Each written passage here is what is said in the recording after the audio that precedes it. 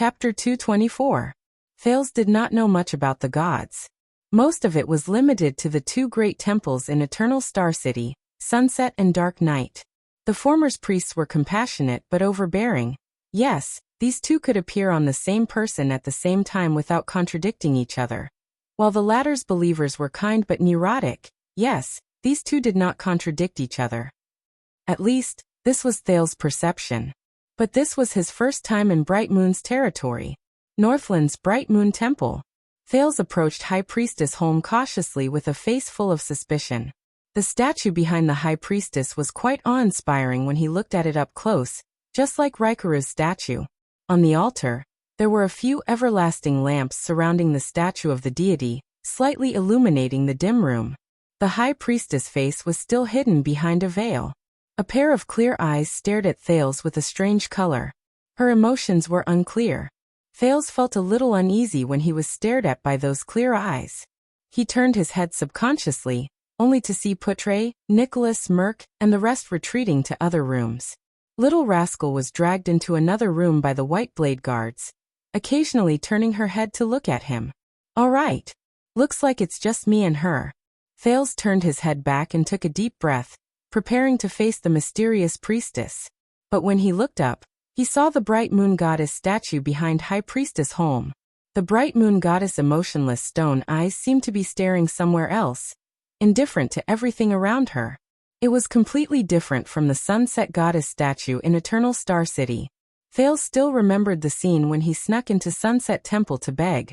He once stuck his head out from the steps of the altar to look around, and he was shocked by the statue of the goddess. The eyes of the Sunset Goddess seemed to be vigilant all the time, closely watching every person who saw her statue. Of course, Sunset Temple was much grander than this shabby.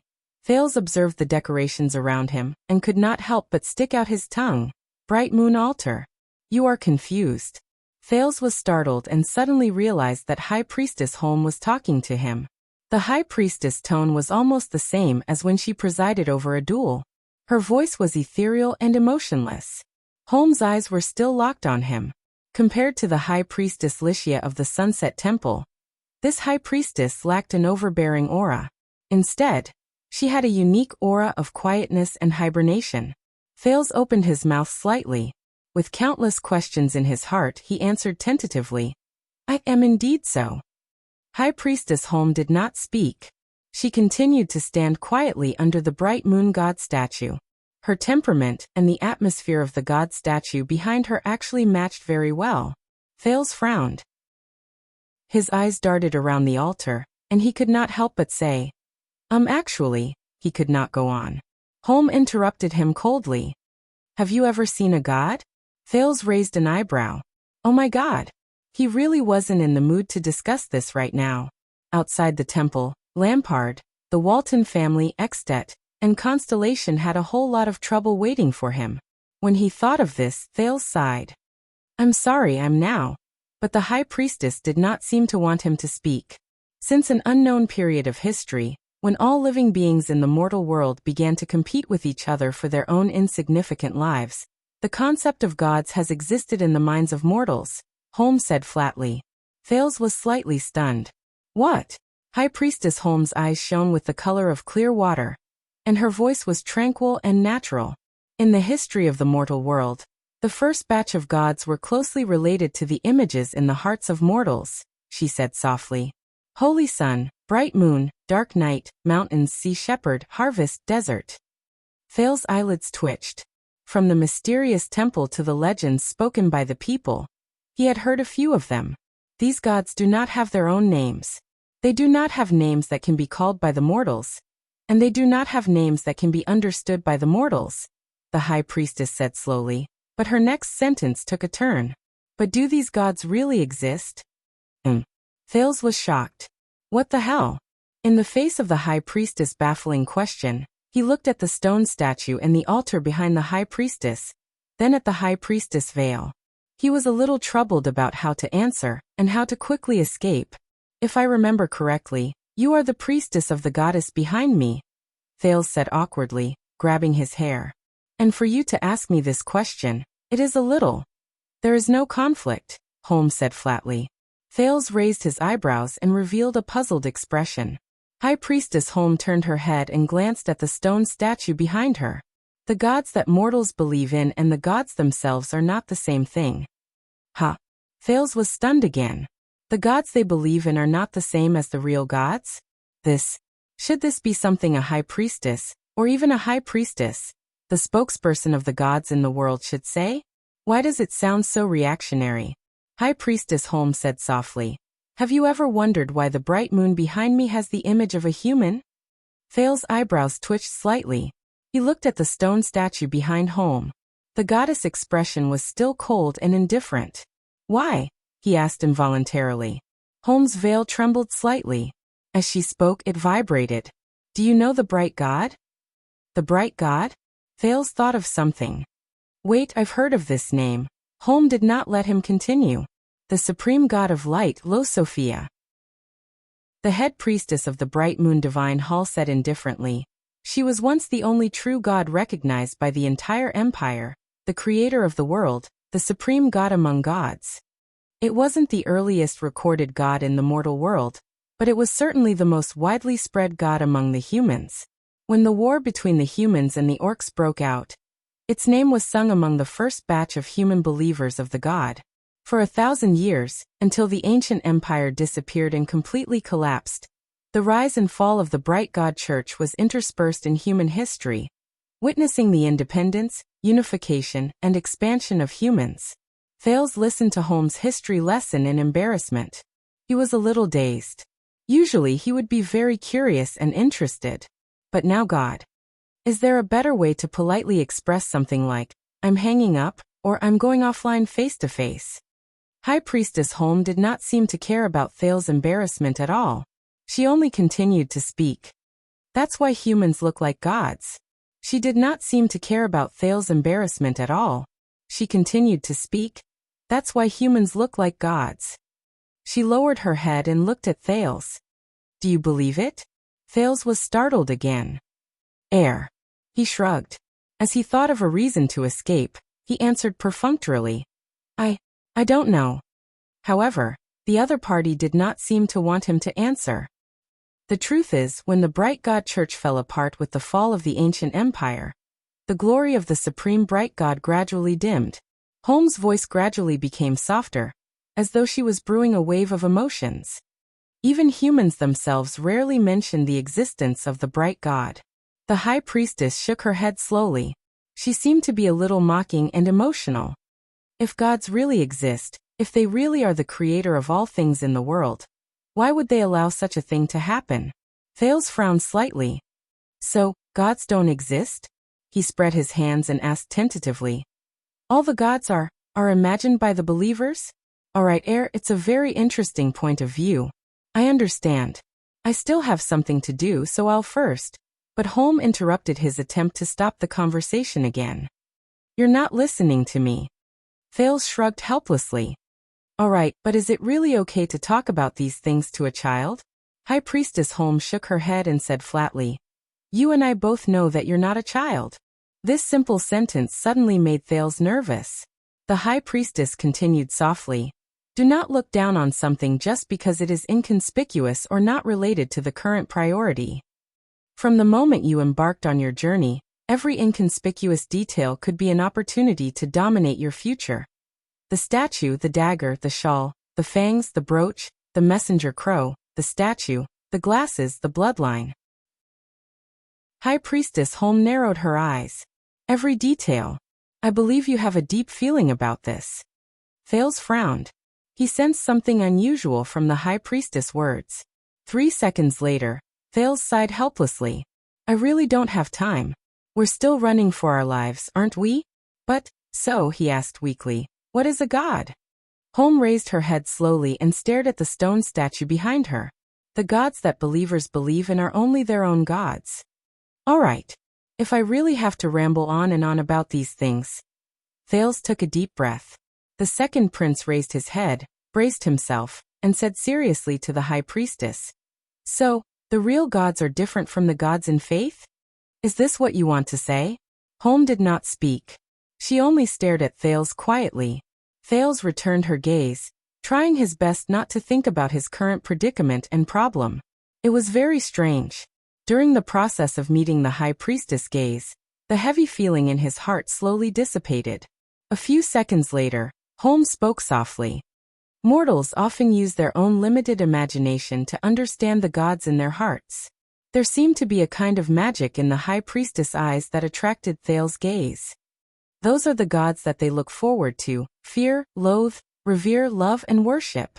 At that moment, Thales had the illusion that the high priestess' eyes were shining. According to what they know, mortals endow the gods in their hearts with all kinds of existences and definitions, from their images to their actions, from their deeds to their personalities, from their birth to their end. They even give them names similar to mortals. Holm narrowed her eyes slightly. With one hand on her shoulder and the other on her hip, she struck a pose similar to that of the goddess behind her. For example, Errol. Thales frowned slightly. So, he stared at the statue behind the high priestess. Curiosity welled up in his heart. Does the bright moon goddess have a name? Are there other gods? Sunset? Dark night? Master of mountains? Holmes shook her head slowly. To be given a mortal name by mortals in the hearts of the people, and then be called out by the mouths of the people in unison. This is a connection with extraordinary significance. In the known records and long history, only two gods have accepted, or rather, been willing to accept this connection. Holm continued. They are also the gods who are most deeply involved with the world of mortals. They are even used to name the world of mortals. Thales was stunned again. A mortal name, that is called out by the people, is an extraordinary connection? For some reason at that moment he suddenly remembered Asda's words. When you become a mystic and find your own name of origin. Name of origin. Mortal name. Thales' eyelids twitched. Why do they all emphasize the importance of names? His curiosity was suddenly piqued. Two gods with names, Heir. Mortal names? The second prince scratched his head. All right, one of them is Errol. I know this. It's the Errol world. Then who is the other one? You are not listening to me, High Priestess Holm repeated coldly. She had no intention of satisfying his curiosity. Thales narrowed his eyes. But this time, in front of the High Priestess, the prince felt as if he was being lectured by a teacher. Why are you so stupid? Before he could react, Holm had already continued to speak. Mortals portray gods in their own image because that is the scope of what mortals know, the High Priestess said flatly. Faith is born amidst countless feelings of love and hate. People who believe in gods gather in groups, connect with each other, resonate with each other, entrust their hearts to each other. Churches, temples, altars, and rituals are built one after another. Holm raised her hand and gestured at the temples around her. Just like that, formless faith becomes a tangible existence. The communication between the gods and mortals completed the first cycle of reincarnation. Thales furrowed his brows and listened to High Priestess Holm. Why does the bright moon goddess have such an appearance? The High Priestess returned to her original topic. It is not because God created humans in her own image, but because the people who believe in her look like this. But perhaps you need to understand. High Priestess Holm's eyes shone with fierceness. Gods are gods, and faith is faith. The former is in God, and the latter is in humans. Thales thought of something.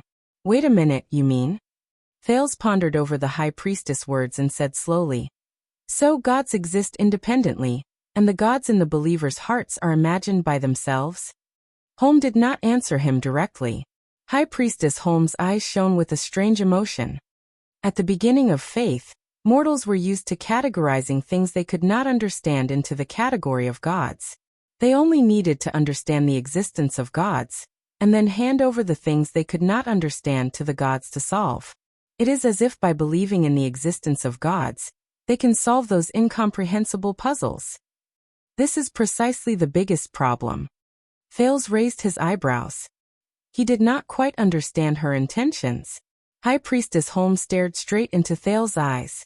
Gods are obviously things that mortals cannot understand. But mortals think that they understand gods. From the beginning to the end, they believe in gods with shallow thinking, and rely on gods to create gods. This is where the contradiction lies. Thales exhaled and shrugged. Are you trying to say that the existence of gods surpasses the understanding of mortals? High Priestess Holmes' veil moved slightly, giving Thales the illusion that she was smiling. Or conversely, the understanding of mortals surpasses the existence of gods. High Priestess Holmes sighed softly. She closed her eyes and said slowly, mortals always judge gods with their own poor thinking. Because of their short lifespans, they imagine gods to be eternal and immortal existences. Because of their weak power, they presume gods to be existences with unparalleled power. Because they think of themselves as a member of the multitude of living beings, they imagine gods to be stronger and of a higher level than them. Under Thales' gaze, Holmes suddenly opened her eyes. Her speech gradually sped up. The problem is eternity, power, life, these mortal things. If gods are indeed beyond the understanding of mortals and stand in a different perspective, then do they really care about these things? Do they care about faith? Do they care about believers? Do they care about power and eternity? In fact, do they even care about whether they exist or not? Thales watched Holmes finish her words in puzzlement, but he did not want to interrupt her. I'm not a god, am I? Thales scratched his head and sighed. But in the myths, Errol sacrificed himself to save the world, didn't he? He said with a headache. The god of dark night always descends to the mortal world. The master of mountains even asked his believers to help those in the day before the bitter cold winter. Thales did not continue, because he saw Holmes smiling. Despite the veil, Thales could somehow recognize that the high priestess of Bright Moon Temple was smiling faintly. Where did you hear these words? The high priestess asked softly, as if she was afraid of waking up a sleeping child. Of course. Thales exhaled, but he was immediately stunned and his words stopped at the tip of his tongue. He mumbled, the temple and the rumors. Thales raised his head and asked tentatively, but this is the understanding of mortals, right? The real gods, perhaps far beyond our imagination, are another kind of existence. Holmes inhaled slowly. Her veil trembled slightly. Believers always exist before their gods. Only then can they believe in gods that belong to them alone, she said faintly. Thales frowned again. He thought of something. High Priestess Holmes, he said tentatively. You are the spokesperson of the Bright Moon Goddess. You have also prayed, communicated with God and conveyed God's will, right? Holmes did not answer. Thales slowly lifted the corners of his mouth and asked cautiously, if, as you say, gods are truly those incomprehensible existences, then why did she respond to you? Holmes slowly raised her eyes. Her clear pupils were like a light source that shone straight into Thales' heart. Oh, High Priestess Holmes' thin veil moved slightly, and her clear voice came from behind. It was a rhetorical question. Did she respond? Thales was completely stunned. High Priestess Holmes slowly turned to face the stone statue of the Bright Moon Goddess and the altar. Only then did Thales notice that in the center of the altar, there was a special eternal oil lamp. It shone with silver. Silver flames? Thales' heart skipped a beat. There are flames of this color? Thales stared at the priestess back in confusion. The doubts in his heart grew. Why? He could not help but ask. Why are you saying these things? The existence of gods? Holmes shook her head slowly. Last night, you made your first choice. Choice. Last night's choice. Last night. Thales' breathing slowed down without him realizing it. But one day, the high priestess of the Bright Moon Goddess said slowly, you may face an important choice again, perhaps even a choice. Choice. Face an important choice again. What? What does all this mean? High Priestess Holmes' back seemed to contain a mysterious power. Her voice traveled slowly and was extremely clear. When that time comes, when you stand at an angle and height that no existence can imagine, and think with a mind that transcends mortals, you may recall what I said today. Thales' heart felt as if it had been struck by lightning. A mind that transcends mortals. At that moment, Thales recalled the moment when he knocked on the door. That experience, an experience that seemed like a dream. That delusion that he was the world. That languid and contented feeling that everything was not within his attention. At this second, as he stared at Holmes' mysterious back, Thales was truly a little afraid. His arms began to tremble. How did she know? What does she know? What does she intend to do? Thal's breathing became faster and more urgent. Finally, he could no longer suppress the fear and doubts in his heart. He blurted out, "Why, High Priestess Holm? What do you mean? What do you want? Whether it's the sanctuary or all these words today, what are they all for?" "Why me?" he said loudly. In front of the altar, High Priestess Holm slowly turned her head. Under the illumination of the silver light, her veil emitted a brilliant light. He was like a god from the legends.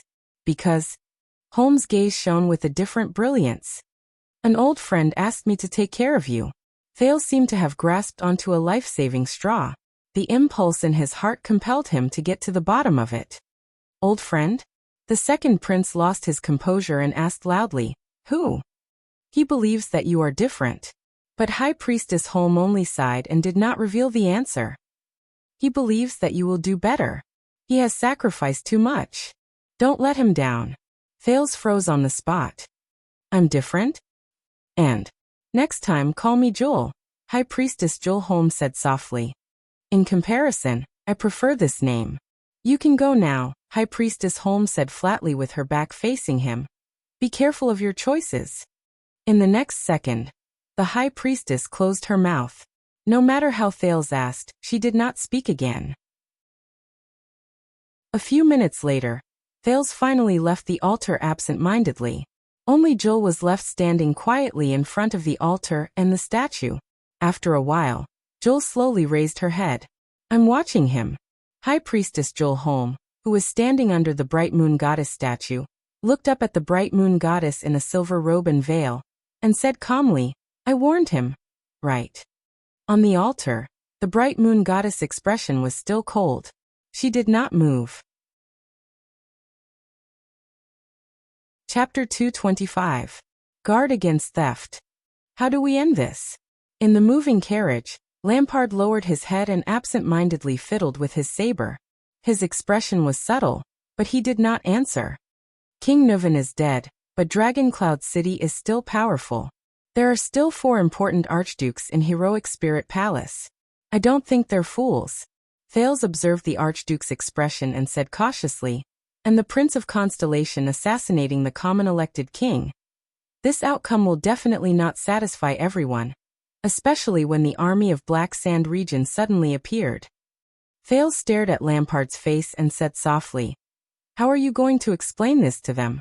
Or do you want to kill them all and be done with it?" Lampard said nothing. His expression was wooden. Thales clenched his fist slightly. The carriage was still moving forward. He did not know how far away it was from Heroic Spirit Palace. He also did not know how far away he was from the end of his life. "There's no other way. I have to take a drastic measure." Thales took a deep breath and said flatly, "If nothing goes wrong, once the news of Nuvan's death spreads, the King's Selection Congress will be held soon. Do you think you still have a chance?" As expected, Lampard's gaze moved and he looked at him. Thales suppressed the nervousness in his heart and responded with the calmest expression. "Not to mention that you're Nuvan's enemy and have a terrible reputation for killing your brother," Thales said slowly. "The archdukes will not let you become king." Lampard's gaze was fixed on his sword. "King." The archduke raised his voice and uttered the word in a questioning tone. Then he snorted softly and repeated it sarcastically. "King. You were born in the Jadestar royal family, a descendant of the emperor, the natural, legitimate, and legal ruling family of Constellation," Lampard said faintly. "Of course you don't have such concerns, do you?" Thale's heart skipped a beat. At that moment, he seemed to have grasped something. "Concerns?" he asked naturally. Lampard ignored him. His sharp gaze was still fixed on his old sword. Since Nuvan's grandfather, they viewed Black Sand region as a thorn in their side. At that time, the Walton family had already begun to monopolize the throne of Dragoncloud City. Little Rascal blinked. When it came to Nuvan's father, the Walton family began to attempt to control Black Sand region. Lampard continued. His gaze was a little dazed. For example, recruiting the youngest son of the Archduke of Black Sand region into the White Blade Guards, or marrying his daughter, the noble princess of Ekstedt, to her father, the heir of the Archduke of Black Sand region, in the name of the king. Thales furrowed his brows slightly. He seemed to have heard a similar story during the duel between King Nuvan and Pofret. That's how my parents got married. Lampard sighed. Then a rare smile appeared on the Archduke of Black Sand Region's face. Unexpectedly, this marriage, which was purely based on the king's will, turned out to be a good one. According to the old servants, my mother did everything she could to make my father fall in love with her. She gave birth to 2 sons and 3 daughters for him. This love lasted until my father became the Archduke. The carriage entered a narrow alley. It seemed to be taking a shortcut or taking a detour. Lampard continued to speak. Just like that, my father resisted the corruption of Dragoncloud City with his own power. Even though this corruption originated from the woman he loved the most by his side, his family and power. He hovered in this balance all his life. Thales and Little Rascal listened quietly. Such an Archduke of Black Sand Region was rare. Since we were very young, Harold and I were brought back and forth between Dragoncloud City and Black Sand Region by our mother. Archduke Lampard exhaled. His eyes were filled with nostalgia. Until we came of age, until Harold took over the governance of Black Sand Region. Harold? Thales' heart skipped a beat. The name seemed a little unfamiliar. He is. Lampard paused for a moment. Harold Lampard, my eldest brother. Gloom and mockery flashed in the Archduke's eyes. A ridiculous fool. There's no one more foolish than him in the world, he said faintly. Little Rascal seemed to recall something. She stared at Lampard with a slightly pale face. Thales sensed a different emotion in Lampard's tone. You don't have a brother, do you? Lampard's gaze was still fixed on the sword. A few seconds later, he said desolately, how lucky. Thales raised his eyebrows. He remembered the 2 small stone jars in the Jadestar family tomb. His elder sister and brother in name, Lydia and Luther Jadestar. Lampard gently pulled out his saber. The Archduke's expression was complicated. His fingers gently stroked the sharp blade. Until 12 years ago. Lampard raised his head slightly and looked at Thales. His tone turned cold. Everything changed. His action sent a chill down the prince's spine. Wait a minute. Thales' brain began to work. 12 years ago. 12 years ago again? That means an unprecedented civil strife broke out in Constellation. It was extremely chaotic. Lampard's voice rang in the carriage, narrating the history that Thales was all too familiar with. Since the Fourth Peninsular War, Ekstedt has been waiting for a rare opportunity in 100 years.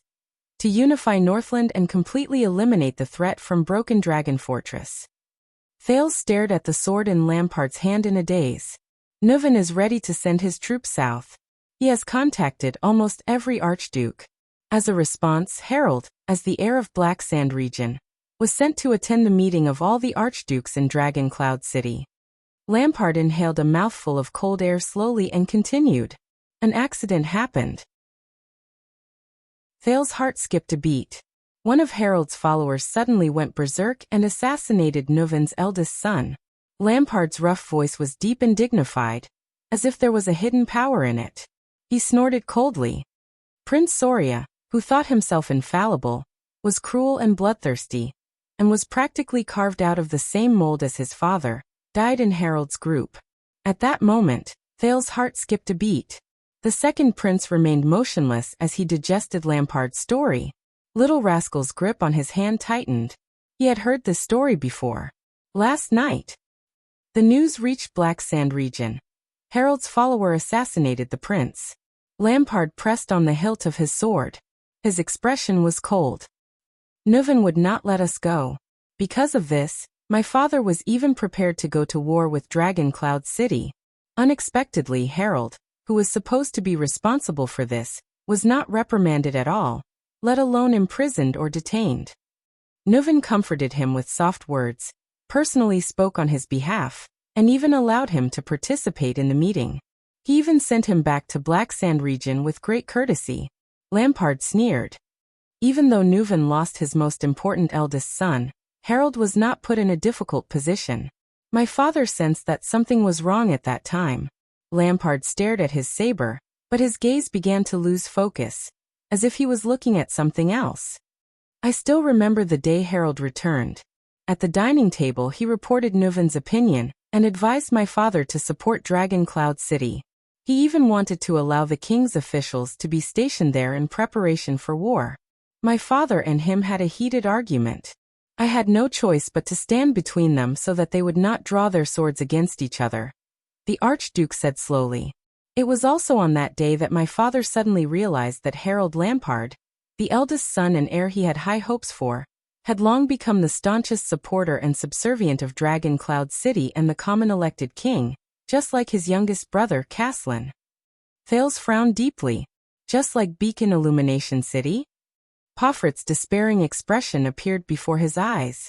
Lampard turned to him expressionlessly. Thales' heart clenched. Just like Beacon Illumination City, he calmly confirmed Thales' words. My father could not accept this fact. My father felt that if this continued, when Harold inherited Black Sand region, it would only be a matter of time before we became the king's vassals. Lampard's expression was cold and threatening. Even the position of the Archduke of Black Sand region would soon become a vassal matter that Dragon Cloud City could decide with just a word. Through sincere talks, threats, scolding, lecturing, and even having me advise him, my father used every method to change Harold's mind. But it was all in vain. Little rascal shrank behind Thales with a pale face. The terrifying Archduke of Black Sand region lowered his head. His expression was rather gloomy. Finally, my father made up his mind to take back Harold's right of inheritance. Things went haywire at that time. Lampard shook his head slowly. My father briefly mentioned this idea in front of the vassals, and he was immediately met with fierce opposition and admonishment. That's not all. From the day father insisted on stripping Harold of his inheritance rights, the harvest decreased, the finances were in trouble, and the trade routes were blocked. Strangely, the troubles in Black Sand region increased. What happened in Beacon Illumination City is now happening in Black Sand region. Lampard sneered. There was a deep sarcasm in his tone. It was only when the entire Black Sand region was in an uproar that my father realized with a start that in the past 30 years, the Lampard family's bloodline was not the only thing that infiltrated Dragon Cloud City. Nuven did not just rope Harold to his side. Harold refused to yield, my father refused to compromise, and the situation in the territory worsened. The forces supporting Harold, both inside and outside the territory, were beyond my father's control. He became more and more desperate and haggard. Lampard's tone grew deeper, and the emotions in his words grew paler. Black Sand region was no match for Dragon Cloud City.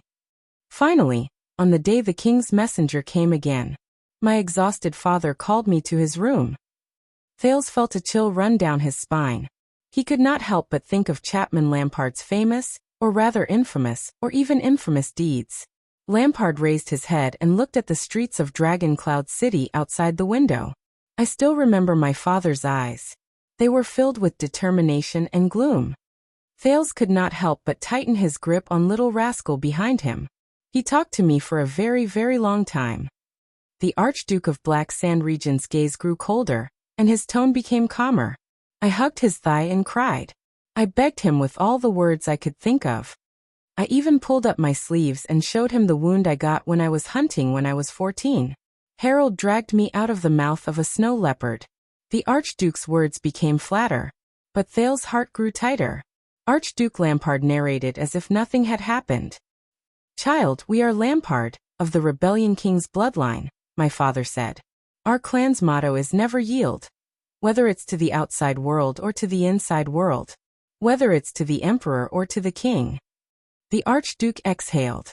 The darkness in his eyes was incomparably deep. His tone was firm and resolute. We will never yield. Thales listened to Lampard's words in a daze. Little rascal widened her eyes. Lampard snorted. He lowered his head and looked at the weapon in his hand. In the end he gave me this sword. It was an old weapon with a worn scabbard and a worn hilt. It was as if it was his most important treasure. A week later, I challenged Harold to a duel in front of everyone. My father approved it. Thales held his breath, not daring to even exhale. My mother knelt in front of the study room and cried for the whole night. My father sat in the study room with the light on for the whole night.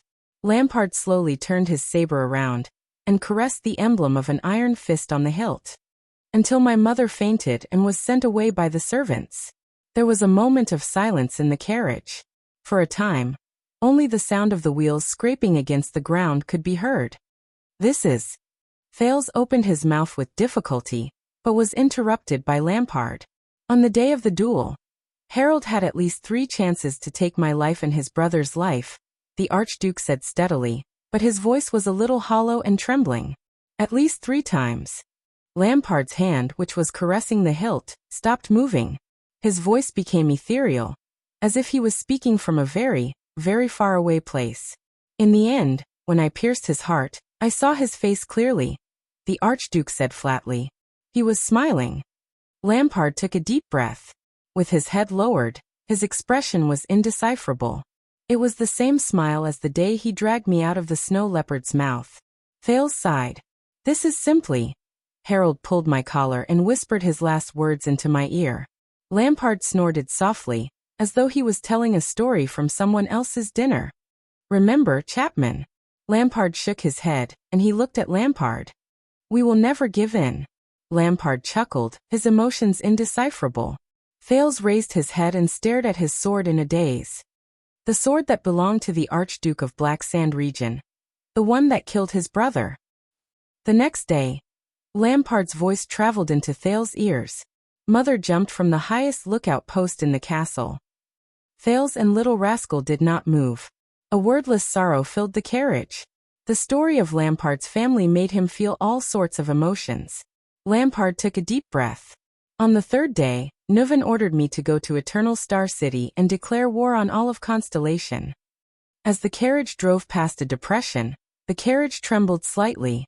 A month later, at Raymond Pass, when the kingdom's wrath broke through the encirclement with the last of their courage, and arrived in front of my father did not evade or raise his sword. He allowed Mu to break his neck. Lampard chuckled softly. Only later did I realize that my father was probably seeking death. Perhaps he could reunite with my mother and Harold under Hell's River. Lampard stopped talking. Thales exhaled slowly. So everything you did was for revenge? Thales frowned and asked with difficulty. Do you want Nuven to pay the price or Dragon Cloud City to be destroyed? Lampard sneered mockingly. He slowly leaned back and revealed his face under the light again. Hatred? That ridiculous thing? Don't compare me to a coward like Pofret. Thales frowned. Then why are you telling me this story? The prince asked in bewilderment. Don't tell me you just want to talk to a dying man. The Archduke of Black Sand region's gaze slowly darkened. Lampard looked at him condescendingly, and shook his head slowly. His voice was low and cold, and his words were chilling. You are indeed very special, child, but your vision is still stuck at the level of those mediocre people. As for what I really want compared to self-preservation, revenge, the death of a king, and the destruction of a territory, Lampard inhaled slowly and said in a firm tone, I want a little more. Thales stared at Lampard's face seriously, quickly trying to figure out what he was thinking. Of course. Lampard snorted softly. You were born in the Jade Star royal family, and lived in the era after the virtuous king. You won't understand this kind of sorrow. The Archduke's words ended there. Lampard closed his saber, and said no more. Thales was slightly stunned. The virtuous king. It was not the first time he heard this title from the Northlanders. The last time he heard it was from King Nuven. At that time, Thales did not react. But this time Thales remembered. He subconsciously touched his chest. The virtuous king, Mindy's Jadestar III. One of the 3 kings of Constellation. A king was not respected by his bloodline, but his bloodline was honored by the king. Why? Why did King Nuven and Archduke Lampard mention this supreme king of Constellation from more than 100 years ago? What did he do? Chapter 226. Little Rascal sat on a wooden crate in a daze, watching the white blade guards around her bustle about, treating, changing, discussing, and making final preparations before departing. Every single one of them was respectful to her. Even during the most hectic times, they did not forget to clear a place for her to rest, and ensured her clean water and food. She was very sleepy. However, the fear and nervousness that constantly invaded her brain were like alarm bells, waking her up from the brink of sleep. It made her feel as if she was living in a half-awake state. But there's nothing wrong with that, is there? Little Rascal lowered her head and asked herself bitterly. Isn't everything I've experienced from last night a nightmare? But Little Rascal sniffled and touched her small face, which had been wiped clean. She sat on the wooden crate in solitude, watching people come and go. Although the clothes on her body were warm, she felt that she had never felt so cold before. Lost and lonely. She had nothing to rely on. At this moment, "Oh, you're here." A low sigh was heard. Little Rascal turned her head, and unexpectedly saw Thales walking towards her with a bitter expression on his face. The second Prince of Constellation did not stand on ceremony. He sat down on the empty ground beside her. "Thales." Little Rascal was a little surprised and delighted. "Why are you?" Thales was in a daze. He picked up a piece of bread from the plate beside Little Rascal, ignoring the angry glare of a white blade guard in the distance. "The food prepared for the Constellations over there is very bad. The priests are also Northlanders." Thales casually bit into the fluffy bread. The bread offered to the temple was indeed different. He buried half of his face in it, snorted, and said in a muffled voice, "I came to rub against you." Little Rascal stared at him in a daze. Thales clenched his teeth with all his might, and pulled his face out of the bread. The second prince did not raise his head. He only chewed fiercely and stared at the half-eaten bread in his hand. His gaze was dazed. Little Rascal looked at him and blinked. For a moment, she seemed to have forgotten most of her troubles. "You didn't stay with them."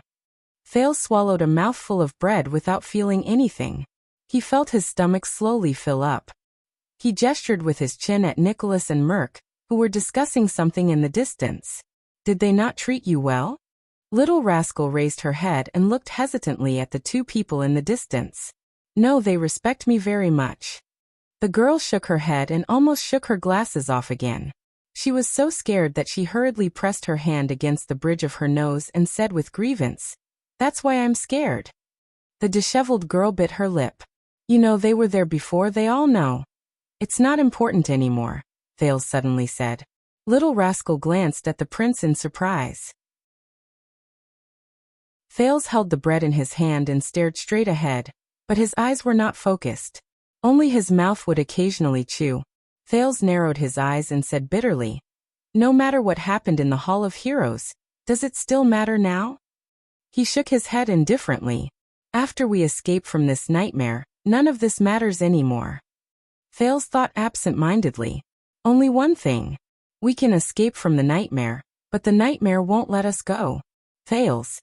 Little Rascal pressed her hands to her sides and leaned forward worriedly. Are you okay?" Thales snapped out of his daze and glanced at her. "No." Thales lowered his head and sighed deeply. "I'm not okay." Little Rascal smacked her lips timidly. She looked at Thales and blinked, not knowing what to do. "Little Rascal." Thales stared at the wooden crate under the girl, then at her tiny feet in the air. "Do you know," the prince said absent-mindedly, "I came with a mission, even though I didn't want to." Little Rascal stared at him in a daze, not knowing how to react. "But I failed," he concluded dryly. His voice was filled with hesitation and pain. Little Rascal only nodded instinctively. Thales suddenly burst out in laughter. "And now we have to escape, leave behind a mess." His laughter was desolate and desolate. Little Rascal felt a pang in her heart when she heard it. "Then run away with our tails between our legs." Thales listlessly put the bread that he had taken 2 bites of back onto the plate. He leaned back and leaned against the wooden crate Little Rascal was sitting on. He stared at the dark ceiling quietly and vaguely recognized the mural on it. In front of a white ball, 3 blurry figures were born. "This place belongs to the gods, right?" Thales thought absent-mindedly. According to High Priestess Holm, the bright moon goddess probably doesn't care about the conflicts between these mortals. If only I could be like them, indifferent to everything, that would be great. Thales smiled bitterly, then his expression relaxed again. Little Rascal stared at him quietly, not saying a word. She was like a docile kitten. "Do you know?" Thales continued to stare at the ceiling. His gaze was unfocused and his voice was faint. as if there was a veil between them. Exdet will probably use the excuse of me assassinating the king to send troops south, not just one archduke. Little rascal nodded lightly. Uh-huh. Fail's vision became blurry. He seemed to see Araka and Sonia's figures, as well as the Fury Guards falling one by one.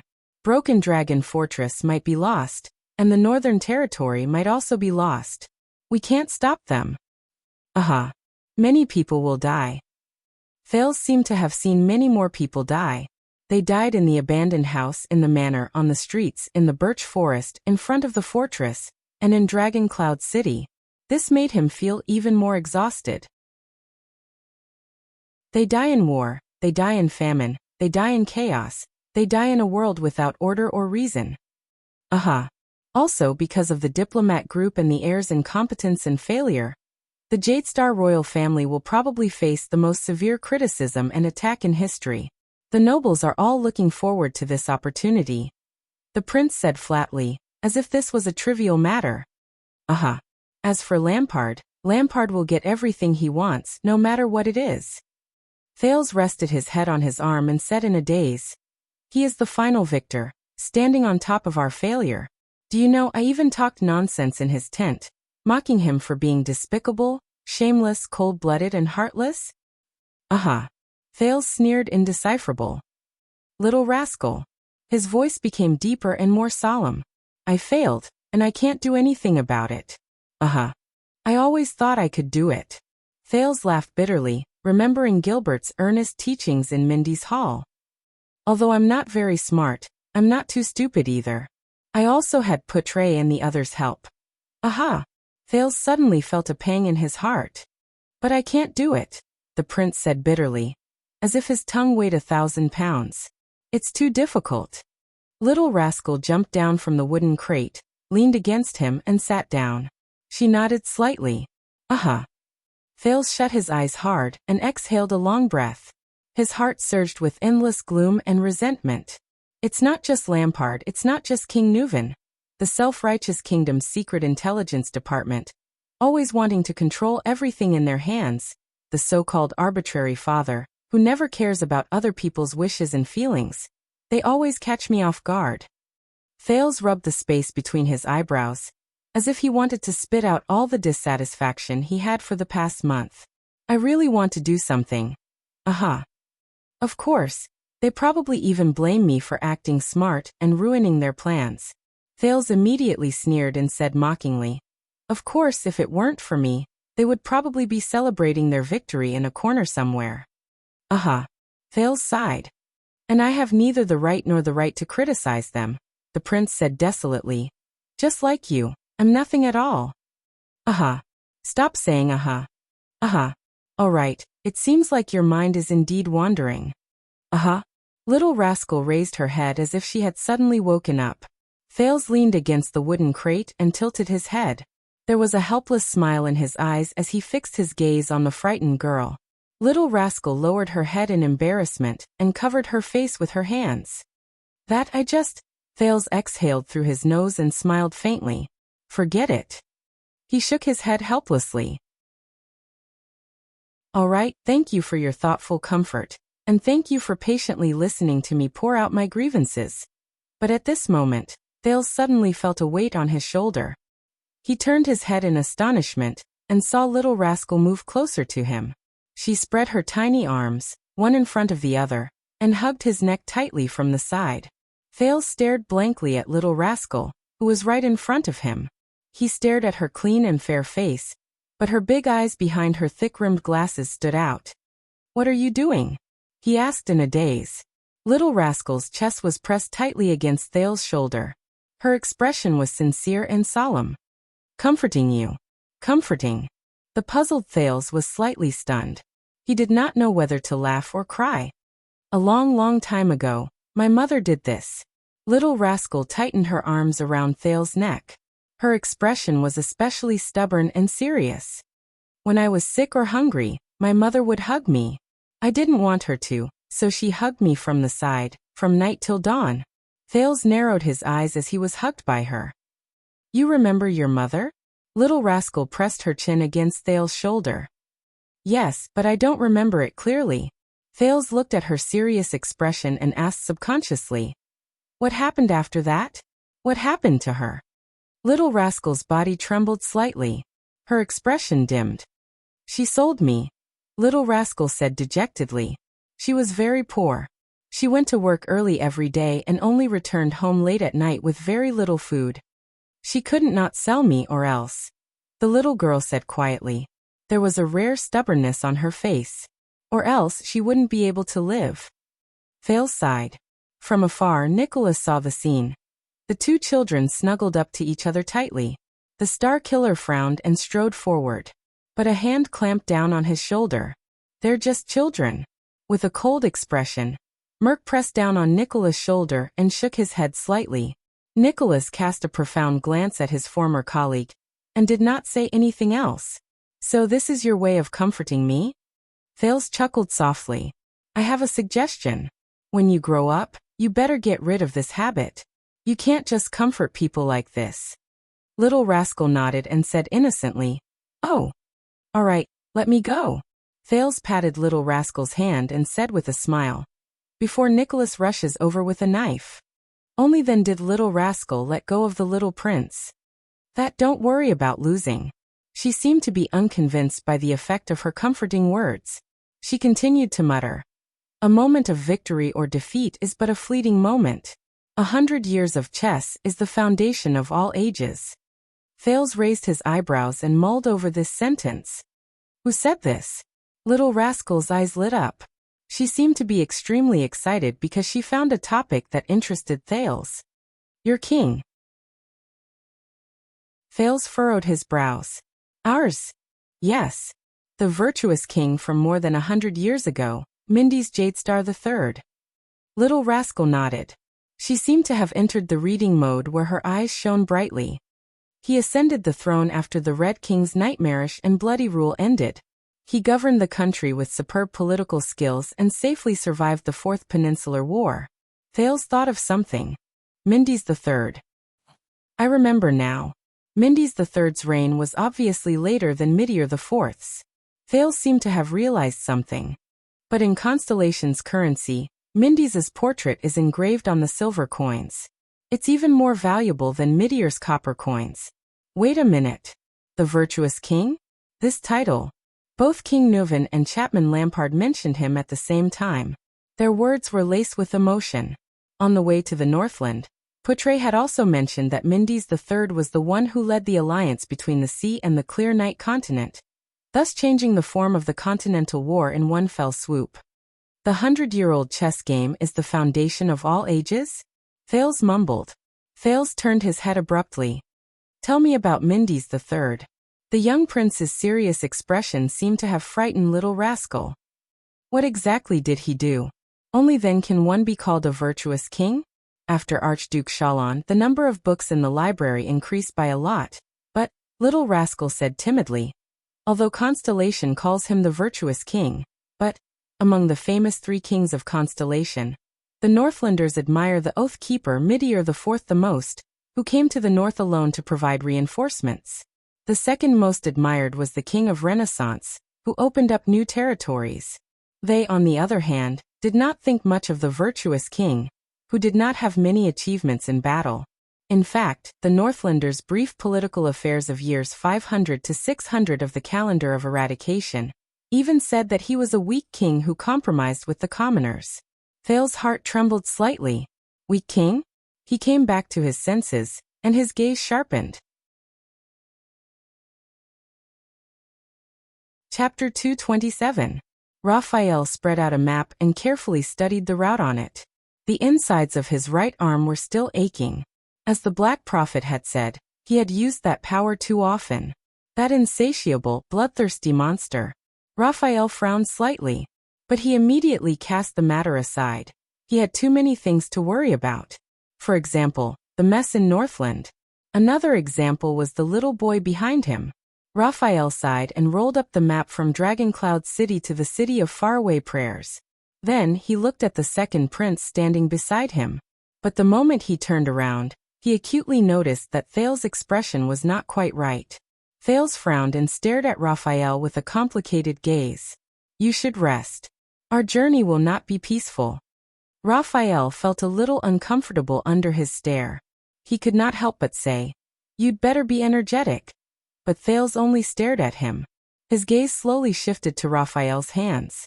Just as the young man from the Secret Intelligence Department started to get impatient, the second prince spoke softly.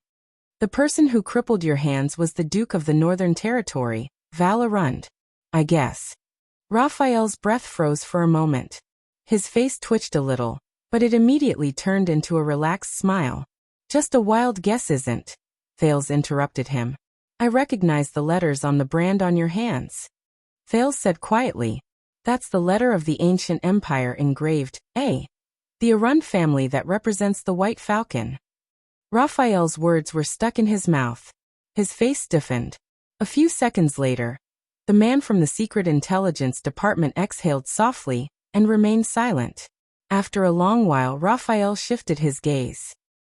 Looks like the cunning fox taught you well, he said flatly, as if he did not care.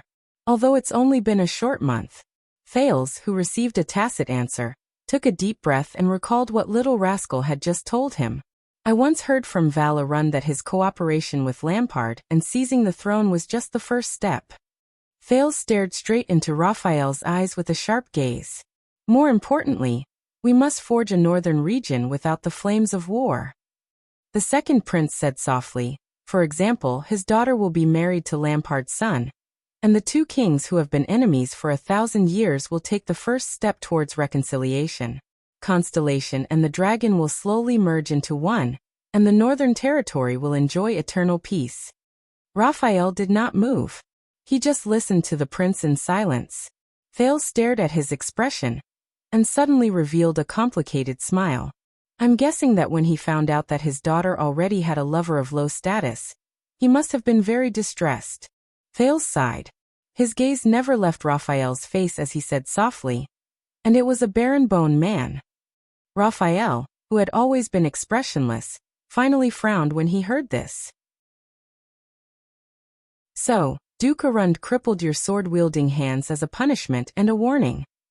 Thales stared at Raphael's hands and shook his head slowly. He took away the most important thing in you, and destroyed a swordsman's pride and reliance, right? Raphael lowered his head. At that moment, his hands seemed to be burning in pain. It was the unforgettable burning pain that came from the depths of his bone marrow the moment the hot soldering iron penetrated deep into his muscles, bones, and flesh. It seemed like it happened yesterday. Not just that. And the days after that, in the endless dark abyss, in the boundless bloody hell. Raphael's gaze froze in midair. Took away the most important thing? From a promising seed of the Tower of Eradication to a cripple? Or crawl out of the most terrible torture? No. Raphael's unfocused gaze refocused. You should put your intelligence to good use, the young man from the kingdom's Secret Intelligence Department said flatly, his expression returning to normal. But Thales still did not let it go. Why did he spare your life? He had no reason to spare you. Isn't it good for a Raphael who has disappeared forever? Raphael closed his eyes.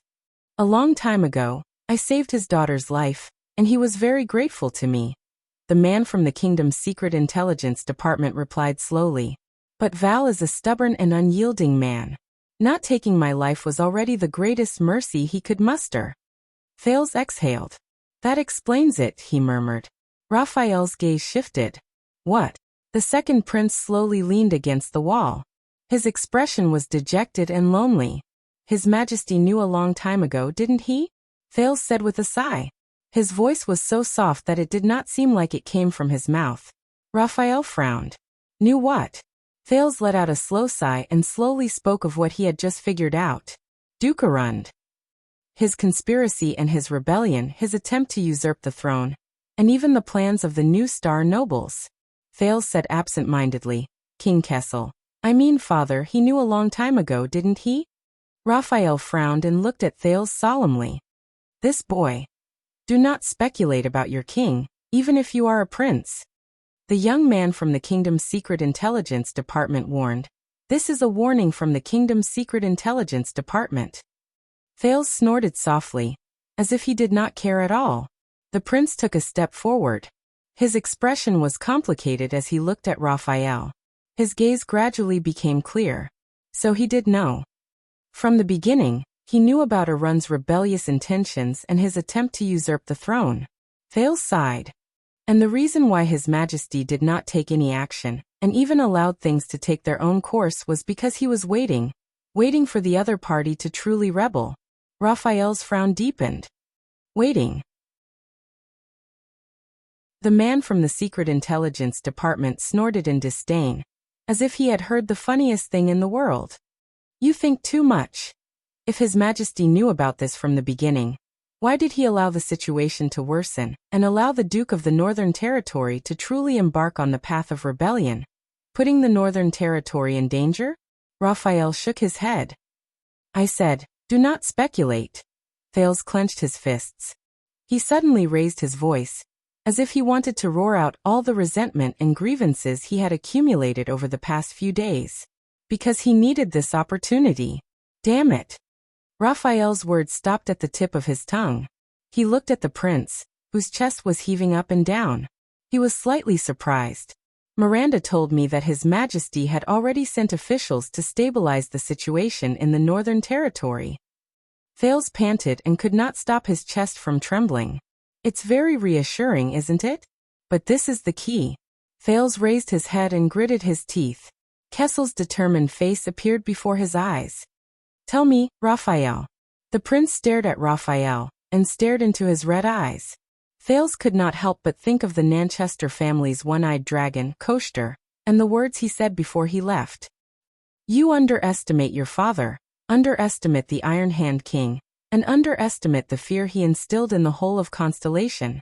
If Prince Moriah had not been assassinated, if Exdet had not been pressured by war, if Arund had not taken a risk out of desperation and ended up in prison, and if the Northern Territory had not become leaderless and lost, the prince opened and closed his mouth as he fiercely said, then His Majesty could still. Thales paused for a moment. Raphael's gaze dimmed slightly. Thales clenched his teeth and forced himself to finish the rest of his words. Then he could still defend the enemy in the name of war without any hindrance. Send his direct officials and nobles to Cold Castle. As a matter of course, increase the standing military strength in the fortress, and then take over the important territorial affairs such as taxation, adjudication, land, and so on, until the Jadestar royal family completely replaced the Duke of the Northern Territory in prison. So that the Northern Territory, which has been ruled by the Arund family for generations, would be completely taken into the royal power. Thales, who had forcefully said these words, only felt a pain in his head. He could not help but sway. He supported himself against the wall with one hand, and pressed his other hand hard against his forehead, rubbing it continuously. Val Arund, Kessel Jadestar. The shocking change in the Exdet diplomat group, everything in the Hall of Stars, his appearance, and what he thought was his ingenious way of breaking through the situation. Now, from the looks of it, all of it, Thales felt his forehead hurting more and more. There, a piece of memory fragment surged out uncontrollably, and returned to the vast sea of memories. It was a fragment formed by a few words, but it made people's hearts turn cold. Uncle Zheng, Zhengbok Duan Yiyan. As His Majesty's greatest and most important spy and conspirator, the kingdom's secret intelligence department. Tell me, is this true? Thales opened his eyes and tried his best to control his voice. But even so, he still made half the people in the room turn their heads repeatedly. Raphael did not speak for a long time. But the prince seemed to be very patient. He stared at the person from the Secret Intelligence Department without moving. His eyes surged with extremely complicated emotions. Finally, Raphael let out a long sigh. His expression was filled with the same complicated and subtle endless emotions. He spat out a few powerless and helpless words. No comment. This was an answer that did not seem like an answer. But the prince had already obtained the information he wanted to know. At that moment, Thales slowly relaxed like a balloon that had its air released. He subconsciously leaned against the wall, his expression stiff. Why? Raphael looked at Thales indifferently. There was a hint of solemnity in his words. Why would you think so? Thales subconsciously snorted softly. even though you've told me many times not to believe the Red Witch's words. The prince's voice was very tired, as if he was speaking to another person. You have to know that lies that are strong enough to sway people's hearts are built on certain facts. Raphael's expression changed slightly. Calcian's words to Miranda. Thales closed his eyes and exhaled fiercely. If you don't want this land to be taken away by despicable means, Northland only belongs to Northlanders. Now I understand. The Red Witch does not speak without thinking. He laughed bitterly. His laughter was desolate. Extet and Lampard are not the only ones who want to seize the Northern Territory from Arund. I didn't think that much at first, until I heard about the history of virtuous King Mindes III from a long time ago. Thales said absent-mindedly. It instantly solved many of my doubts. Raphael frowned slightly. Virtuous king? His Majesty he. The corners of Thales' mouth twitched slightly. He tried to recall the Iron Hand King's appearance, but what appeared in his mind was always his cold and solemn voice, and his short but powerful movements. Isn't he afraid that the Extensions will really invade the south in large numbers? Not afraid that they will seize the Northern Territory? Thales clenched his fists and clenched the scars on his palms. Raphael sighed slightly. Forgive me for being blunt, Your Highness, Raphael said softly. The young man from the Secret Intelligence Department shook his head slowly. If it wasn't for your unexpected actions, including giving the doctor a chance to contact the secret room, as well as your inexplicable appearance outside Heroic Spirit Palace, Extet would have become a mess according to our expectations. For some reason, Thales laughed. His chest trembled slightly. His laughter was endless, and the meaning behind it was unclear. Has he always been this risky? The prince said weakly. Or has he only been like this since the Bloody Year? Raphael did not speak. But he did not understand what was so funny about it. Thales chuckled softly in the end. He lowered his gaze to the ground, and his expression was unclear. About the ownership of the Northern Territory, does Miranda know? He stopped smiling and said softly, Does she know that you are also in it? This time, Raphael froze on the spot. Miranda? That girl. Nothing to say. Raphael still said the same thing, but this time, there was quite a bit of pause and trembling in his words. Raphael's red eyes trembled slightly, and his breathing quickened. Miranda. A girl with such meticulous thoughts and keen senses. How could she? Raphael closed his eyes. How could he not know? If this is what you are here for. Panting heavily, the man from the Secret Intelligence Department tried to end the conversation. But he was interrupted by Thales once again. Help me. 2 words were spoken softly. Short. Forceful. But not dejected or dejected. Raphael was slightly startled. What? The man from the Secret Intelligence Department opened his eyes slightly, and looked at the prince in puzzlement. In front of him, Thales also slowly raised his head. I'll say, the hesitation and weakness from before had completely disappeared from the prince's voice. It became resolute, firm, and unquestionable. The prince cast a rare gaze from his gray eyes and stared straight into Raphael's eyes. I need your support, Raphael Lindbergh. Help me convince them. Help me. Raphael stared blankly at him. What are you going to do? The man from the Secret Intelligence Department asked subconsciously. He even forgot to address Raphael respectfully. Thales chuckled. His hand had long since left the wall. He stood firmly on the ground and looked straight at Raphael. His face was full of optimism and relief. Raphael suddenly realized, to his surprise, that Thales was different now. His eyes were filled with an unprecedented vigor. It was as if they were burning with a raging flame. It would never be extinguished. Whether it's you or me, whether it's the Secret Intelligence Department or the kingdom, Thales said slowly. His face was as cold as ice, and his tone was like steel, filled with a rare determination. Whether it's an accident, a failure, my mistake, or your negligence, but after we've worked so hard for so long, put in so much effort, and experienced so much, you're willing to lose all your chips in Lampard's hands? Push the kingdom into the abyss of war? You're willing to accept this tragic situation and tacitly accept this terrible ending? Things have already come to this, you. Raphael frowned. Looking at the prince like this, he only felt lost. What else do you want to do? What else can I do? Thales flashed a mysterious smile at him. At that moment, Raphael felt like it was the first time he got to know the Prince of Constellation, who had returned from an accident and brought about countless accidents. He was not the helpless little boy who was pushed along by the waves in Mindy's hall. He was also not the desperate prince who gritted his teeth and fought hard in the Hall of Stars. He was also not a marionette who struggled in the Game of Thrones. He was Prince Thales, the one and only Thales Jadestar. What do you want to do? The Prince of Constellation asked faintly, as if what he was facing was just a small problem. Of course it's... Chapman Lampard's figure suddenly appeared in front of Thales, along with his determined and patient face. The prince's eyes lit up. Chapter 228. Just as Thales and the others fled the gatehouse, a tense confrontation that was rarely seen since the founding of Extet took place in front of the Hall of Heroes in Heroic Spirit Palace. Under the flickering flames, the guards of the 4 archdukes and the attendants of a few special nobles, the other nobles were not allowed to bring their attendants into the banquet, stood together with the White Blade Guards and the Palace Guards. With the tacit understanding unique to Northlanders, they formed a battle formation.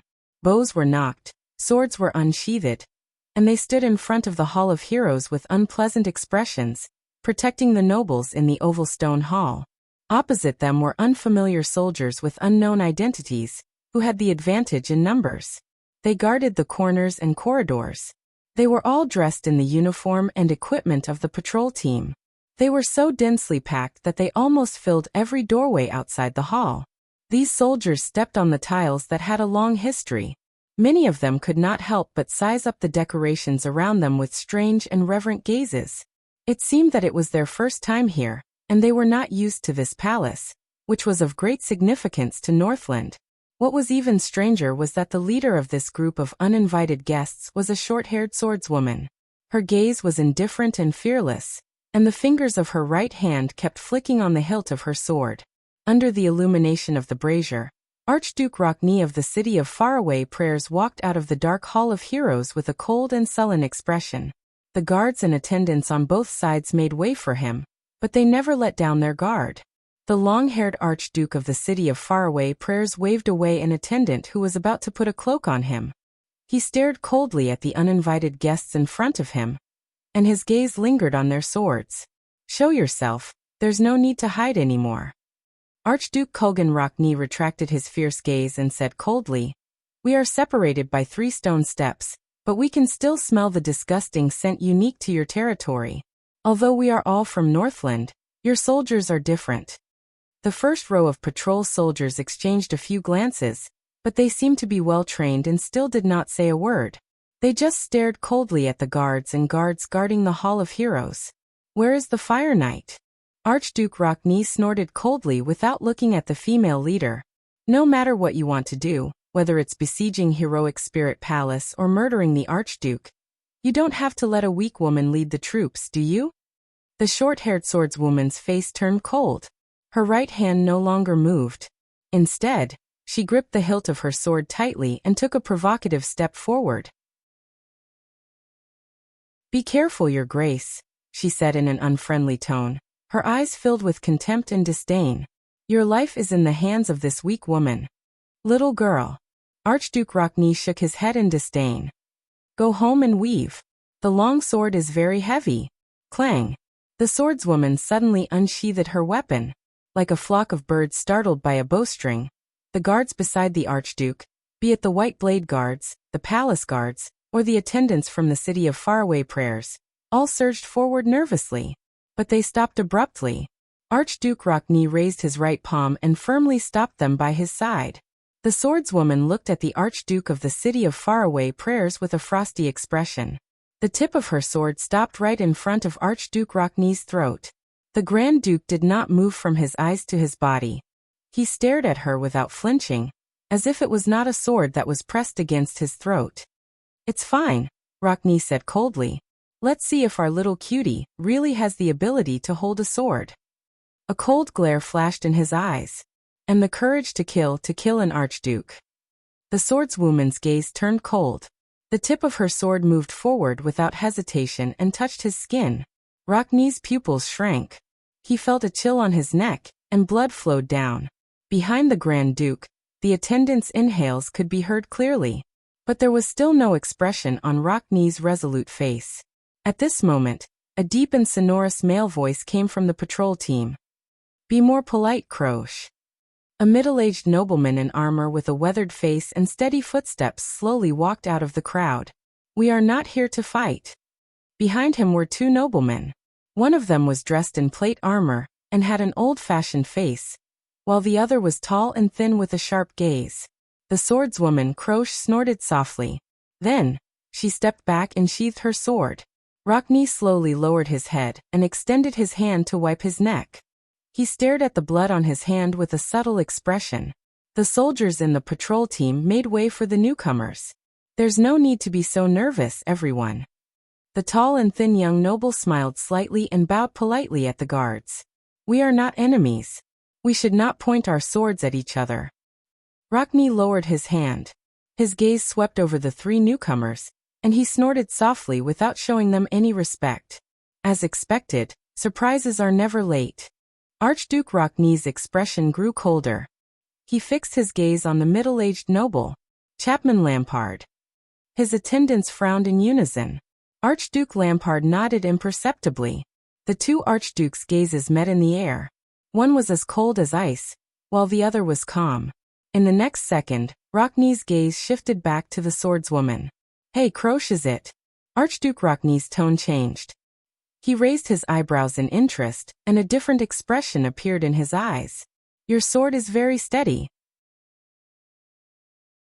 He stared at Croche's longsword, felt the pain on his neck, and nodded in approval. "You have guts." But Croche only stared at him coldly and did not speak. Archduke Rocknee's gaze flickered. "My wife passed away a year ago. The Rocknee family and the city of faraway prayers both lack an archduchess." Archduke Rocknee's gaze was unrestrained as he sized up Croche from head to toe. He then said sternly, "Are you interested?" Lampard watched their interaction and frowned slightly. Croche also narrowed her eyes. "Go find an obedient female worker who only knows how to weave, Your Grace." She sheathed her longsword. Her words were cold and fierce. "So that on our wedding night, I won't." Croche openly glanced at the Archduke's crotch. "Cut off your two balls." Archduke Rocknee laughed boldly, but his gaze on Croche became more and more subtle. Beside him, Archduke Lampard said flatly, "I'm afraid it's not appropriate to openly poach my subordinates, right?" Archduke Rocknee turned to Lampard. The smile on his resolute face was now devoid of warmth. "You won't get hurt even if you ask." Lampard raised his eyebrows. The tall noble next to him, Viscount Kentvita, whispered a few words in the Archduke's ear.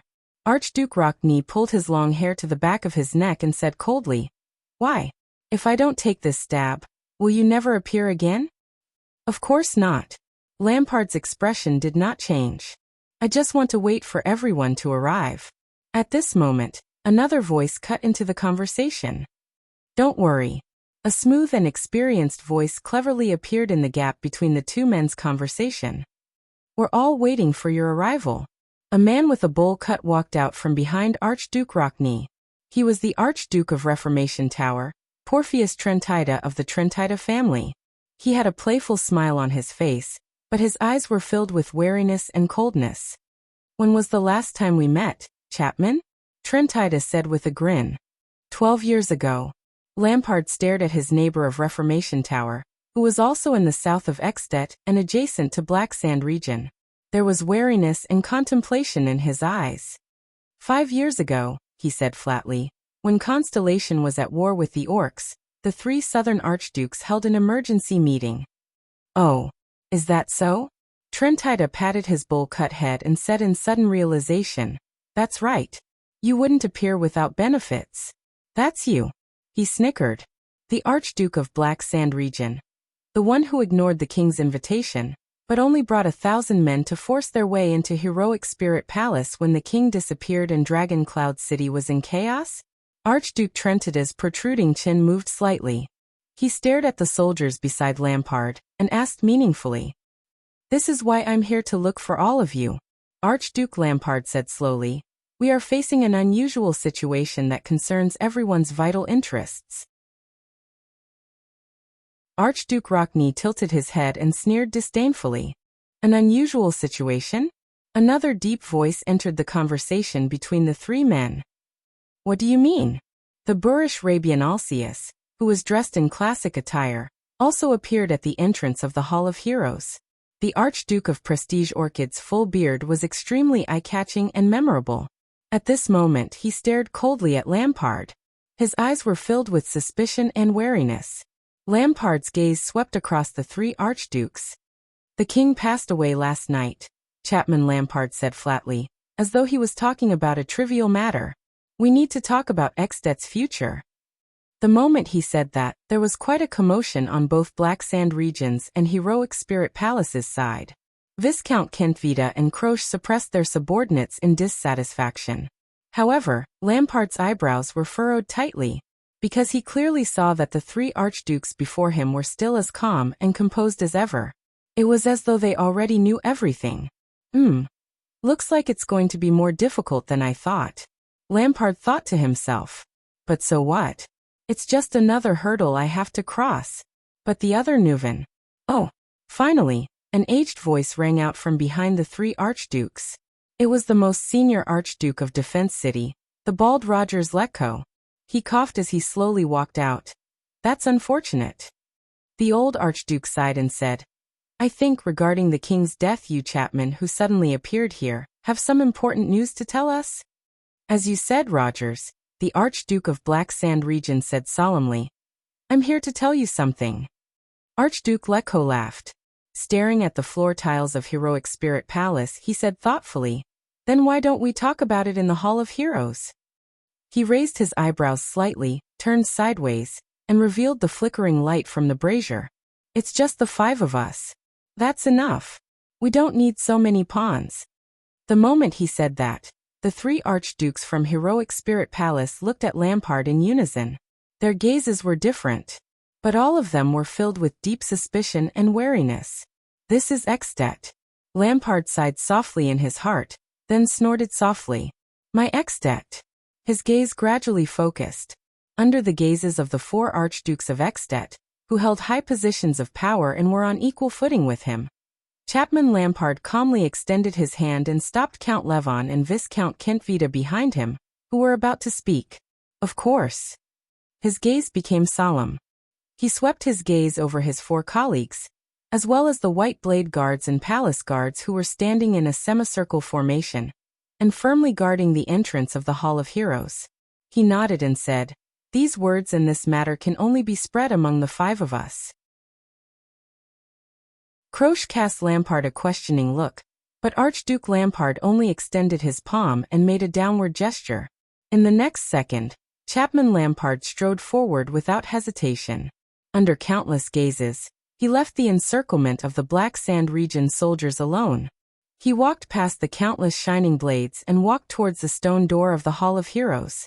He walked into the impenetrable formation of the Heroic Spirit Palace soldiers, leaving them staring at each other in dismay. He walked past Rockney, who was at the forefront, and received a surprised and admiring gaze from the latter. He walked past Archduke Alcaeus. The bearded Archduke furrowed his brows, his thoughts unclear. He walked past Trentida and Letko. The two of them exchanged glances, revealing worry and apprehension. He walked past Trentida and Letko. The iron fist pattern that represented the Lampard family could be vaguely seen on the Archduke of Black Sand Region's cloak. The four archdukes only snapped out of their daze when he walked completely into the darkness of the Hall of Heroes. They exchanged glances. Kentvita and Count Levon glared at them fiercely. Croche even tapped the hilt of her sword in her hand. Her threat was self-evident. What do you say? Trentida's eyes darted around. Alcaeus and Letko furrowed their brows and did not speak. No. Rockney looked at the dark hall and said coldly, Let's see what he has to say. Chapman Lampard stood quietly in the Hall of Heroes. He stood beside the long, brownish-black table. The braziers on the 6 metal racks illuminated his face, causing it to flicker between light and darkness. His imposing manner was unstable. He knew that the young Archduke Concret Pofrit's neck was broken by King Nuven, just 2 steps away from him last night. However, at this moment, Lampard only stared ahead quietly at the seat of honor at the innermost part of the long table. He remembered that his father and mother had brought him and Harold here countless times during the first half of his life to bow before the seat of honor. Nuven Walton VII sat there, at the seat of honor, giving orders to the Extension citizens, from the archdukes to the officials, from the nobles to the commoners. The common elected king sat there and controlled the entire Northland. No, more than half of Northland. After all, Constellation's northern territory was not yet in Extet's hands. His gaze swept around the stone hall, and paused briefly on the Cloud Dragon's spear flag that could be seen everywhere. On the innermost shelf, the Soul Slayer pike should have been placed there, but it was now empty. Just like the Walton family, who was once like the sun in the sky, and the Cloud Dragon spear that intimidated Northland. Cloud Dragon spear. At that moment, Lampard actually wanted to laugh. All right. Archduke Alcius' voice came from behind him in a rude manner. We will not invite you to sit down. Speak, the bearded man said coldly. Lampard closed his eyes and took a deep breath. Then he slowly opened his eyes. Constellation. Chapman Lampard slowly turned around and faced the 4 archdukes. His gaze was sharp. That Prince of Constellation and their secret intelligence department plotted a conspiracy against Extet. Archduke Rockne frowned slightly. They even used the calamities, Lampard said flatly. Unfortunately, King Nuven died in the conspiracy. Letko and Trentida looked at each other, their gazes seemingly meaningful. Lampard took a step forward and clenched his fists. The kingdom of the Great Dragon is facing an unprecedented crisis, the Archduke of Black Sand region said coldly. There was an unquestionable tone in his voice. It is time for us to unite. Lampard's voice faded away. The 4 archdukes looked at each other. No one made a sound. No one moved. No one reacted. After a few seconds, the 4 archdukes chuckled at the same time. The chuckles turned into laughter. The laughter turned into sneers. And the sneers lasted for almost a minute. Archduke Lampard looked at the Archduke's sneers and could not help but frown. There was a deep chill in Alcius' smile. Trentida's smile had a profound meaning that was worth pondering. Letko's smile was very forced. Perhaps he did not want to laugh at all. Only Archduke Rockne's laughter was the loudest, longest, and coldest. The family emblem of the Canon of Knights from the city of Faraway Prayers shone brightly on his shoulder. Lampard's expression also turned cold. Finally, the Archduke stopped laughing. In the next second, Archduke Rockne took a step forward and met Lampard's gaze without flinching. Kulgan Rockne said coldly and rudely in his unique bold voice, "That's right. Go home and f***ck yourself, Chapman Lampard." He spat harshly. His eyes were filled with disdain and contempt, as if they contained 10,000-year-old ice.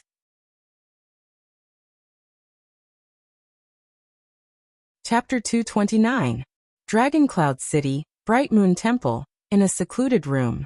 Putre looked at the busy Constellatiate soldiers not far away, and could not help but let out a long sigh. In the first half of his life he had experienced failures. In fact, the failures he had seen were more terrifying, and the price they paid was heavier. For example, 12 years ago. But now, Putre suddenly felt that the pipe in his hand was very heavy, and he lost the desire to take a puff. This was very rare for someone like him who valued smoking as much as his life. King Kessel used his bloodline as a hostage to try to eliminate the scourge of war. It should have been a generous and sincere act that the whole country would praise.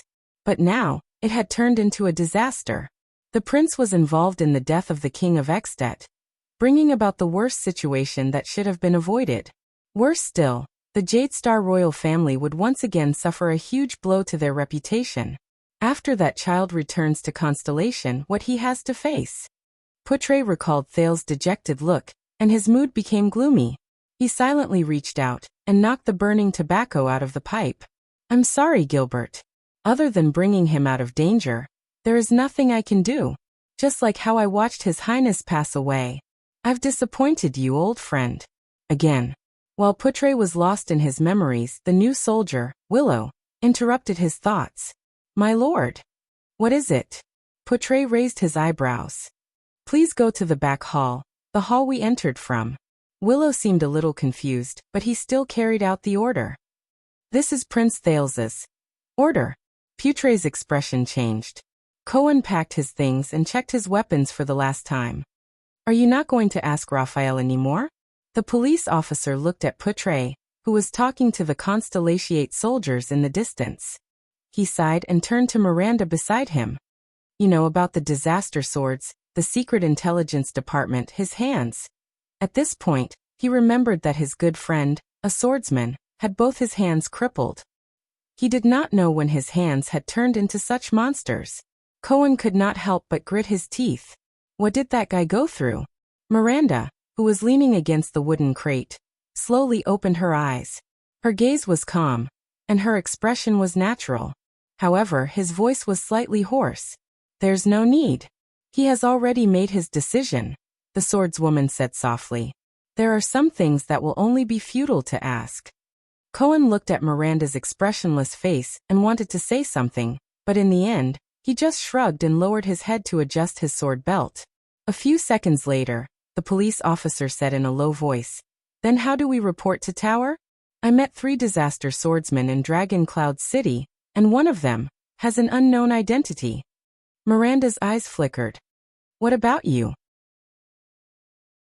She asked lightly. Cohen was slightly taken aback. In my opinion. The police officer exhaled deeply, and his gaze became firm. He seemed to have made up his mind. To hell with the Tower of Eradication. I've been out for so long. Cohen shook his head and snorted softly. I've never seen any disaster sword. It's all Caslin's scheme. End of report. Miranda smiled faintly. If Master Jedi knew the truth, he would go crazy. So this is for his own good. Cohen raised his eyebrows. His most outstanding student is worried about his mood, and is determined to make him worry less. Miranda raised her eyebrows and closed her eyes again to rest. After a while, Cohen spoke again. His voice was downcast. Miranda, it's only been 3 years, the police officer said dejectedly. How can a person change so much? Miranda opened her eyes again. This time, there was a complicated look in her eyes. I'm not just talking about Raphael. Cohen sheathed his long sword with a worried expression. There's also Croche. I still remember the days when I was punished to bite a sword and squat down with her. That tomboy's favorite thing to do was to scold me, he said in annoyance. Miranda curled up the corner of her mouth. That's because she likes you, but doesn't dare to say it out loud. Miranda rolled her eyes, then her heart dimmed. It's not just you, Cohen. It's not just you. I used to study with her, sleep in the same room, practice swordsmanship with her under the rain and wind, and read books under the lamp at night. The girl who used to be cheerful and stubborn. Croche. Maybe they haven't changed. Miranda furrowed her brows slightly. Her voice was ethereal, and seemed to carry a profound meaning. It's just that we unwittingly discovered another side of them. Cohen snorted softly. What kind of other side, he said helplessly, would lead to betrayal and lies? Miranda crossed her arms and hugged her sword again. I don't know, she said absent-mindedly. But it shouldn't be something easy. She remembered the brand on Raphael's hand. Croche, what did you go through? Cohen let out a long sigh. He leaned back and imitated Miranda, leaning against the wooden crate. So, is this the end? Cohen asked, intentionally or otherwise. Miranda's expression changed slightly. She snapped out of her daze. What's the end? Cohen paused for a second. His brows twitched as if he was thinking. Dragon Cloud City, he said quietly. We were tricked into coming here. We became someone else's pawn, the scapegoat for a conspiracy, the mastermind of the king's assassination. We became the cause of the war. Miranda fell silent. She knew Cohen's character. She knew what he was going to say. But, so we're making up for it. Miranda's gaze became solemn as she said with certainty. Leave this place as soon as possible. Escape from the enemy's control. Refuse to be used by them. Lady Arun spoke faster and stressed her words. Pretend that we've never been to Extet or Dragon Cloud City. It was as if there was no room for doubt. Cohen did not answer immediately. He was silent for a few seconds. His gaze focused on the dark sky. "But Miranda," Cohen finally said softly. He seemed to be hesitant and uneasy. "The truth is we've been here." Miranda said nothing. Cohen slapped the wooden crate and nimbly sat up. He rested his hands on his knees. His expression was stern and unpleasant.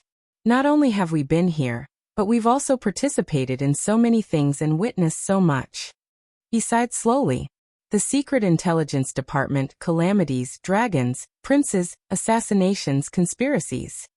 People came, people left, people died, people were injured, and in the end, they left behind a mess, Cohen said absent-mindedly, waiting for others to clean up and bear the consequences. "And you know what we left behind? You heard what Uncle Putre said." Cohen's gaze shifted to the vice diplomat in the distance. He watched as he spoke to the soldier with the dual pistols. "Even if we escape safely, the Northern Territory will still face," he also said. Miranda frowned. "That there is nothing we can do." Cohen's expression darkened. He looked like he was struggling. "Is it powerless?" Cohen snorted softly and clenched his fists subconsciously. "Or is it that we can't do anything?" Miranda did not answer. "That's your Northern Territory, Miranda. It's the territory your family has protected for generations." The police officer took a deep breath and gritted his teeth. "You've also witnessed the devastation of that land when it was ravaged by the flames of war, haven't you? Back then, you and Raphael were there." Asterisk thud. Asterisk Miranda's scabbard fiercely stabbed into a wooden crate that was used to store miscellaneous items. "Enough." The swordswoman's gaze became sharp and terrifying. Her tone was frosty. "That's enough." But Cohen smiled. "You know, the young disaster swordsman we met earlier was about your age." The police officer lowered his head and raised his unique silver saber. "He asked me for the name of this sword." Miranda's gaze froze. "Bearer." She looked at her classmate's saber and remembered the fights she had with it over the past few years. She said flatly, "The Caribbean family's treasured sword." Cohen nodded. His arm muscles tightened as he steadily raised his weapon. "Bearer." "It's too heavy," Cohen said absent-mindedly. He thought of the gloomy old castle in his family, and the scene when his old man took it out from inside. "The day before we went to the Tower of Eradication, my father gave it to me. I couldn't even lift it with both hands. I could only tie a rope around it and drag it along." Cohen nodded. His gaze slowly focused as he recalled the past. "But the old man said, 'There are some things we have to bear.'" His gaze became clearer and firmer. "There are some things we can't stop here." At this moment, a voice that both of them were extremely familiar with rang out. "You know, asking for trouble for the sake of pointless persistence." Raphael's relaxed and bright voice rang out behind them. "Nothing good usually comes out of it." Miranda turned her head abruptly. Cohen turned around in surprise. "Everyone, go to the back hall," the young man from the Kingdom's Secret Intelligence Department said flatly. His red eyes flickered in the dim light.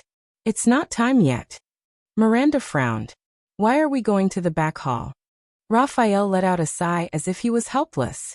He also seemed to be hesitating. But he only paused for a second before he raised his eyes and looked at the two of them. "I told you." Raphael snorted coldly.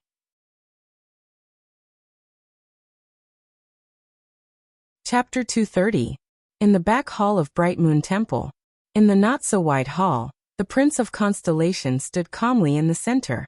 Under the illumination of the everlasting lamp, Thales stared at the bright moon goddess statue in the darkness from afar. He quietly observed the bright moon goddess in different expression. Behind him, Little Rascal propped up her glasses and looked around nervously. She said timidly, "If we just sneak out like this, Nicholas and the others will." "Ah," Thales said flatly, "I know. They're probably on their way to find you." Little Rascal's face paled. "Then we—" Thales interrupted her softly. "Little Rascal." The Prince of Constellation stared at the bright moon goddess in a daze. "I want to do something, but I need your help." Little Rascal was slightly stunned. "What is it?" she asked curiously. Fails did not speak. He only clenched his fists lightly. You've read a lot of books, but do you know what we went through last night? Little Rascal's expression froze slightly. She lowered her head and recalled everything in Heroic Spirit Palace and Shield District. She subconsciously clenched her teeth. Alex's limp hand. The king's ring. The calamity's presumptuous laughter. The civilians running around, wailing, and dying in despair. A second later, Little Rascal blinked her bloodshot eyes and nodded silently. Fails turned his head and looked at Little Rascal. He flashed a gentle smile. The soldier just now, Willowken, do you know his story? Little Rascal looked puzzled and shook her head. He was originally a civilian in the Northern Territory. Although he wasn't rich, he had a cute younger sister and healthy parents. Fails recalled the story in the snow and said absent-mindedly, but in the winter 12 years ago, he suddenly learned to fish, learned to use a spear, learned to survive with difficulty, and learned to bear the loss of his family. Little Rascal was slightly stunned. It's not just them. Fails sighed. That veteran by the name of Genid was probably a commoner when he was young, but it was 12 years ago that he became what he is today. Fails narrowed his eyes and recalled the veteran who struggled to follow him. He felt a little sentimental. To him, he is still living in the years of war. He can't wake up, and he doesn't want to wake up. That big sister called Miranda. 12 years ago, her family was wiped out, and she spent her childhood in the Tower of Eradication. Fails lifted his head and stared straight at Little Rascal, who was at a loss for words.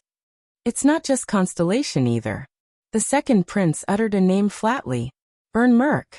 Little Rascal remembered something, and her face instantly turned pale. Don't be afraid. Fails walked forward and held her small hand. Feeling the coldness and trembling in his palm, he said sincerely, I'm here. No one can hurt you. Little Rascal's breathing gradually calmed down. But you heard it with your own ears. 12 years ago, he lost his vow to protect and the love of his life. Since then he has fallen into the boundless hell, struggling to catch his last breath. Fails stared at her quietly. And Chapman Lampard? Fails' eyes dimmed. 12 years ago, his hands were stained with his elder brother's blood. In the whirlpool of his father's generation and power, he transformed into the current Archduke of Black Sand region.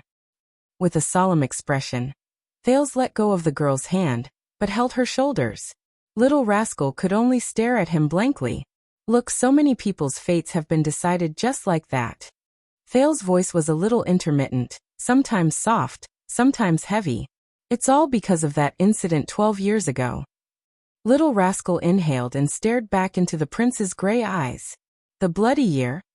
Fails stared at her seriously and nodded. The bloody year. Little Rascal's gaze was conflicted. She nodded slightly, as if she understood. Fails first closed his eyes and inhaled deeply. Then he opened his eyes. With a solemn expression that he had never shown since he arrived in this world, he said with a straight face, Little Rascal, everything we've seen and heard tonight is not just a family drama between a few people, but a major event that concerns the future of millions of people in 2 countries. Fails stared at the girl's blank eyes behind her glasses with a solemn expression. He clenched his teeth. In that second, the Potemkin village that he saw after leaving the capital appeared in front of his eyes. The majestic star-shaped fortress, Broken Dragon Fortress, the Northland villagers in the Mountain Pass village, and the black stone at the Raymond Pass, the place where Horus died.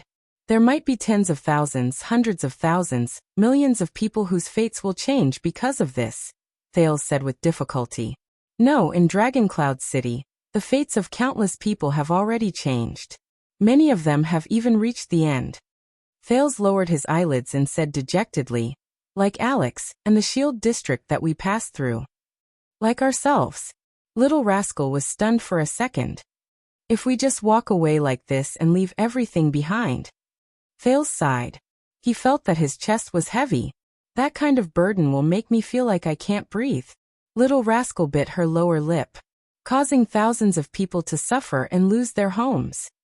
Fails tried his best to put on an ugly smile. That's too unbearable. His hands, which were clasped around Little Rascal's shoulders, trembled slightly. We can't go, we can't escape. Little Rascal sniffled lightly and interrupted him. I understand. The girl opened her mouth with difficulty. Her platinum hair was particularly eye-catching.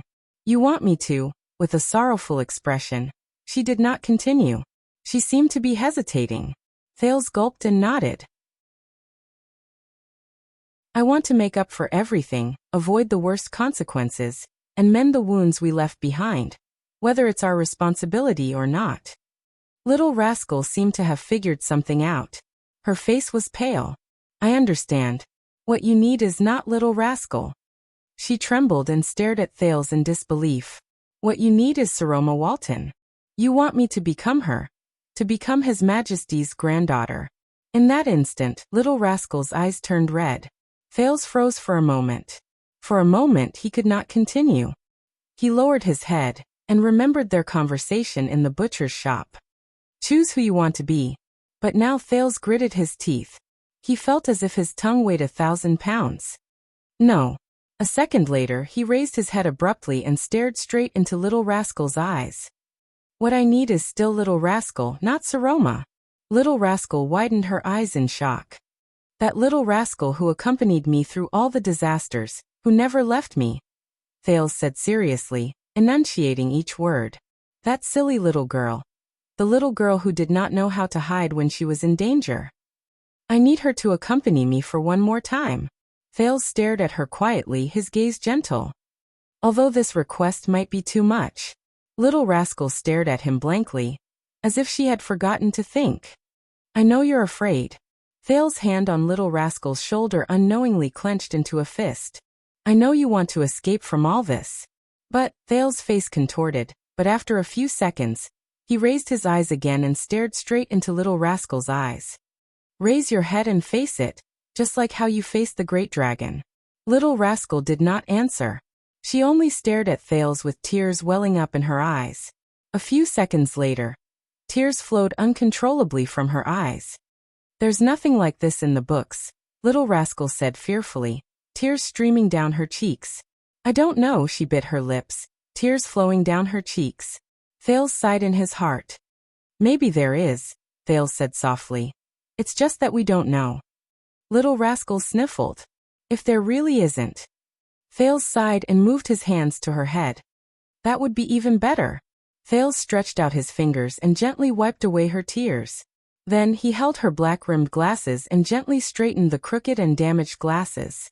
He stared at Little Rascal with a solemn expression and a stern tone. After reading so many books and reading so many other people's stories, it's time for you to write your own story. Little Rascal subconsciously let out a sob. The girl stared at Thales with a dazed expression and a blank gaze. It was as if she was flipping through a random book instead of staring at a determined boy. A few seconds later, Little Rascal pursed her lips and slowly opened them.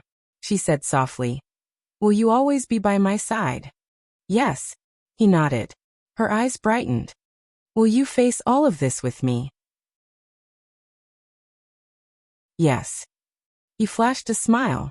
Her expression changed and she gritted her teeth. You will protect me, he sighed, raised his head and touched her forehead. Through the glasses, their eyes met. The boy spoke softly, his tone was resolute. I will. At this moment, Thales heard footsteps behind him. He gently let go of the dazed Little Rascal and turned to the person. You better have a good explanation, little prince. The Star Killer's pale and cold face appeared before him. His expression was unfriendly and his tone harsh. About abducting the Walton bloodline. Sorry, Nicholas cast a glance at Little Rascal, who was deep in thought. Come back with us. You shouldn't have too much contact with this dangerous prince, my lady. Little Rascal pursed her lips and hid behind Thales. Nicholas furrowed his brows. Thales took a deep breath and raised his head to look at Nicholas. And Merc, who was behind him. Thales ignored the Star Killer and said softly to Merc, Lord Merc, I'm sorry. I'm still used to calling you Lord. The listless Merc was a little startled. Nicholas, on the other hand, was slightly startled. Why did you come back to help the Walton family? Thales looked at Merc calmly. You're no longer an administrator. I remember that King Nuvan has exiled you forever. Merc's expression became sorrowful and desperate. His muscles tensed up without him realizing it. In King Nuvan's eyes, you're the sinner who killed his son, aren't you? The prince said flatly. He took your child away because of this. He treated you like this, so you should treat him fairly. Merc shuddered violently. Nicholas stared at his former colleague, and his expression changed. Hey, you little prince, the Star Killer said decisively. Someone interrupted him, but it was not Thales. Yes. Merc trembled and raised his head. His eyes burned with a strange and complicated emotion. But that's his opinion, he said painfully. But I will always belong to the White Blade Guards. My duty is to be loyal to the king. The former administrator clenched his teeth. No matter how he treats me. Thales' eyes brightened. Merc's hands were trembling. He seemed to be remembering many things in the past. This has never changed. I fulfill my duty. That's all. Finally, the former administrator clenched his teeth and looked back at Thales with determination. Nicholas stared at his comrade in a daze. Thales smiled faintly. Not only that, the prince said softly. It's also because of Prince Soria, right? You've always felt guilty towards him. Merc swayed a little. Thales observed his expression, lowered his head, and sighed slowly. You did your best to do one thing, but fate played a joke on you. You made a huge mistake and committed a great crime. Thales observed Thales' expression and sighed slowly. But you can't undo it. Merc tilted his head and closed his eyes. He looked like he was struggling. So you want to make up for it? Thales said regretfully. You want to atone for it? Nicholas took a step forward impatiently. Enough. I don't know why you're saying these meaningless things, but, at this moment, Thales raised his head abruptly. His gaze was sharp. Because this is what we're facing now. Thales almost interrupted Nicholas with a roar. The Star Killer was stunned. He stared at the Prince of Constellation with a shocked and bewildered expression. Thales panted slightly to calm his aching throat. Look around us. He clenched his teeth. King Nuvan's skull and blood are spilled on his own land. Lampard walks openly in Dragon Cloud City. His palms cover the sky of Northland. Kalshan, Shiles, and Caslin greet us with smiles in the dark. Nicholas listened to Thales' words quietly, but his eyes were gradually burning with anger. War and disaster are coming. Countless people are about to be killed and destroyed. Thales exhaled laboriously. And we're like stray dogs, running for our lives and fleeing in panic. Hiding in a corner and comforting ourselves with this is the only thing we can do. Then we sleep with a clear conscience, as if nothing happened in our dreams. Merc heaved a sigh and looked panicked. Nicholas clenched his fists tightly. Humph. He snorted coldly. It's all thanks to your secret intelligence department. Thales ignored him and only shook his head. His gaze was sharp. But is this all? Nicholas furrowed his brows. Is this the end? The prince raised his hands and waved them forcefully in the air. Are you satisfied just like that? Nicholas, the Star Killer? He brazenly called Nicholas by his nickname. Nicholas' expression was sullen. His nails dug into his palms, and he finally exhaled through his nose. Then what the F***ck do you want? The Star Killer gritted his teeth and said hatefully, Poor little prince. Thales raised his head. His expression was solemn and stern. I want to change, I want to redeem myself, he said sternly. I want to do something. I want to fight back. Nicholas' gaze froze. He lowered his head and met the prince's gaze in silence. A few seconds later, ha! Nicholas laughed out loud. His tone was full of mockery. Very humorous. Thales narrowed his eyes. Laugh all you want, the prince said softly. But this is my decision, Thales said in a firm and unquestionable tone. And what I'm going to do next? I'm just informing you. Do you want to come together? Northlanders. Hearing this, Merc's expression changed. Nicholas' expression froze. If you ask me, this is indeed not a good idea. A steady and mature male voice traveled into their ears. If this is the reason why you summoned us, Your Highness. Together with Ralph, Waya, Willow, Janet and the others, Putre appeared in their line of sight. The vice diplomat nodded slightly at the prince. His eyes were filled with worry. Thales turned to his entourage of the diplomat group. Putre. Thales heaved a sigh of relief. His expression softened a little. You have followed me all the way here and witnessed so many things. I am very grateful. Without your strategies and suggestions, I would not have been able to come this far. Portray frowned. He wanted to take out his pipe, but he only raised his hand halfway before he put it down. He stared at Thales with an extremely complicated gaze. Do you understand what you are saying? The vice diplomat said hesitantly, but there was a profound meaning in his words. I know that you are very unwilling, but I have the duty to advise you to give up on this unwise decision. Thales forced himself to laugh. Thank you. But no matter how hard he tried, his laughter still sounded very forced and desolate. But I do not want to disappoint them. Portray looked up slightly. Who? A lot of people. Thales seemed to be a little absent-minded. He subconsciously said, Do you remember, Portray Waya Ralph? Do you remember that most of the Jadestar family's private soldiers died in the birch tree forest, under the claws of the Blood Clan and the conspiracy of the nobles? Do you remember that Baron Murch carried me on his back and charged into the enemy's formation? Do you remember that the kingdom's Wrathguard sacrificed countless lives in front of the fortress? Thales subconsciously clenched his fists. Countless figures flashed before his eyes. All to send me into Extet's territory. To eliminate the scourge of war. To stop those scumbags who cheered for war, but were indifferent to life. For a stable constellation. Portray lowered his head and let out a long sigh. I also remember the White Blade Guards, the many people I did not know, but they gave up their lives for me. Thales snapped out of his daze. And Dragon Cloud City, the people in the Northern Territory who will be implicated by our failure, and the people who will be destroyed again because of the war in the future. We can't even protect ourselves. Portray unconsciously pinched 3 fingers on his right hand, as if he was pinching a pipe. Any impulsive action may cause us to once again fall into the dangerous situation we escaped from with great difficulty, and make the situation worse. Thales looked at his instructor quietly, and remembered the first time they met next to the carriage. Oh no, it was the second time they met. The first time they met was at the Western City Gate. The child beggars took away Portray's Grand Library pass. Thales smiled. But we can't get any worse, can we? He said softly. Don't forget, I am the murderer who killed King Nuvan. Portray's expression froze. We have already ruined the kingdom's hard-won peace, and pushed it into the abyss of war. The second prince shrugged and laughed mockingly. Just as you said, when I return to the capital, the Northlanders will be marching southwards in large numbers. The fortress will be burned, the land will be trampled, and human lives will be mercilessly harvested like straws. Millions and millions of people will curse all of our names. Willow, the new soldier, trembled slightly when he heard this. Thales shook his head slightly.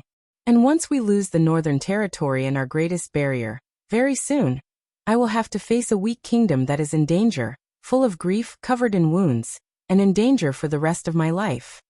I will become a mediocre and muddle-headed king, guarding a weak kingdom, and wait for the day when the name of Constellation ends in my hands, Thales concluded dejectedly. As the king of a fallen kingdom.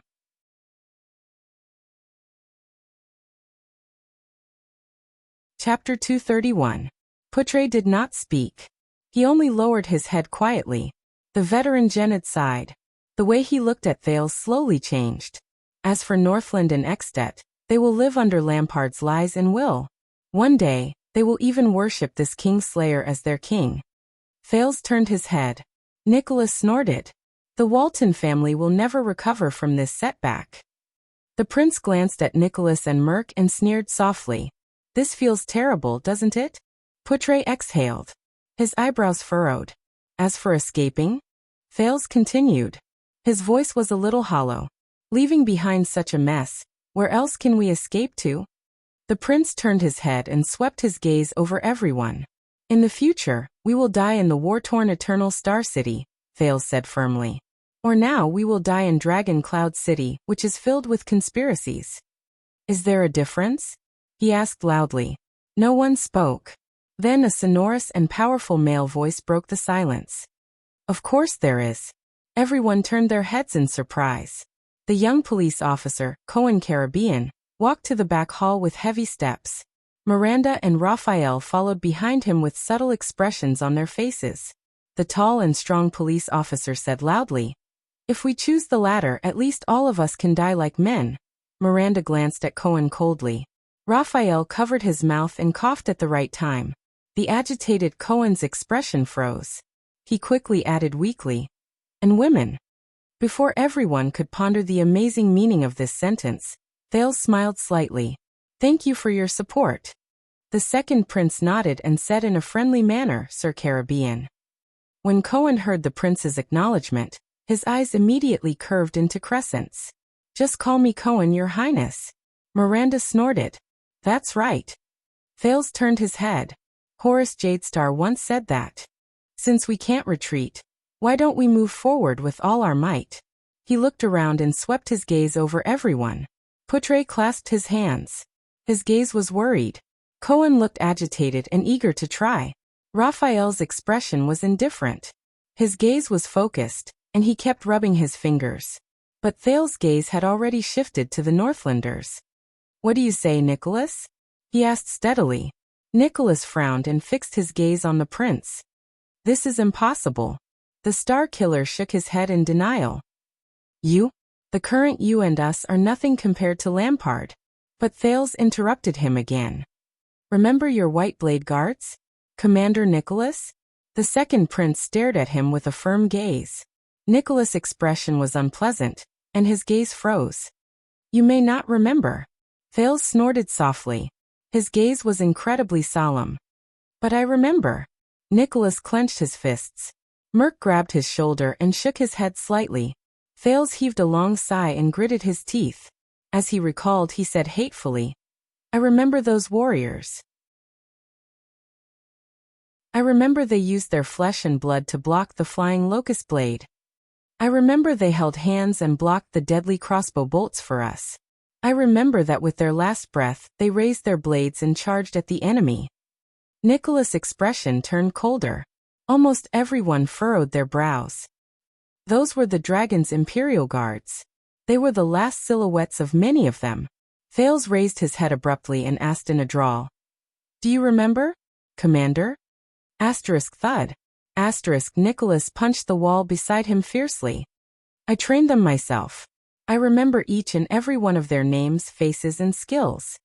The Star Killer gritted his teeth. His gaze was like fire as he said furiously, "Don't you King lecture me here, you little Jadestar brat. I am King lecturing you." Thales seemed to be angry as well. He did not back down. He took a step forward and roared at Nicholas, "Lord Sorry Nicholas, and the King Coward Star Killer. Damn it, this title is so unpleasant to the ears." Nicholas' eyes were spitting fire. His face was red. He clenched his fists and was about to step forward. Wyatt and Ralph instinctively protected the prince. Cohen and Miranda placed their hands on the hilts of their swords. But Merc, who was beside the Star Killer, stretched out his arms in time. His muscles bulged, and he held the furious Nicholas down. "Let him finish." Thales panted a few times as he spoke in a foul language that he was not used to. He gritted his teeth and said, "And you listen carefully. I won't run away. I will go back to the place where we were utterly defeated by Lampard and tried to survive in a panic." The prince looked at everyone in front of him, from Poutre to Waya, from Miranda to Raphael, from Merc to Little Rascal. He looked at their expressions and said in a low voice, "We are going to avenge the White Blade Guards.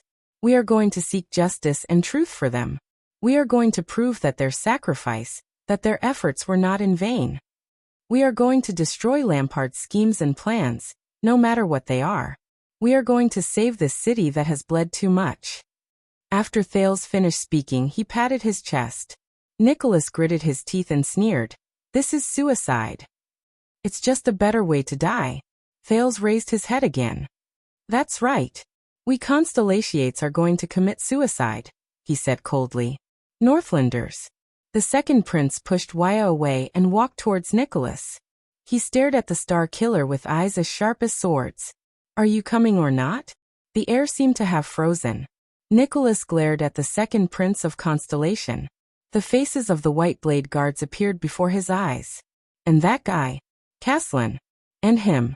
Nicholas' body began to tremble uncontrollably. A surge of power surged in his body. Merc's expression changed. He tightened his grip on Nicholas' shoulders. Everyone watched this scene nervously.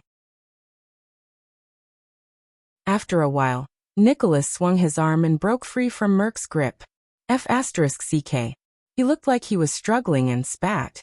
The Star Killer looked behind Thales, at the nervous little rascal. Thales narrowed his eyes. The Walton family's orphan is here. Nicholas turned his head around. His eyebrows were furrowed and his face was extremely distorted. He looked at Merc as if he was trying to explain something. I can't risk her getting hurt. He gritted his teeth, trying to convince himself amidst his struggle. He was angry and indignant. But I want to help him. A small female voice rang in everyone's ears. Nicholas froze. What? He lowered his head in disbelief and looked at the little girl. Little rascal seemed a little afraid, but she suppressed her fear and moved closer to Thales. The prince gave her an encouraging and grateful look. Thank you. I'm sorry. Little rascal trembled slightly. She gulped. I said, I want to help Thales. The girl stuttered and lacked confidence. I don't want to run anymore. Under everyone's strange gazes, she said firmly. We are Northlanders, aren't we? Nicholas and Merc were both stunned. The descendants of the Walton family have never run away from battle. The girl closed her eyes as if that would regain some courage. Her glasses slid down the bridge of her nose. Before the entire army was wiped out, the King of Wrath, Shalon Walton, fought for an entire day and night with an axe. In the end, he widened his eyes in anger and watched the Nightwing King twist his head off. Even if he failed, he wanted to witness his own death. Little rascal opened her eyes shakily and forced herself to look at Nicholas, whose gaze was as sharp as a knife. She said, We can't run. I don't want to run either. Hearing this, Merc suddenly chuckled softly. You are a real Walton. The former administrator of the king's eyes were sorrowful. No one knew what he was thinking about. This young lady. Little rascal thought of Alex. She shivered and retreated behind Thales, not daring to meet Merc's gaze. His Majesty made the right choice. Merc laughed bleakly. What do you say, old friend? Nicholas' face gradually relaxed. He exhaled. A few seconds later, the Star Killer laughed as well. His laughter was relieved and desolate. Son of a B***tch. Nicholas glared at Thales fiercely and said to Merc, Isn't it written all over your face? Merc nodded and looked dejected. I'll get the boys to prepare now. Thales breathed a sigh of relief. So what's your plan? Nicholas said fiercely, I'll say this in advance. I refuse to let a brainless wild boar charge forward. Your Highness of Constellation. Thales narrowed his eyes. You'll be satisfied. Maybe. We're probably all crazy, the Star Killer snorted coldly and said disdainfully. To actually listen to two children and go to their deaths. Putre sighed deeply, then took a step forward. His steady voice rang. What did Lord Hanson say? Putre looked at Raphael, who had been quiet all this while. Did the Secret Intelligence Department agree as well? This is not a simple decision. It concerns the future of the kingdom. It's best to have the Secret Intelligence Department's support and plan. Raphael instantly attracted everyone's attention. Or rather, Thales thought in his heart. It's the Black Prophet who attracted everyone's attention. The young man from the Secret Intelligence Department frowned slightly. I can't communicate with the Lord for the time being, Raphael said flatly. He did not care about the various gazes cast on him. So at this moment, this place, his gaze focused. I am the will of the Secret Intelligence Department. Putre reached into his bosom and took out his favorite pipe. He absent-mindedly filled it with tobacco. So what do you mean? Raphael glanced at Miranda. The latter only held her saber tightly and pursed her lips. She did not say a word.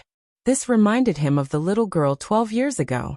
At that time, she also pursed her lips and shivered as she curled up in a corner. Curled up in a pile of dead people. Raphael chuckled in his heart.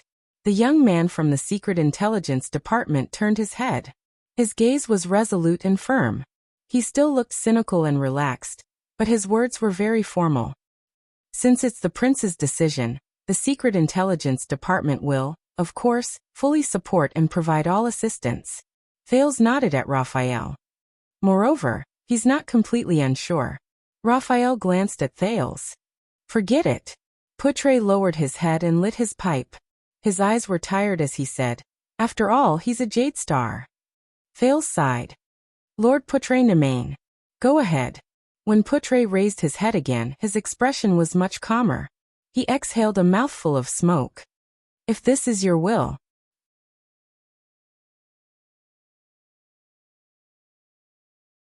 Chapter 232. Everyone's gaze returned to Thales again. Thales exhaled and smiled. What about the others? Thales looked at the remaining people and narrowed his eyes. What we are about to do is very dangerous. We might lose our lives. The remaining people exchanged a few glances. Waya revealed a helpless but determined smile.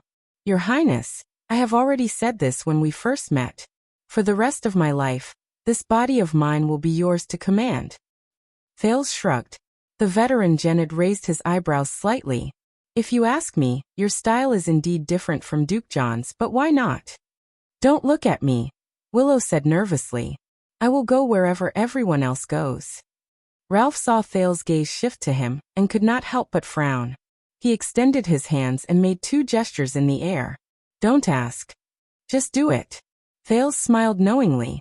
This tone. Does he think he's still in Blood Bottle Gang? Very well, then we have reached a consensus. Thales breathed a sigh of relief and looked at everyone.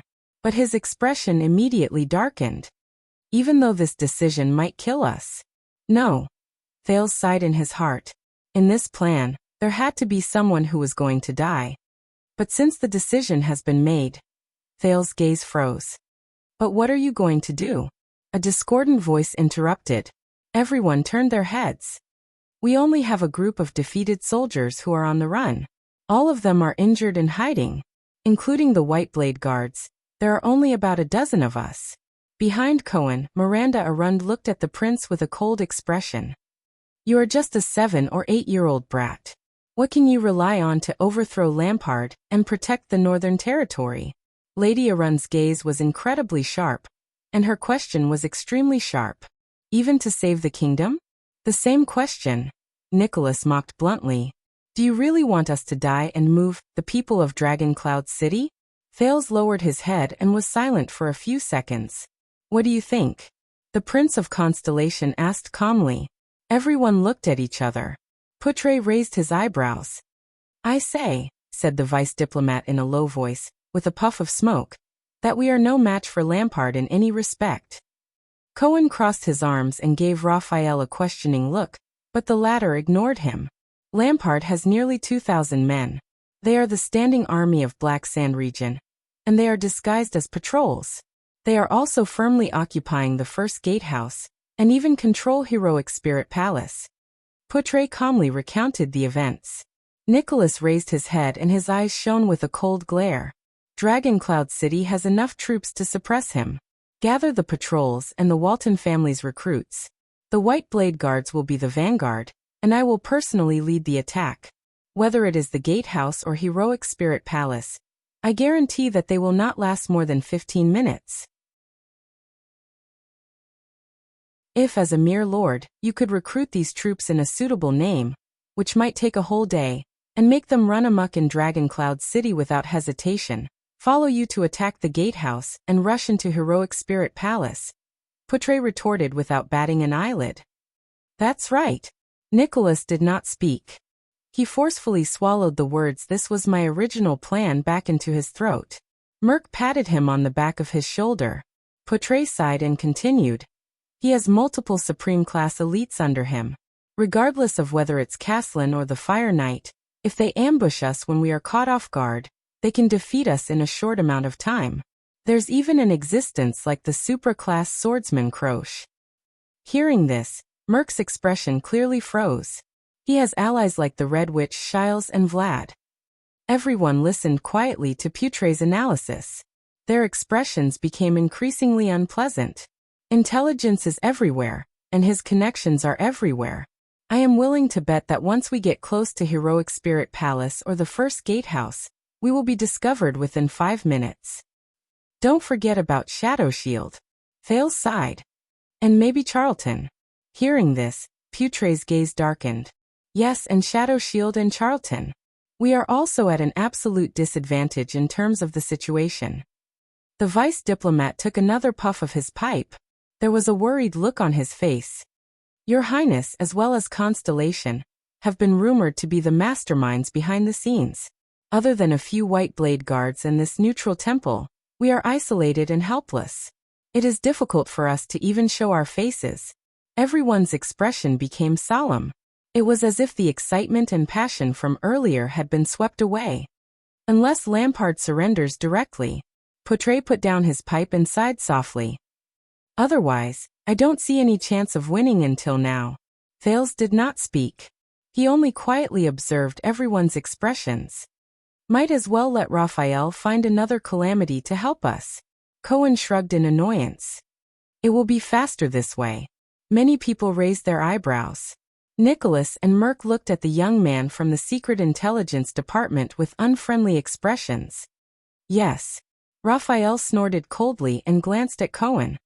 Maybe we can even get a great dragon to help us. Then we will definitely win. The others shook their heads. Little Rascal's expression changed. She subconsciously touched her glasses.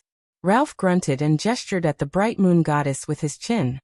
I understand what the mute meant this time. Waya looked at the phantom wind follower and sighed. He said that we should directly pray to the bright moon goddess. This is more reliable. Under everyone's gaze, the prince's attendant spread his hands at the statue. At least you will still be able to see her. Putre clutched his forehead and sighed. Are you done? The second prince suddenly interrupted Putre. Thales raised his head and looked at everyone with a piercing gaze.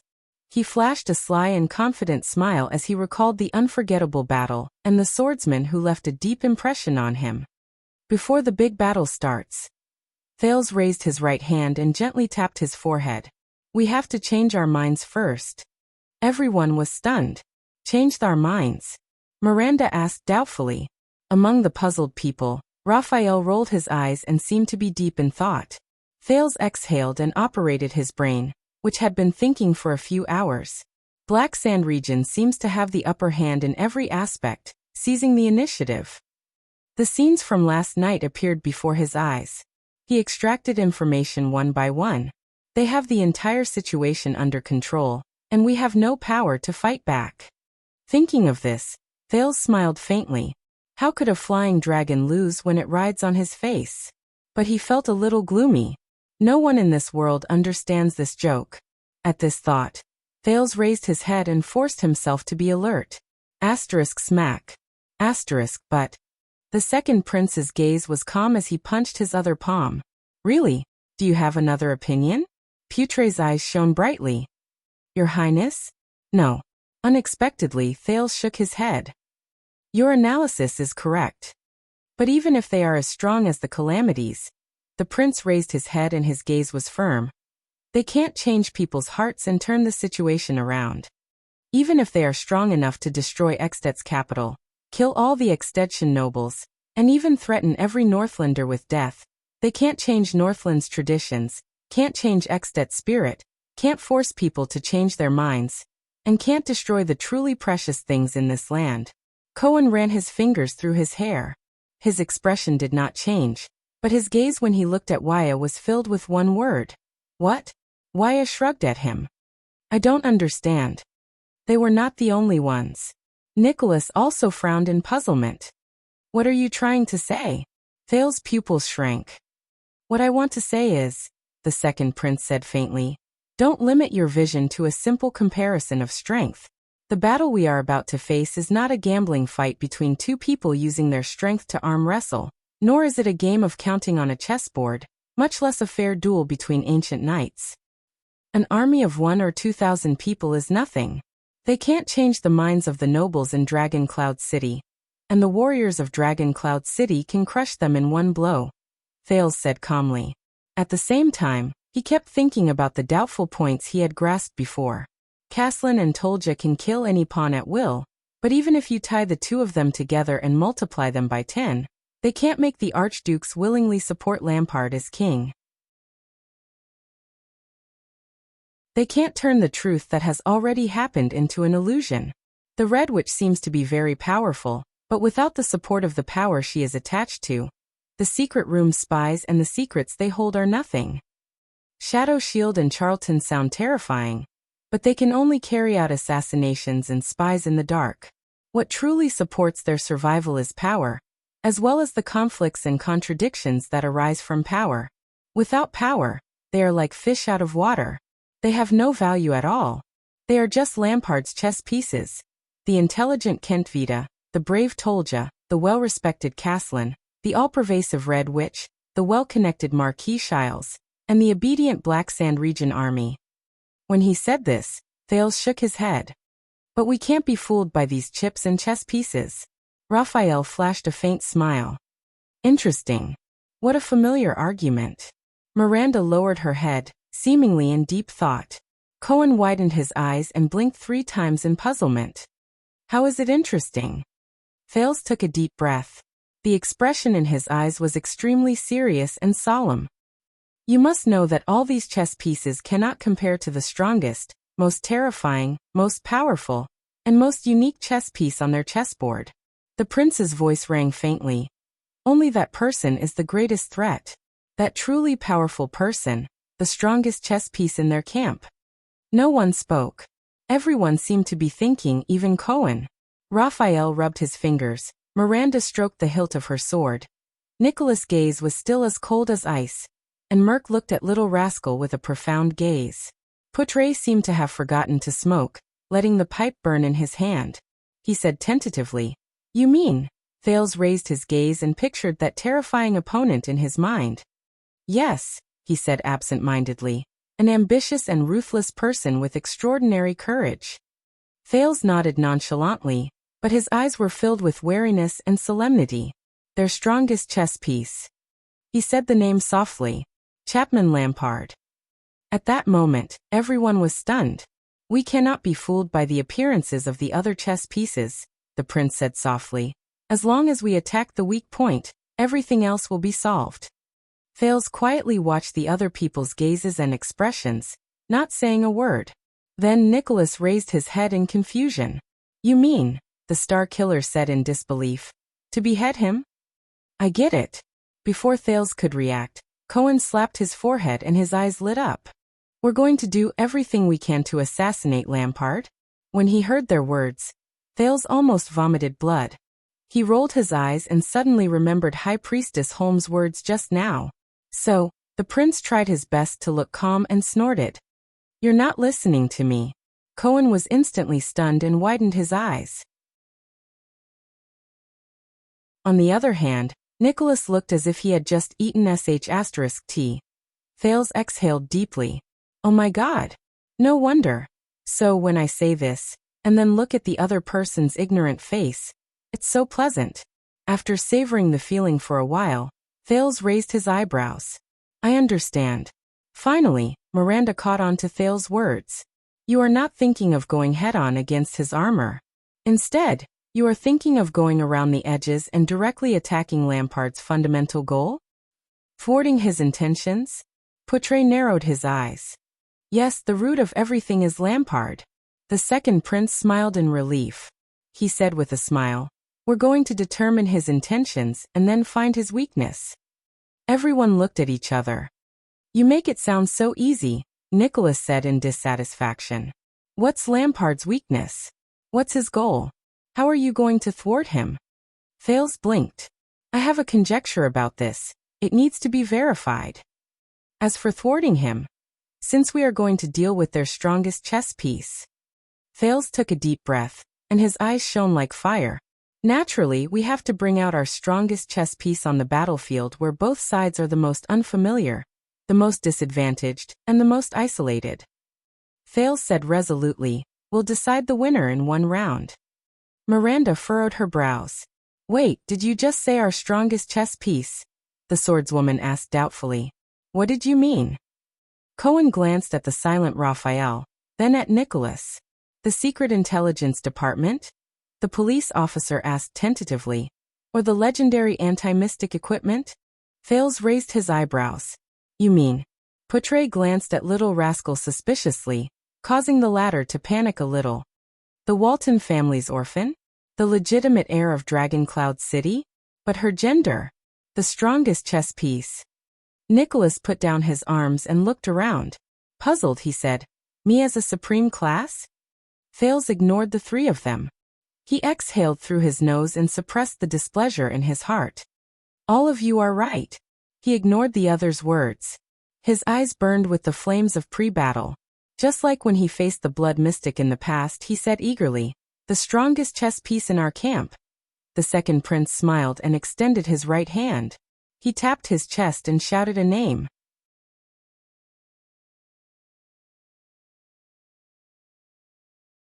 Chapter 233. For 3 seconds, no one said a word. Until, cut the nonsense. Nicholas tilted his head to reveal the hilt behind his back. There was a fierce glint in his eyes, and his words were as cold as frost. Or do you like to joke? Cohen narrowed his eyes. Even Little Rascal shook her head. Thales raised his eyebrows and smiled awkwardly.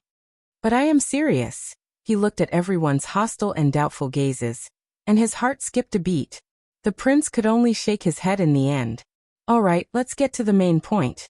Ever since King Nuven was assassinated, I have collected a lot of information while on the run. Thales sighed. There are many details about Lampard's plan this time. Portray and Raphael glanced at each other, inwardly surprised.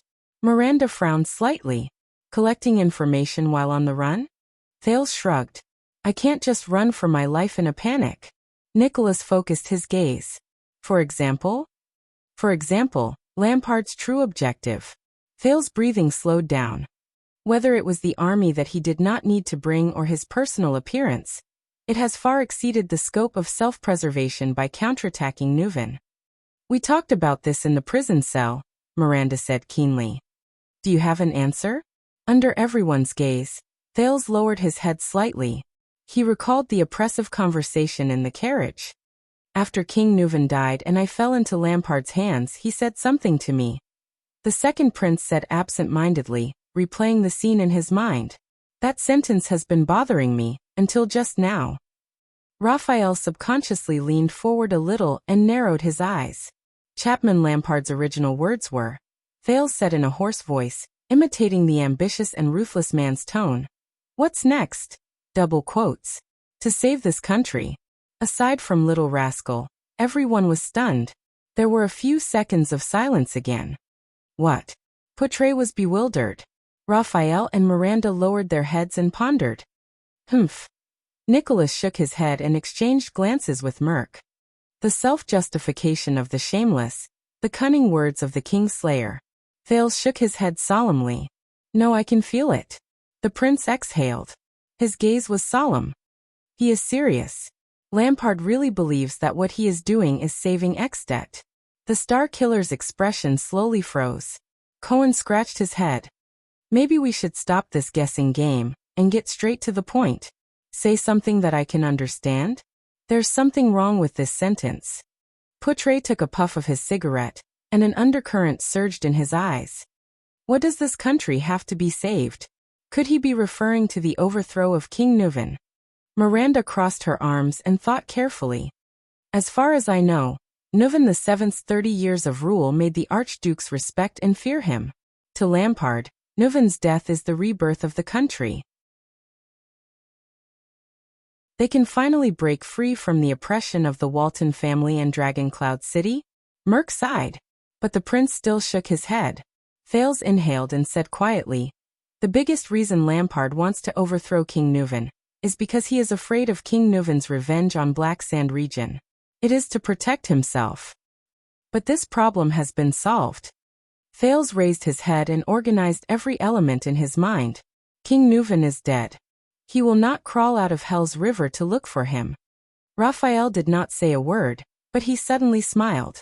The young man from the Secret Intelligence Department had a scrutinizing gaze. According to Lampard's original words, he is about to go to save this country, but King Nuven is already dead. Judging from the chronological order, It is not right. Thales nodded absent-mindedly. Unless Lampard has never taken grammar lessons, and can't even distinguish between the present and future tense, Thales said flatly. Otherwise, what he said about saving the country. Thales raised his head. His gaze was extremely solemn. It is definitely not just to overthrow King Nuven. It is not just to get rid of Dragon Cloud City's oppression. It is not just to change the king. He wants more. He wants an unprecedented change. He wants to save this country in the most thorough way possible. Everyone fell silent. I bet. Thales exhaled. His tone was solemn and serious. This is why Lampard brought his army to Dragon Cloud City. This is why he is heading to Heroic Spirit Palace right now. It is also the key to our counterattack. He can save the country by bringing his army to Heroic Spirit Palace? Cohen asked doubtfully. What does he want to do? Kill all the nobles in Dragon Cloud City, from the archdukes to the counts? Poutre sneered. In the first few decades of my life, I've learned one thing. The vice-envoy exhaled a puff of smoke and said faintly, violence is the shortest, simplest, and least effective way to solve a problem. It's best to use it as a last resort. Thales sighed. All the clues became clearer in his mind. During that memorable journey, I heard another detail. Everyone's gaze was once again drawn to the prince. Shadow Shield told Lampard, Thales said quietly, when Charlton assassinated King Nuven, he spent a long time searching for the king's traces. Poutre raised his head abruptly, as if he had thought of something. Raphael also opened his mouth in surprise. Thales lowered his head. Thank you, Caslin. Thank you for giving me Goo's hiding place. Otherwise, I probably wouldn't have seen the meeting between Lampard and Shadow Shield. He thought silently. Wyatt raised his eyebrows. Is there something wrong? Very wrong. Poutre's eyebrows were tightly furrowed. His tone was tense. Arranging an assassination, but not being able to determine the target's location and time. The thin man's gaze became solemn.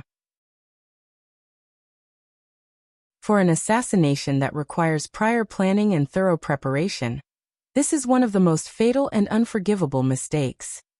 This means that Shadow Shield and Charlton's assassination had an accident that they did not expect. Oh. Beside him, Cohen slapped his head in realization. He then gave a thumbs up and said sincerely, It seems like you are very experienced, uncle. At that moment, Poutre's gaze darkened. Thales took a deep breath and raised his head. Flying Locust Blade jumped down from the cliff of the sky to assassinate the king. The prince said solemnly. He had been hiding on the cliff of the sky. Even Asda and Black Sword did not notice him. Thales clenched his fists, thinking and organizing his thoughts. How did he get up there? Nicholas said suspiciously. Even at night, Charlton could not have climbed the cliff of the sky without being noticed. Thales shook his head. This is not important. The second prince's pupils shrank slightly. What's important is that the cliff of the sky is connected to only one place. The eyes of Lord Merk, who had been the king's administrator for many years, trembled. He answered, Heroic Spirit Palace. No one said anything. Everyone knew what this meant. Thales nodded slightly. In other words, Bonnet Charlton originally planned to enter Heroic Spirit Palace from the cliff of the sky to assassinate King Nuven. Heroic Spirit Palace was the place where King Nuven would die in their original plan. Raphael flashed a strange smile and looked at the prince quietly. Everything makes sense now. Thales was lost in thought. After Nuven was assassinated, Lampard appeared with his army in an illogical manner. He even wanted to silence us. But he should not have done such an unwise thing that would arouse suspicion. Smack. Thales punched his palm, and his eyes shone. Now I understand. Lampard and his army appeared there. He exhaled. There was an accident in the assassination plan. King Nuven should not have died in Shield District. He should have died in Heroic Spirit Palace, just like the accident in Project Dragon's Blood. Raphael sneered silently. Charlton could not find the king in Heroic Spirit Palace, so Lampard had no choice but to send his army into Shield District to search for Nuven's traces. Thales clenched his fists, and after confirming that Charlton's assassination was a success, the first thing he thought of was to silence the witnesses. On the other hand, Nicholas' face turned green. There was pain in his eyes. King Nuvan, the Star Killer said bitterly. He should have stayed safely in Heroic Spirit Palace during the crusade against the Calamity. But he chose to set off with the White Blade Guards, and came outside the palace. He said he believed that the place where the White Blade Guards were was the safest place in the world. Merc lowered his head. His voice was hoarse. We all failed to live up to our duties. Thale's eyes dimmed. Although choosing to leave the palace would inevitably lead to the tragedy of being assassinated, it was perhaps the wisest decision the old king made before he died. He left us a chance of survival. The police officer raised his hand.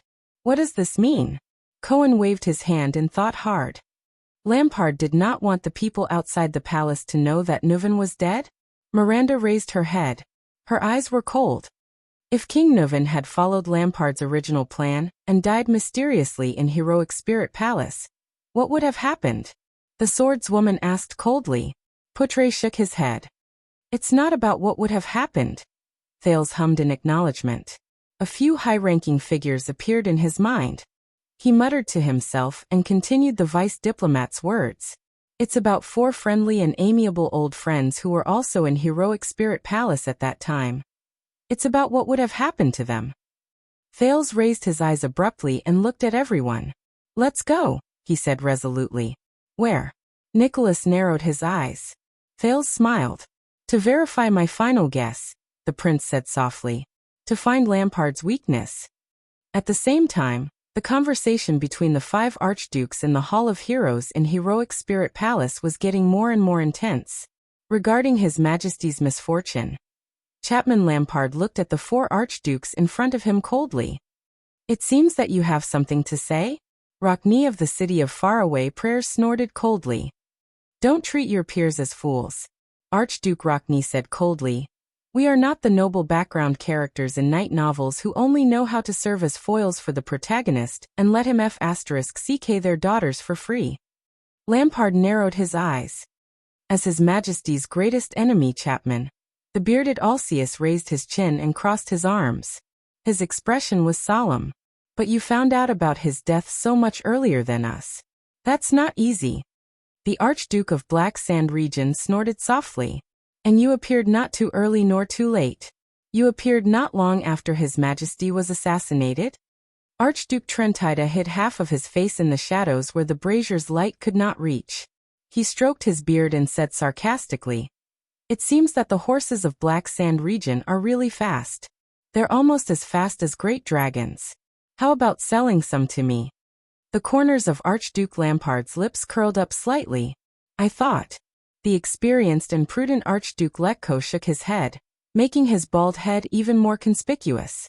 His eyes occasionally sparkled. If you're just here to talk to us, don't you think you brought too many attendants outside the door?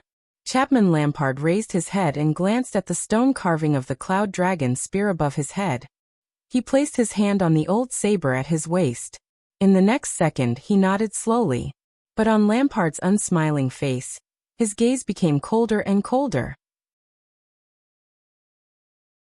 I didn't know that all of you started learning how to act in stage plays. The Archduke of Black Sand Region lowered his head and snorted softly. He looked around at the 4 of them. 1 line for each of us. Asterisk bang. Asterisk Archduke Rockne slammed his fist on the rectangular table. His gaze was cold. Cut the crap, the Archduke of the City of Faraway Prayers said fiercely. What on earth are you thinking in that big head of yours that has been blown by the wind and sand in the south for 40 years? Killing the king and destroying the greatest rule and tacit understanding between us for more than 600 years? Do you think you can escape? The Archduke stared at Lampard coldly and did not reply. Lampard also furrowed his brows in the face of Rockne's questioning. A few seconds later, I thought all of you would be very happy, Lampard said softly. His voice was a little hoarse. After all, he's dead.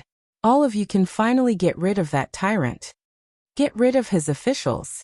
Get rid of his unreasonable demands. Get rid of his increasingly greedy desires. Get rid of his growing power. Get rid of his unreasonable interference in the affairs of your territories. Chapman Lampard swept his gaze over the Archduke's coldly. Isn't that so? At that moment, different emotions flashed in the four Archduke's eyes. The hall was silent for a moment. The Archduke of Prestige Orchid, Rabian Alcius, walked forward. The corners of the bearded Archduke's lips curled up. His tone was cold as he said, "But this is not how the game is played. You can't overturn the chessboard just because you're temporarily at a disadvantage." He narrowed his eyes. "You're acting like a gambler who throws caution to the wind. This makes us very nervous." Lampard snorted coldly, as if he was disdainful. "Nervous?" He extended his palm and patted his chest. He said in a deep voice, "Ask yourselves, my fellow archdukes. In the past 30 years, 60 years, 90 years. Lampard's expression was as cold as ice, and his words were as sharp as a sword. Was it me or the Waltons who pressured you to the point of suffocation with all sorts of tricks and aggressive actions, who made you more nervous? The archdukes did not speak. Years of experience had long since made them used to not show their emotions on their faces. Not everyone was as young as Pofrit. Lampard strode towards the direction of the long table. Of course, Nuven and the Waltons are very good at this game. He keeps his chessboard in good order, Lampard said coldly. Look at that throne. It has been placed in Dragoncloud City for almost 100 years. The Archduke of Black Sand region waved his hand and pointed at King Nuven's seat. His gaze was cold. Don't you find it strange? Archduke Alcius spat angrily. This has nothing to do with us. The Archduke of Prestige Orchid walked in front of him and confronted Lampard without flinching. But you did break the joint ruling pledge. His Majesty is still your common elected king. Thud. Lampard took a sudden step forward. His forehead was almost touching Alcius' forehead. But Alcius did not flinch. His gaze was fierce. The atmosphere between the two archdukes became increasingly tense. Then all of you should know that if he is still alive, my head will be placed in a box for all of you to see in 2 months. Archduke Lampard narrowed his eyes. He enunciated each word, and it sounded extremely terrifying. If he is still alive, my head will be placed in a box for all of you to see in 2 months. How do you know that the next head in the box will not be one of you? Stop talking nonsense. The oldest Archduke Letko raised his head, which was a rare sight. His gaze was very solemn. Trying to make us believe that the Prince of Constellation killed the king is not a good idea to divert the focus.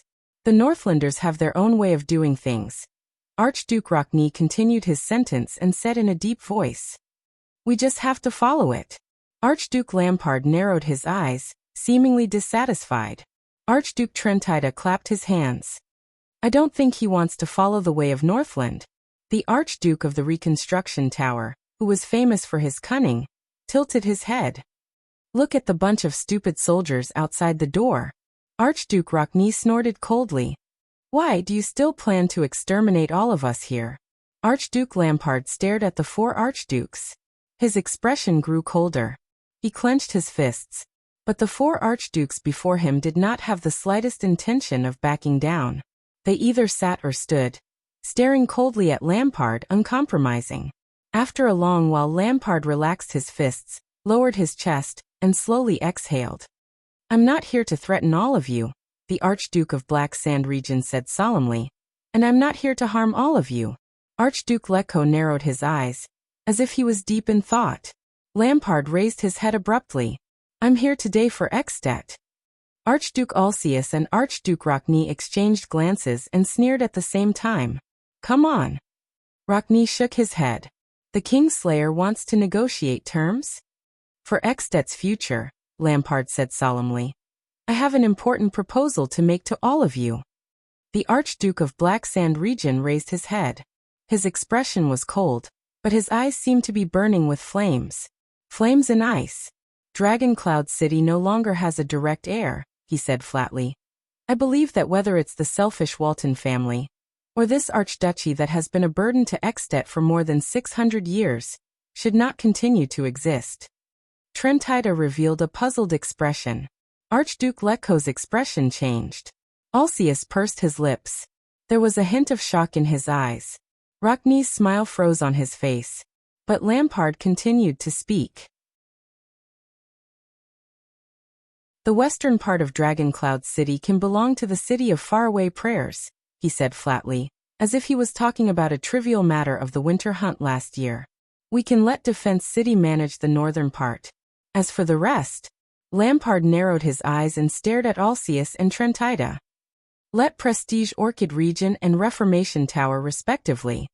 The Archduke shut his mouth and waited quietly for a response. No one spoke. It was as if the air had frozen. Then, Archduke Letko's incredulous and trembling voice rose. What did you say? Lampard turned to him. Did you hear what I said? Lampard's eyes widened slightly. He said in a low voice, we will jointly manage this piece of land, Dragoncloud City.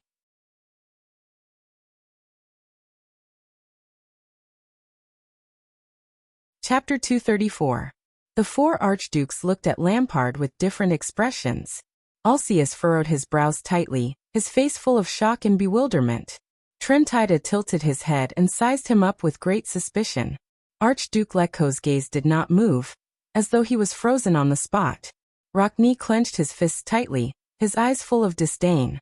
After a long while, Archduke Alcius softly asked the question on everyone's mind. Are you crazy? Asterisk crackle. Asterisk the 6 braziers, mixed with eternal oil, firewood, and other fuels, burned even more vigorously. At this moment, half of the Archduke of Black Sand region was hidden in the darkness, while the other half was illuminated by the firelight in the hall. Lampard turned around and looked at the empty seat at the end of the long table. His thoughts moved slightly. The scene of him playing with Harold here when he was young seemed to reappear before his eyes. He subconsciously placed his hand on the saber at his waist. Who knows? Lampard's expression was indifferent, his gaze cold.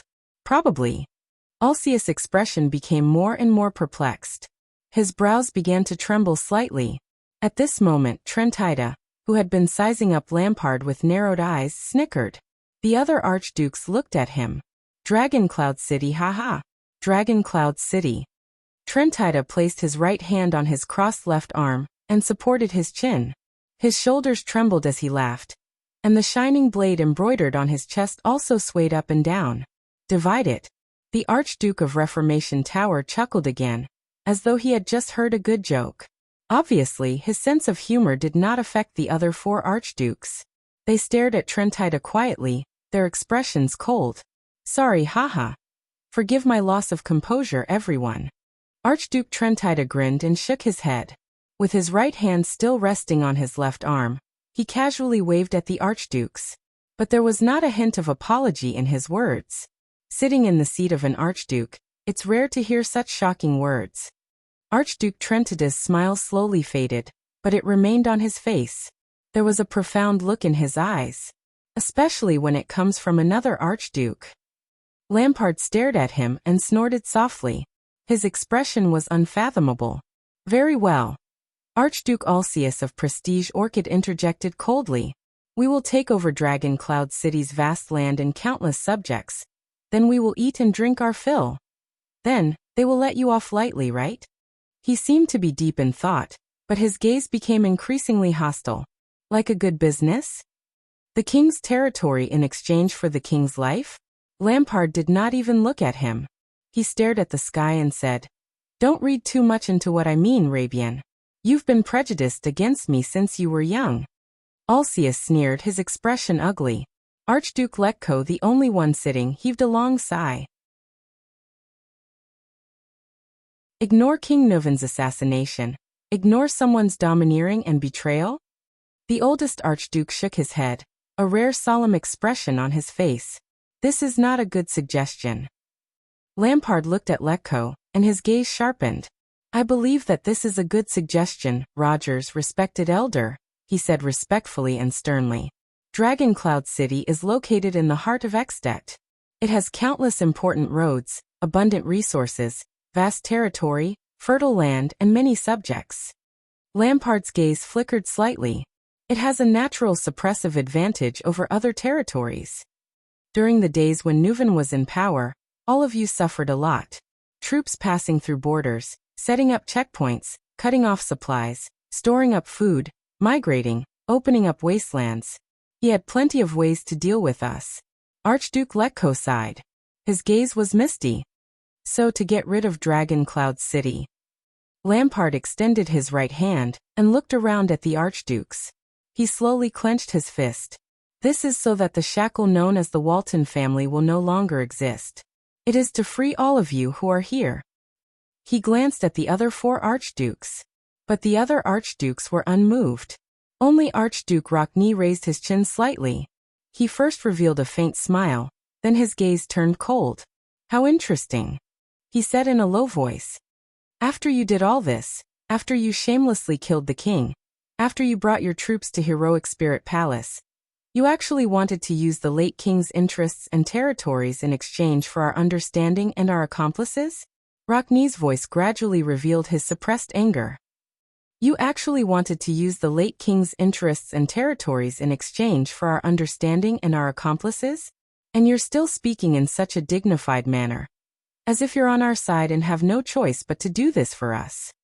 Archduke Rockne spat coldly in front of Lampard. Go to hell, Lampard. Lampard stared back at him expressionlessly. Although Kulgan Rockne of the City of Faraway Prayers was bold, straightforward, and uncompromising as the rumors said, this was the first time he met him. Maybe it'll be troublesome. Archduke Lampard closed his eyes then slowly opened them. I have to reiterate, although King Nuvan and I have an unresolvable misunderstanding, and even a grudge, he said slowly, but the whole tragedy last night, it's all the Constellation's plan. You've all heard of the Secret Intelligence Department's methods. Some of you may have even seen it. The reason I'm here is to save ourselves before the trauma they left on the kingdom of the Great Dragon worsens. Alcius rudely cut him off. So what is this? The Archduke of Prestige Orchid tilted his head and glanced at Lampard. His expression was unpleasant.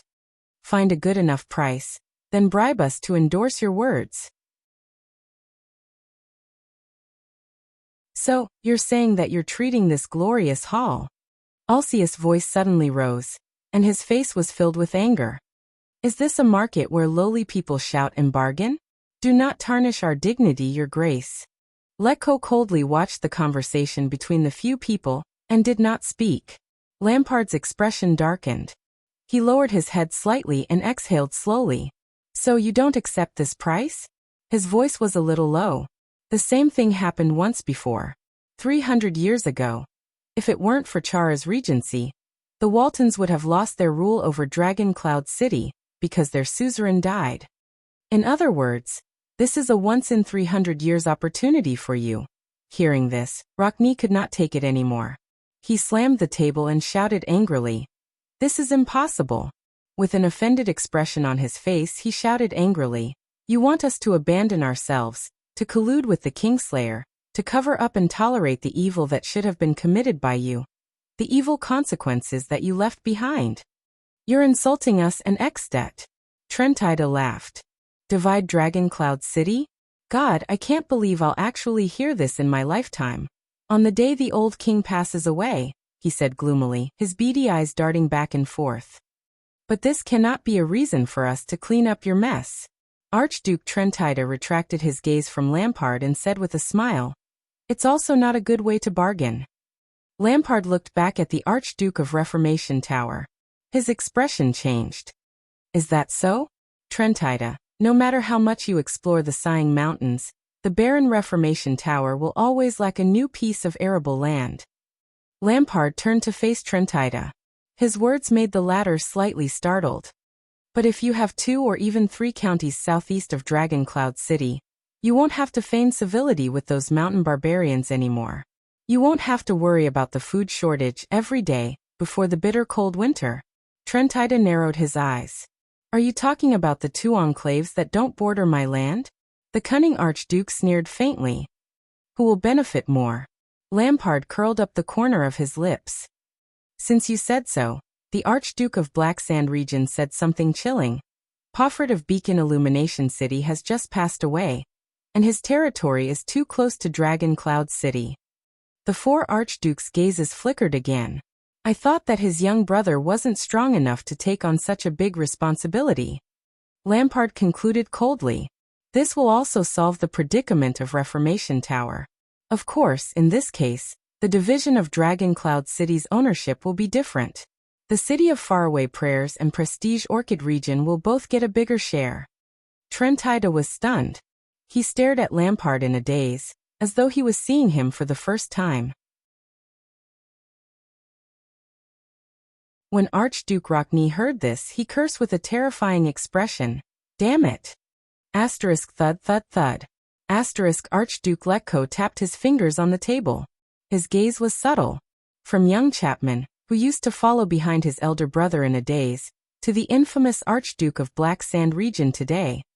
His voice was drawn out and steady. I've really underestimated you in the past. It seems like there's a reason why the old man chose you instead of the popular herald. Lampard's pupils constricted slightly. The scene from 12 years ago appeared before his eyes again. Harold. His elder brother. His destined lord.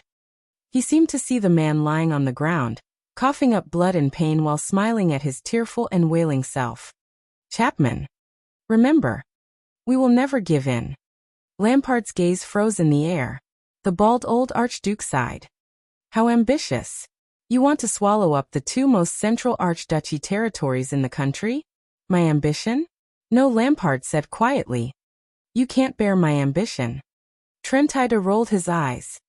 You speak as though the nobles and other archdukes in these fiefs are dead. The Archduke of Reformation Tower seemed to be mocking him. Elefure City must be very unhappy. Beacon Illumination City is closer to that goatee, isn't it? Lampard brought his attention back to reality. It's Archduke Drosset's loss that he didn't come, Chapman Lampard said seriously, as though he was seriously discussing. But if you're worried, we can also negotiate with him.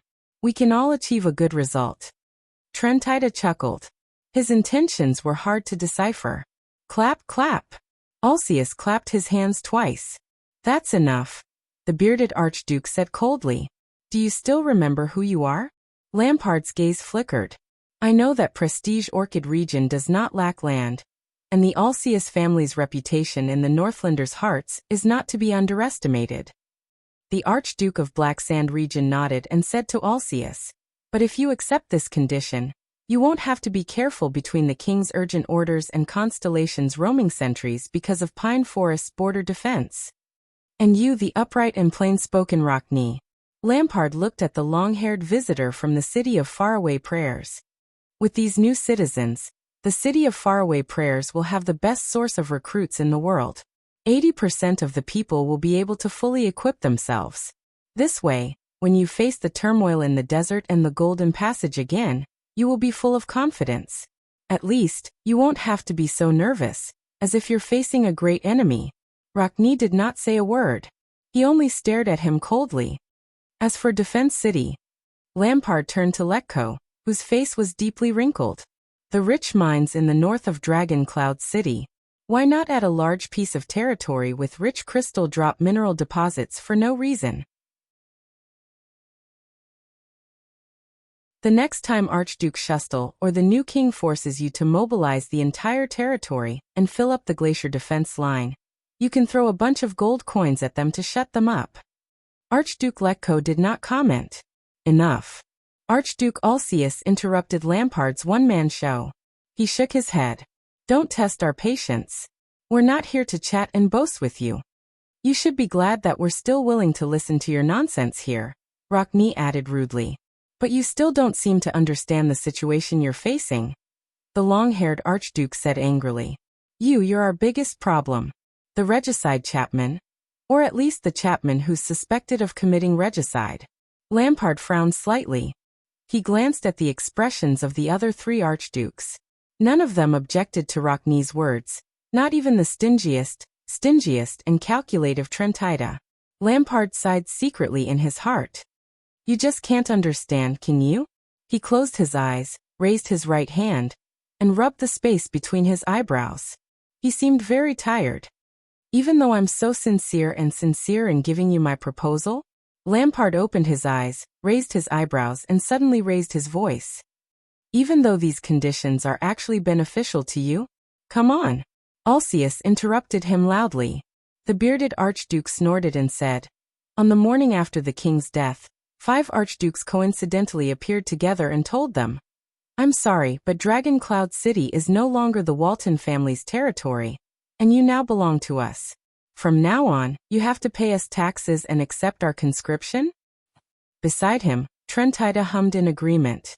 Rockne, on the other hand, hugged his arms tightly, as though he was suppressing his anger. "If you didn't treat the 4 of us as fools." Alcius's gaze focused and he continued, "You must have treated the subordinate nobles of Dragon Cloud City as blind, and the citizens of Dragon Cloud City as fools." Lampard stared at him in silence. "Even if you look down on those ignorant and boorish commoners, the counts of Dragon Cloud City are not easy to deal with." Archduke Trentida, who was watching from the side, sighed. "They're Northlanders. They're only loyal to the Waltons.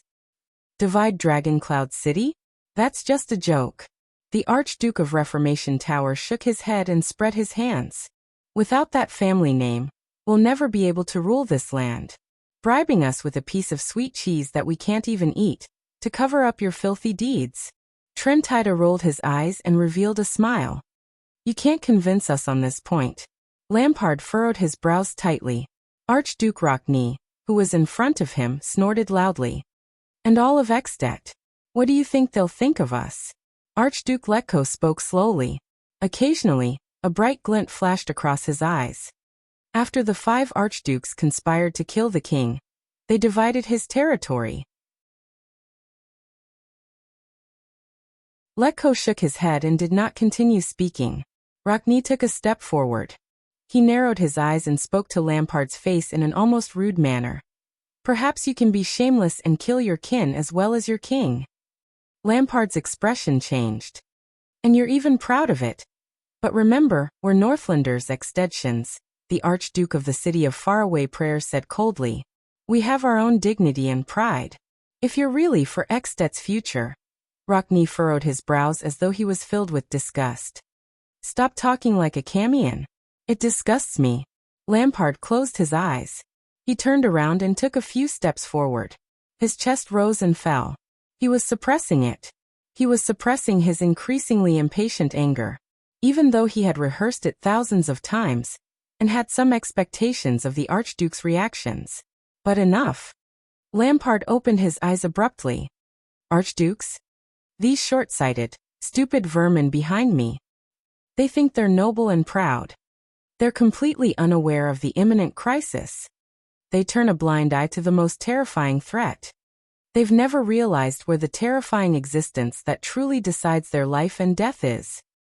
One day, Lampard suddenly turned around. His expression was firm and resolute. He seemed to have made a decision. The 4 archdukes could not help but tense up a little. But Lampard did not do anything that would overturn the chessboard. "I understand." Within a few seconds he exhaled deeply. His expression became calm again. "I understand what you mean." The 4 archdukes exchanged a few glances. "First of all, do you think that we can't successfully take down Dragon Cloud City without any hidden dangers?" Trentida snorted. The others did not comment. "Secondly," Lampard continued, "according to Rockne as Ekstedtians, you have your own creed." Rockne's expression was fierce. He made a biting gesture at Lampard. His eyes were filled with deep disdain. Lampard took a deep breath. His gaze was as firm as steel as he swept his gaze past each of the Ekstedtian archdukes. At that moment, Lampard remembered what happened 12 years ago. To him at that time, he was still young, but his heart was already dead. He had tasted the vicissitudes of life. The young count who did not know where his future lay. The heir of Black Sand region, this nightmarish title. At that time, he was also like this. With great determination, he stood in Constellation's Renaissance Palace, in the Hall of Stars, and faced the hostile gazes of the Constellatiates. He faced the old Supreme King of Constellation, Adi Jadestar, whose eyes were filled with a meaning that made people feel uneasy. He faced the murderous sword of reversing light, the butcher of Constellation, Horus Jadestar, who was filled with blood debts. He faced the king's eldest son, who sat at the seat below the king. Midir Jadestar, who always had a smile on his face, spoke in a humble tone, and made people unknowingly calm. And Lampard clenched his fists. And the woman who sat beside King Adi. That woman. Lampard could not quite remember her face. For some reason, when he thought of that woman, who was steady, magnanimous, and whose expression was as calm as water, Lampard felt the same as he did in the past. He knew that it was nervousness that came from the bottom of his heart. And fear. Lampard exhaled and focused his gaze again. If this is what you are worried about, he said to the four archdukes flatly, I can solve it.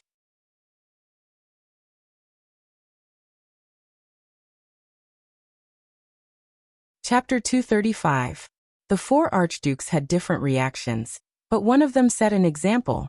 Enough, Alcius rejected him decisively. Let's stop talking about dividing Dragoncloud City. Please let me finish. Lampard lowered his eyelids. Can't you understand human language? Rockne interrupted him coldly. But Lampard's eyes were filled with anger, and he immediately retorted in an even louder and more decisive tone. I know you have already sent a messenger, Crow. Lampard roared angrily. Leespan and his patrol team are rushing over, aren't they? His words faded away. There was only silence. The four archdukes were stunned. They looked at each other, and their breathing became tense without them realizing it. They seemed worried that Lampard already knew about this news. Lampard took a deep breath and calmed his emotions. Don't worry. His gaze became indifferent again. I didn't bring a falcon with me, so I can't intercept your letters. The four archdukes' breathing gradually calmed down. So please let me finish. Dragging things out a little, and waiting for them to rush over to help you, is actually more beneficial to you.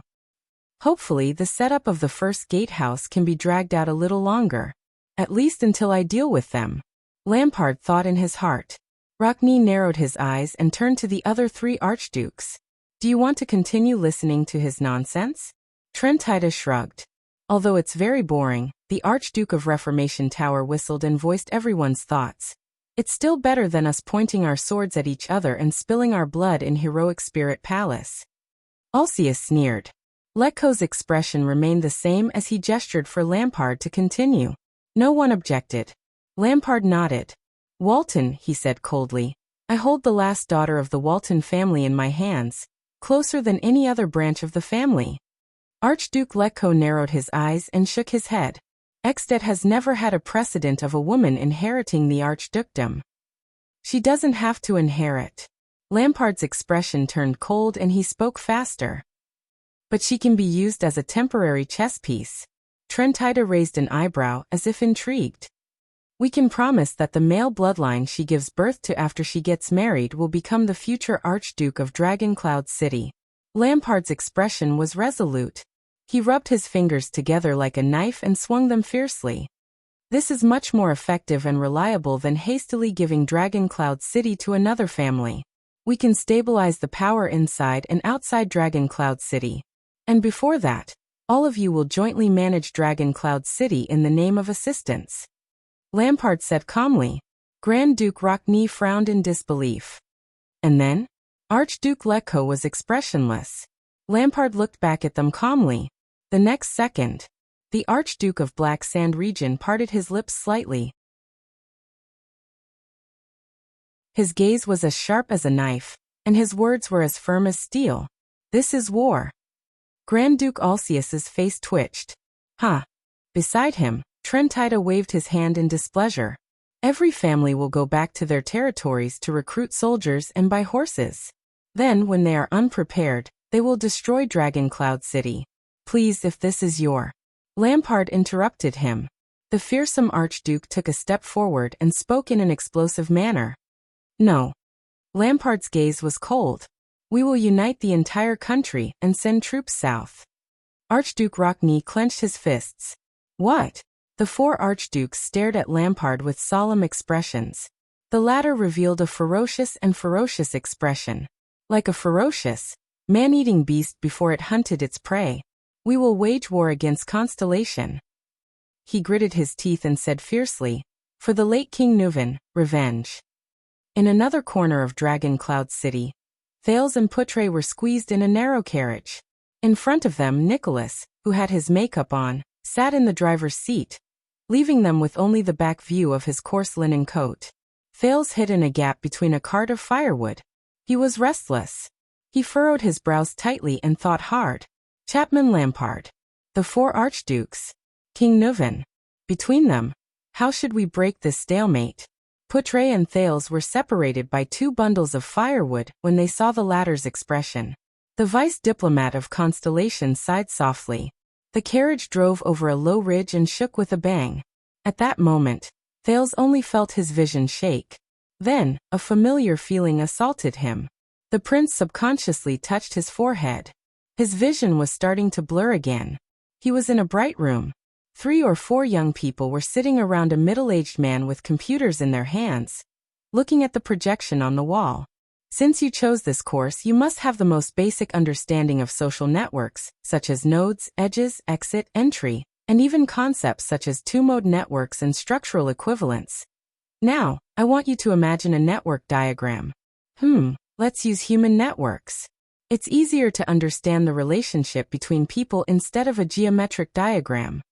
A, B, and C are 3 people. Let's assume that they know each other in pairs. Alright, draw 3 points and connect them with edges. We get the simplest triangular social network diagram. 3 points and 3 edges. You can use your own methods to analyze this network. Let's add a plus and minus sign to this simple network, to these lines that only have numbers. The relationship between A and B is very poor, and the line between them is assigned a -1. The relationship between B and C is very good, and the line between them is assigned a +1. Here comes the question. What will be the relationship between A and C? This leads to a new problem, the balance of social networks. The discussion of triangular relationships has been around since Simmel's era. Balance, for example. If your friend hates someone, then as a friend, if you don't hate him, you will be in a very awkward position in this triangular relationship. This triangular relationship may become unbalanced at any time. And in the concept of social networks, how do we show this balance? For an unbalanced human network, how will it change itself to achieve its own stability? The balance of the network. The stability of the relationship? Thales took a deep breath and rubbed his forehead hard, burying this newly acquired memory in the deepest part of his heart. The relationship between Lampard and Nuvan is negative. However, the relationship between Nuvan and the archdukes is also negative. If this network is to be stable and balanced, then between Lampard and the archdukes. Wait. This network is not complete. I missed something. You're very nervous, aren't you? Thales, who was rubbing his forehead in deep thought, was shocked. He turned around. Poutrey stared at him with a worried expression. I'm sorry, I just didn't rest well. Thales came to his senses and shook his head with a smile. No, Poutrey interrupted him. It's not just now. The vice-diplomat shook his head gently. From the beginning. Thales was slightly stunned. When you're nervous, you talk a lot. Poutrey exhaled and gritted his teeth, as though he was tormented by his addiction to smoking. I still remember when we first entered Dragon Cloud City, you were also like this. Thales was stunned. Is that so? He said absent-mindedly. Poutrey nodded silently. Although you appeared to be very confident before. As for the next operation, the skinny vice-diplomat sighed. Actually, you are not confident either, are you? Poutrey's eyes shone with a contemplative light. Thales did not speak. He quietly stared at the firewood in front of him. A few seconds later, the prince lowered his head and sighed.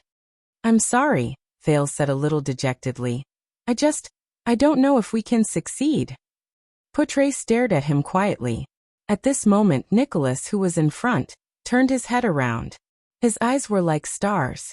We are Northlanders, he said coldly. Northlanders don't ask if we can do it. We only ask if we can do it or not. Poutrey snorted. Thales' heart skipped a beat. He took a deep breath and braced himself. We've arrived. Feeling the carriage stop, Thales raised his eyebrows. Of course. Nicholas knocked on the carriage with a calm expression. They've already gone ahead to scout the way. Thales exhaled. I thought it would take more time, from finding the place to starting the operation. The prince said quietly, After all, we can't be seen in public. This is Dragon Cloud City, Nicholas interrupted him. His skin, which was tanned because of the oil, trembled slightly. No one is more familiar with the people we're looking for than us. Also, both the real patrol team and the imposters from Black Sand region seem to be missing. Nicholas narrowed his eyes. At this moment, a white blade guard in disguise moved to the driver's seat and gestured to Nicholas. Nicholas responded with a thumbs up. We can go in now. Nicholas shook off the reins and jumped off the carriage. He turned around and said to them, "They've scouted the way. We'll go in directly." Thales was slightly shocked. Go in directly? The prince widened his eyes. Aren't we going to sneak in? Won't we alert too many people? Shut your mouth, Nicholas said scornfully. We're sneaking in. Poutre pushed aside 2 bundles of firewood and jumped off the carriage first. Then he extended his hand and took the second prince down. Thales felt a little more at ease when his feet touched the ground. This was a rather remote house. It looked very big, but its outer walls were very simple. No one knew which region it was located in. However, the owner of this place obviously did not want to be too high profile. He did not even have a Northlander neighbor around. They stood beside a small side door. There were 2 people guarding the door, Willow and Janet. Good luck, Your Highness. Janet met the prince's inquiring gaze and gave a simple reply. We will keep watch for you. Poutre nodded at them, turned around and said in a low voice, We should hurry up. Nicholas gestured with his chin at him and took the lead to walk through the side door. Go directly through the door? Thales followed Nicholas into the small side door and walked into a seemingly desolate backyard. He could not help but frown. Won't we be discovered? What if we're exposed? You know, we're in a dangerous situation. We need to keep a low profile. It's best if we climb over the wall or walk on the roof and sneak in quietly. His words came to an abrupt halt. Thales stopped moving his lips. He stared at the snow-covered courtyard with a horrified expression. Sneak in. He repeated subconsciously. Almost all of the white blade guards were standing in the courtyard. Even Cohen and Miranda were among them. The police officer even bared his white teeth at him. Thales inhaled and lowered his head. Around him, there were many people lying on the ground in a disorderly manner. There were corpses lying in pools of blood. There were also people who were unconscious or in shock. There were also pitiful people with bloody noses and swollen faces. They were tied up and had rags stuffed in their mouths. There was also a knife on their necks. Next to them was a fierce-looking Northlander or Constellatiate. Thales stared at the scene in a daze. He was speechless for a long time. What a low-profile sneak. Poutre heaved a long sigh. The Star Killer gave Merc, who was the leader, a thumbs up. Thales turned his head away from the corpses and cast a dissatisfied glance at Nicholas. All right, as long as no one knows that we've sneaked in. Nicholas raised his eyebrows and extended his palm towards the bloody mess on the ground. He nodded complacently. This is the most successful sneak-in. This sentence. In those few seconds, Thales' eyebrows changed into various shapes. He took a deep breath and turned to Nicholas. With a serious expression, he asked tentatively in a low voice, Everything is empty. Nicholas was slightly stunned and had a puzzled expression. What? Thales clicked his tongue and retracted his head. He shrugged as if nothing had happened. Nothing. Nicholas had a baffled expression on his face. Thales shook his head and chased away unnecessary thoughts.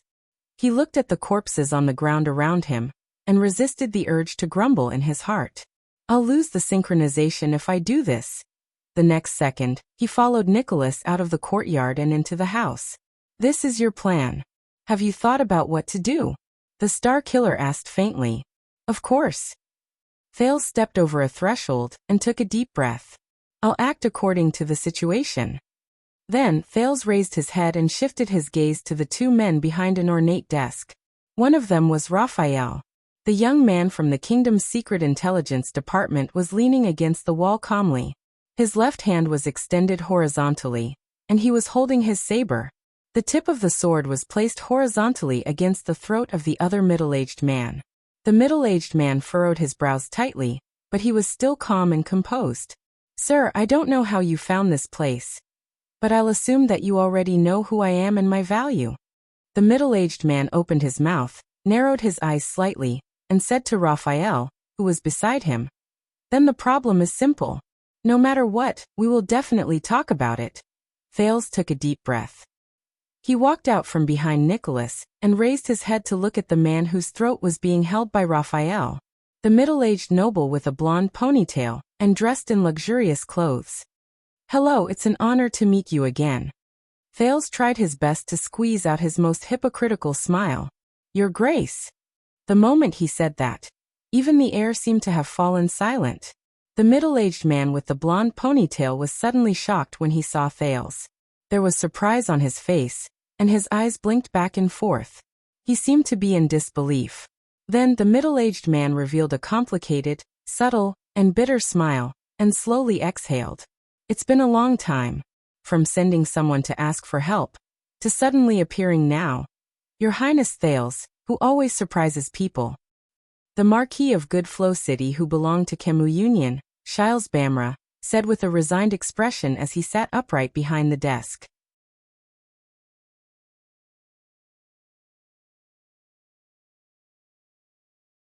Chapter 236.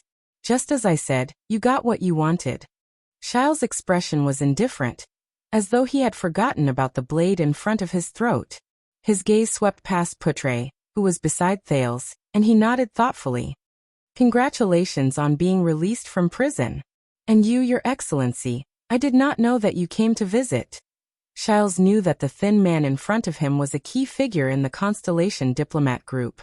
"As long as I talked to him." But Putre did not say a word. His expression was cold, and he only waited quietly for their prince to speak.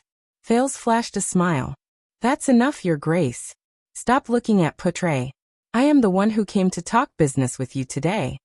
Shiles paused and stared at Thales in a daze. His gaze kept changing.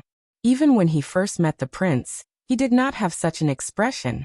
Shiles seemed to have recovered his previous demeanor and etiquette after the sudden attack. He cleared his throat and said with a smile, "Then, why do you want to put yourself in danger again?" He took a deep breath and glanced at the blade in front of his neck. He thought about the current situation, raised his eyebrows and said with a smile, "Although it is not very friendly to say this, but I have a designated contact person. According to the previous plan, once they lose contact with me, their first choice is usually to inform Archduke Lampard." Nicholas frowned. Marquis Bamra of Kemu Union turned to Thales. With an earnest and well-intentioned expression, he sighed and said, "Look, you are taking a risk." "Yes." Thales nodded and waved his hand at Nicholas, signaling him to step back. "So, I am taking the risk of exposing myself to come here to look for you. Just like a few hours ago, when you took the risk to personally fetch me." Thales' gaze sharpened. Thales' gaze froze. The Camion showed a helpless expression. "I understand your feelings. This is a sad diplomatic journey." Shiles sighed helplessly.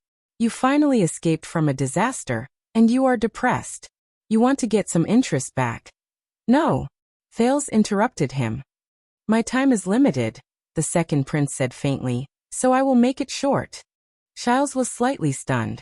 The second prince took a step forward and climbed onto a stool in front of the desk. He tried to make his line of sight level with Shiles, who was being held hostage. "Firstly, when you came to pick me up, you told me that if I gave up on returning to Heroic Spirit Palace, you could send me out of the city quietly, or even back to Constellation." Shiles rolled his eyes and smiled politely. "That was a decision you made behind Lampard's back," Thales said in a low voice. "So you're Lampard's partner, but you're not his subordinate. You don't have to listen to his orders, nor do you have to be loyal to him." The corners of Thales' lips curled up. "Otherwise, why didn't he send his elite soldiers to protect you?" Marquis Shiles nodded with a friendly expression. He seemed to be very polite. "I understand. You want me to betray my relationship with Archduke Lampard? Help you instead?" The Marquis thought for a moment and said calmly, "This is not a small request. If he finds out," Thales shook his head.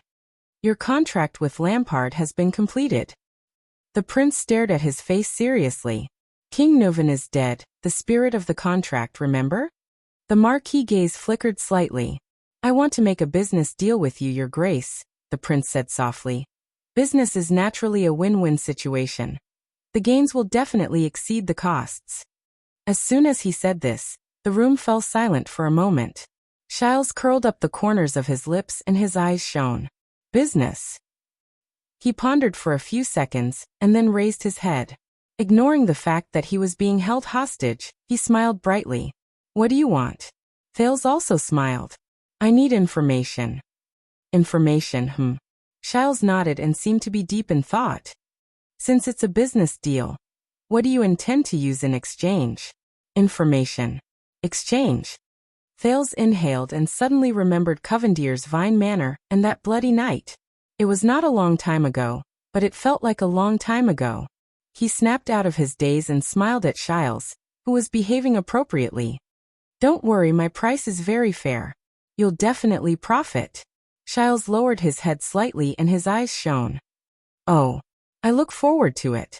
Thales' expression became solemn as he said solemnly, I will use an even more important piece of information in exchange for your information.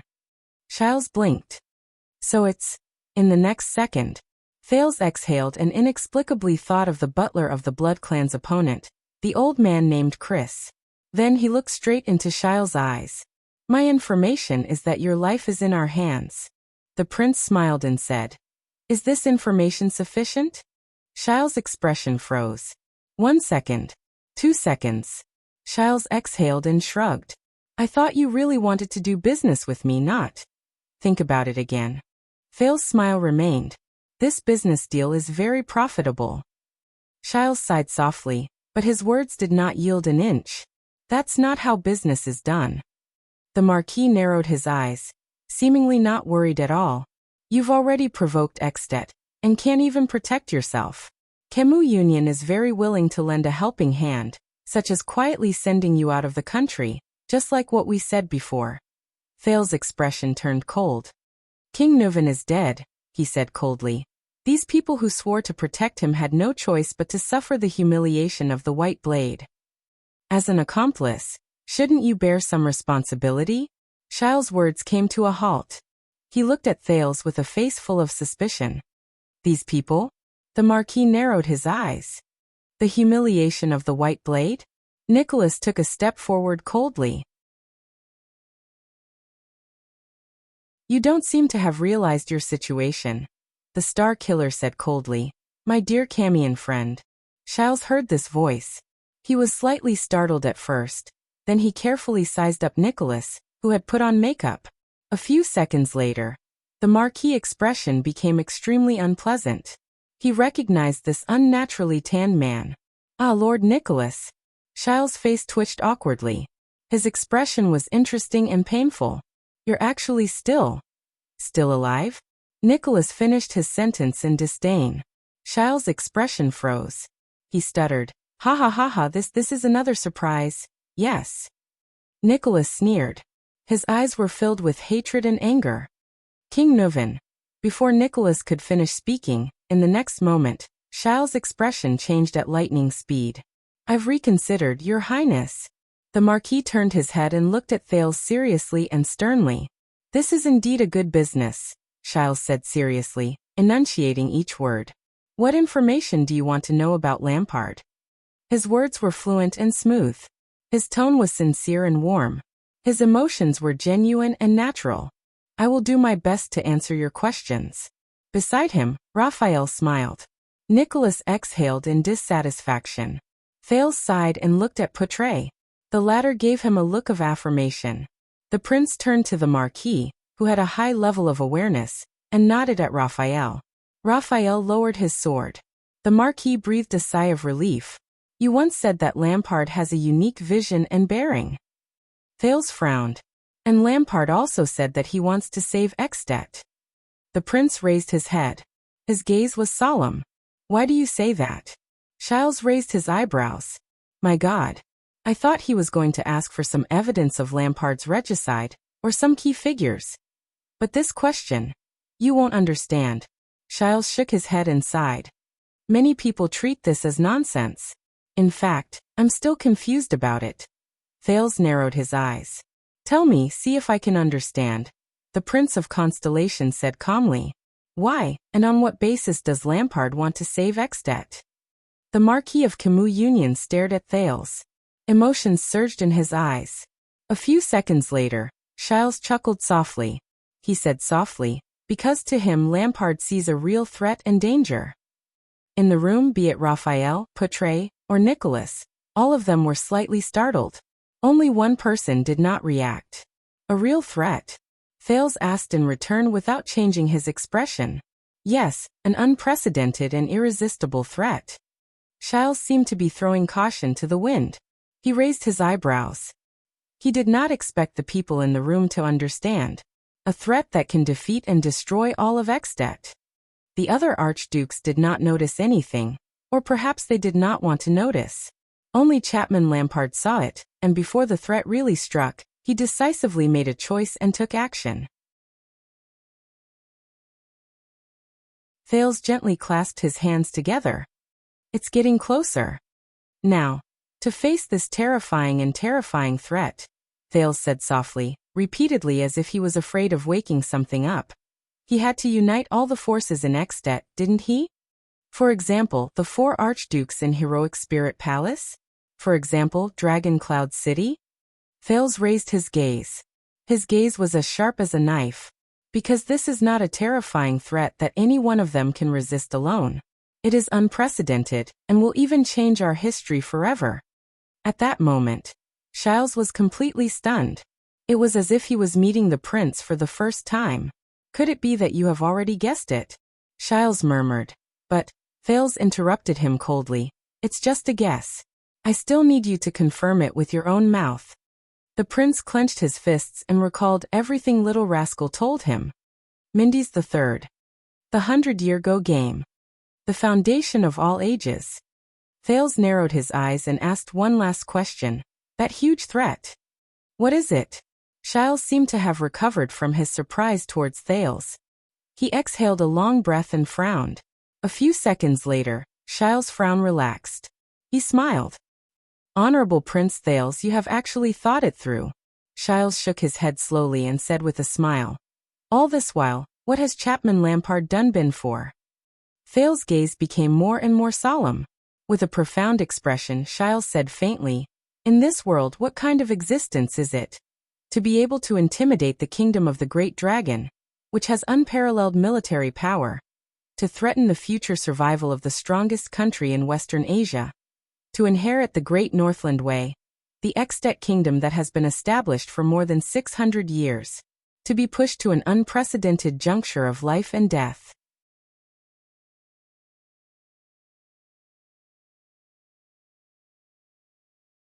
Chapter 237. The atmosphere of the negotiation in the Hall of Heroes began to become subtle. A war of vengeance? Sitting at the long table, Archduke Letko's gaze focused slightly. The joints in his crossed hands twitched slightly. So this is why you spread the rumor before the Constellation diplomat group's arrival, and tried your best to exaggerate the discord between King Nuvan and the Prince of Constellation. The corners of Archduke Letko's lips curled up slightly. And why you framed Constellation for the king's death. I'm tired of repeating myself. Lampard glanced at him and said coldly, this is not a rumor. Not entirely. He stared at the 4 archdukes quietly. And then? Trentida flashed an amused smile. Do you think all of Extet will believe you? That you'll be so hot-headed that you'll rush to war regardless of the cost? There's always a price to pay for war. I remember this is the family motto of a certain family in the Empire.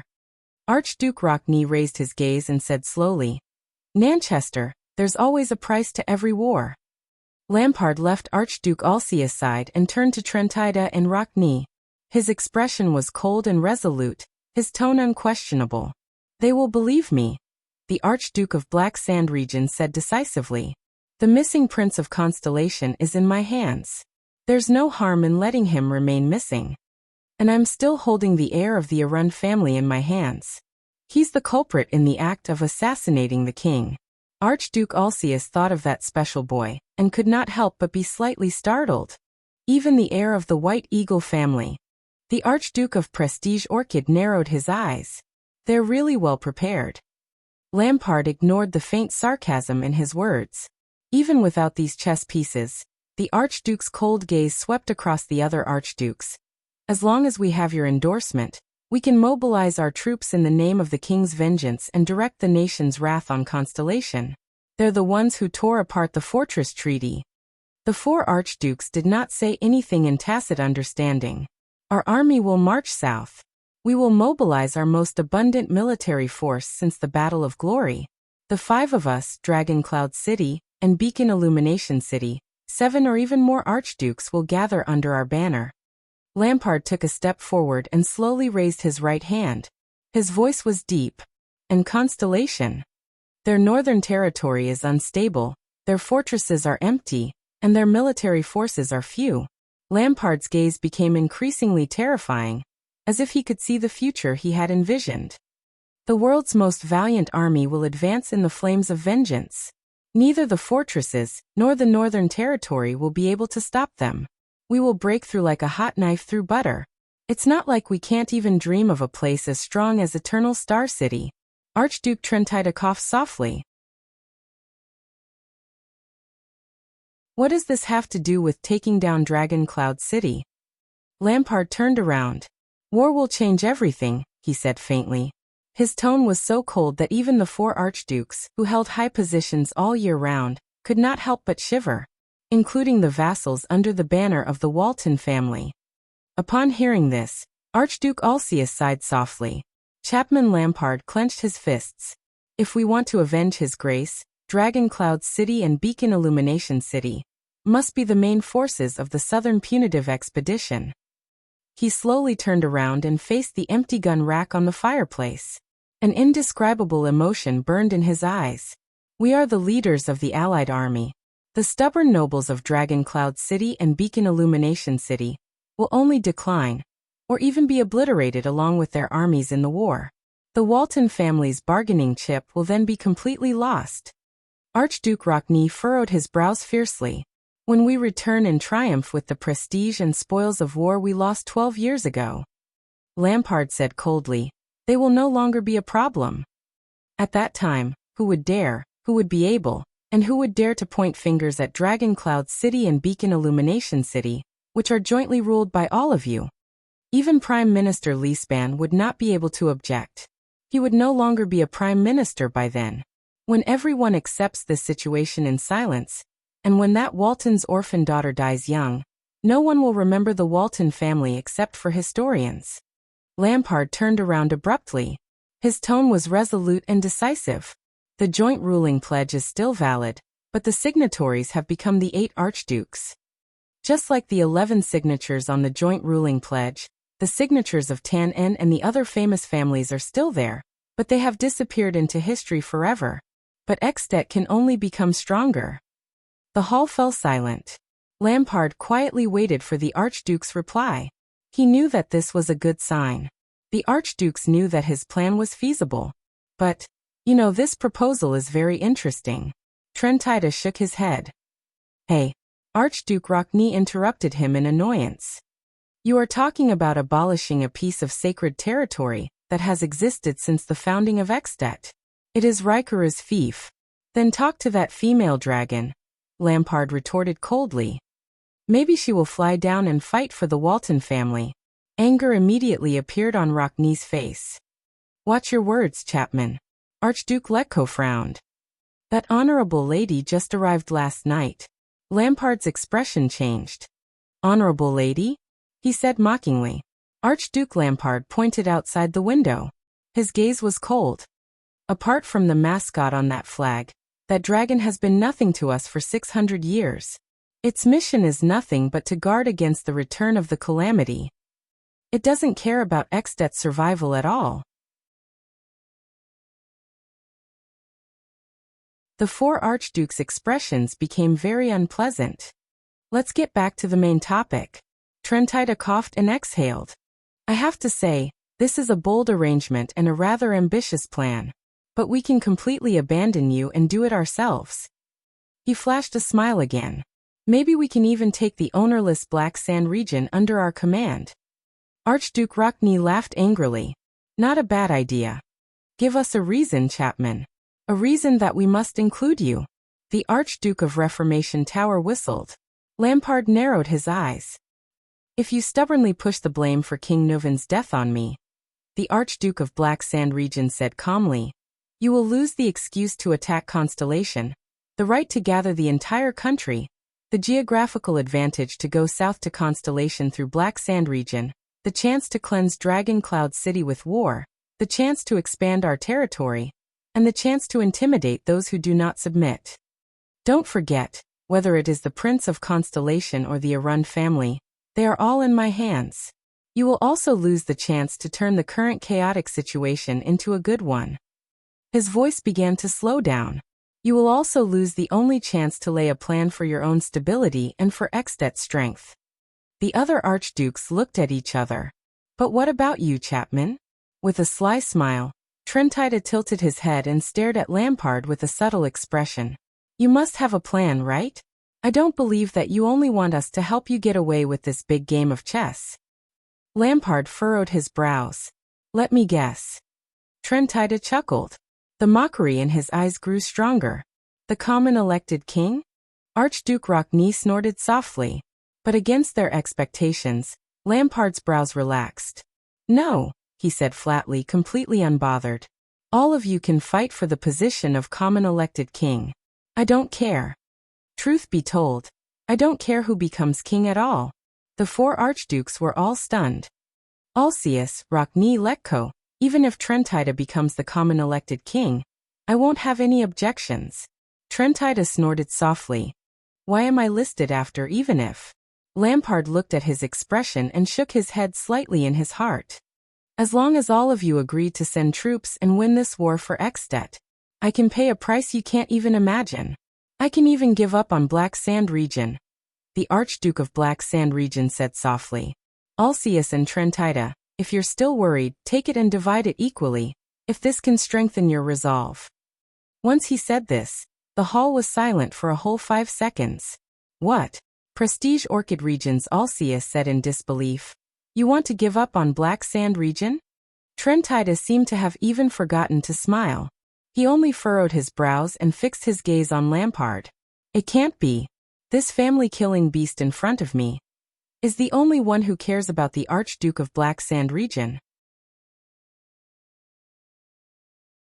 I only have one condition, the Archduke of Black Sand region said resolutely and firmly.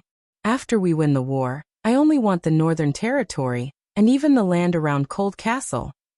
Defend the southern border for Extet. I won't disturb all of you anymore. All the archdukes were stunned. After a long while, I don't understand. Archduke Letko exhaled deeply and sighed. What kind of suzerain would give up his family's heirloom? Of course you don't understand. Lampard said quietly. As long as one of them understands. What do you say? Everyone? Lampard said faintly. Ensuring that Extet returns to stability, freeing itself from the shackles of royal authority, and even strengthening itself, and even the chance to conquer Constellation. His eyes burned with the flames of ambition. It's right before our eyes. Lampard waited quietly for their responses. The Archduke's expressions began to fluctuate uncontrollably. What do all of you think? Alcius looked at the other 3 archdukes with a worried expression. The archdukes looked at each other. Trentida even moved closer to Archduke Letko and whispered in his ear. Alcius' expression kept changing. Archduke Rockney would make a cold jab at him from time to time. Lampard stood quietly at the side and stared at the Cloud Dragon spear flag on the wall. He knew that this might be the final decision, the moment that would decide Extet's future. Finally, a few minutes later, the 4 archdukes nodded at the same time in tacit understanding. They raised their heads in unison and looked at Archduke Lampard with different expressions. Lampard also turned around and stared back at them with a solemn and serious expression. Trentida blinked. Alcius smiled faintly and coldly, while Rockney was expressionless. However, Lampard only stared closely at one person, the one with the most seniority. Archduke Letko stared at Lampard quietly. For a few seconds. Finally, a hint of a smile appeared on the old Archduke's stingy face. Not a bad idea, Chapman. It's also a very creative deal. Chapman Lampard also smiled. It was as if he had seen the dust settle and heard the sound of a gavel being struck. Then, with his usual smile, Archduke Letko spoke softly, as he always did. So we refuse. Lampard's expression froze on his face. Thales stood quietly in Shile's courtyard, deep in thought as he watched the people around him clean up the scene. If the contact Shiles mentioned was real, they must leave this place as soon as possible before Lampard noticed. Do you have an answer? A voice asked. Yes. The prince nodded slightly and turned his head back without looking behind him. What about you, Poutre? The vice diplomat of Constellation came to stand beside him, and frowned as he watched two white blade guards push the bound Shiles onto the carriage. To be honest, Poutre sighed. I don't quite understand what Shiles said just now. Why would Lampard think that Extet's greatest threat is? Thales shook his head. That's not important. The prince's gaze was misty as he spoke calmly. Believe me, Lampard has a very good reason, so good that even the four astute archdukes have no choice but to believe him. Poutre furrowed his brows. You know? Not really. Thales shrugged. I just understand it. Then what do you plan to do? Thales raised his head and looked at the Northland sky with a complicated expression. Do you still remember what I said before I left? The prince said faintly, the strongest chess piece in both camps. Poutre raised his eyebrows. Chapman Lampard. Poutre curled his lips slightly. His tone was a little hesitant, obviously not quite convinced. And, Your Highness? Thales glanced at him. I'm not joking. After hearing what Shiles said just now, I'm even more certain of this. Thales revealed a bitter smile. Lampard is simply too powerful and too terrifying. Poutre pursed his lips. Thales lowered his head and said quietly, I've seen the four archdukes, the old-fashioned Alceus, the cunning Trentida, the resolute Rockney, and the old but firm Letko. When the four of them stand together, it's practically impossible to fight against them. Poutre nodded. However, the prince sighed and said, But do you believe? They will face Chapman Lampard. You'll only be eaten clean. Not even their bones will be left. Poutre revealed a contemplative expression. Poutre, Thales said faintly, will you follow me? Poutre raised his eyebrows. Are you going to ask again? Really? Thales shrugged. What happens next will be a little crazy. Poutre furrowed his brows. Is it what I think it is?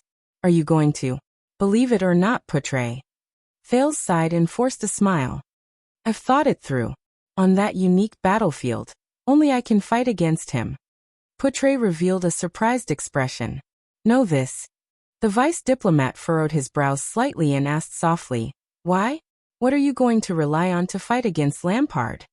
The next second, Thales turned his head and flashed a friendly smile. The prince bared his young teeth at Poutre. A cheat. He turned around decisively, leaving behind a bewildered Poutre. Thales walked to the side of the carriage and looked at Shiles, who could not move. He smiled softly. Shiles shrugged at him. Thales gestured for Ralph, who was watching over him, to leave. It's not very comfortable, is it? Thales looked at Ralph's back and sighed. Your Grace. Shiles, whose mouth was stuffed with a piece of cloth, blinked at him. He seemed very helpless. Thales nodded solemnly. So next I will do something for you, to make up for it. Shiles' eyes were puzzled. The prince's eyes were filled with determination and determination. In the next second, the puzzlement in Shiles' eyes turned into shock. Capture me. Thales' voice rang emotionlessly. Send me to Heroic Spirit Palace. Send me back to Lampard's hands. The next chapter began, revealing the mystery step by step.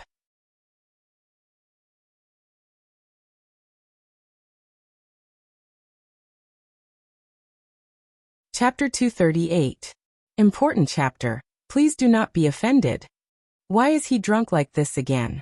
In an abandoned house in the 2nd district of the lower city, Quide's assistant, Nalric, looked at Quide with disgust. He was holding a bottle of wine, and was now a pool of mud.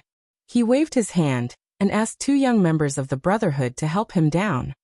Lock him up for a day. Let him out when he is sober. Since he was drunk like this, it seemed that he did not do anything to the child. Rick, he preferred to be called by his surname instead of his first name, revealed a mysterious smile.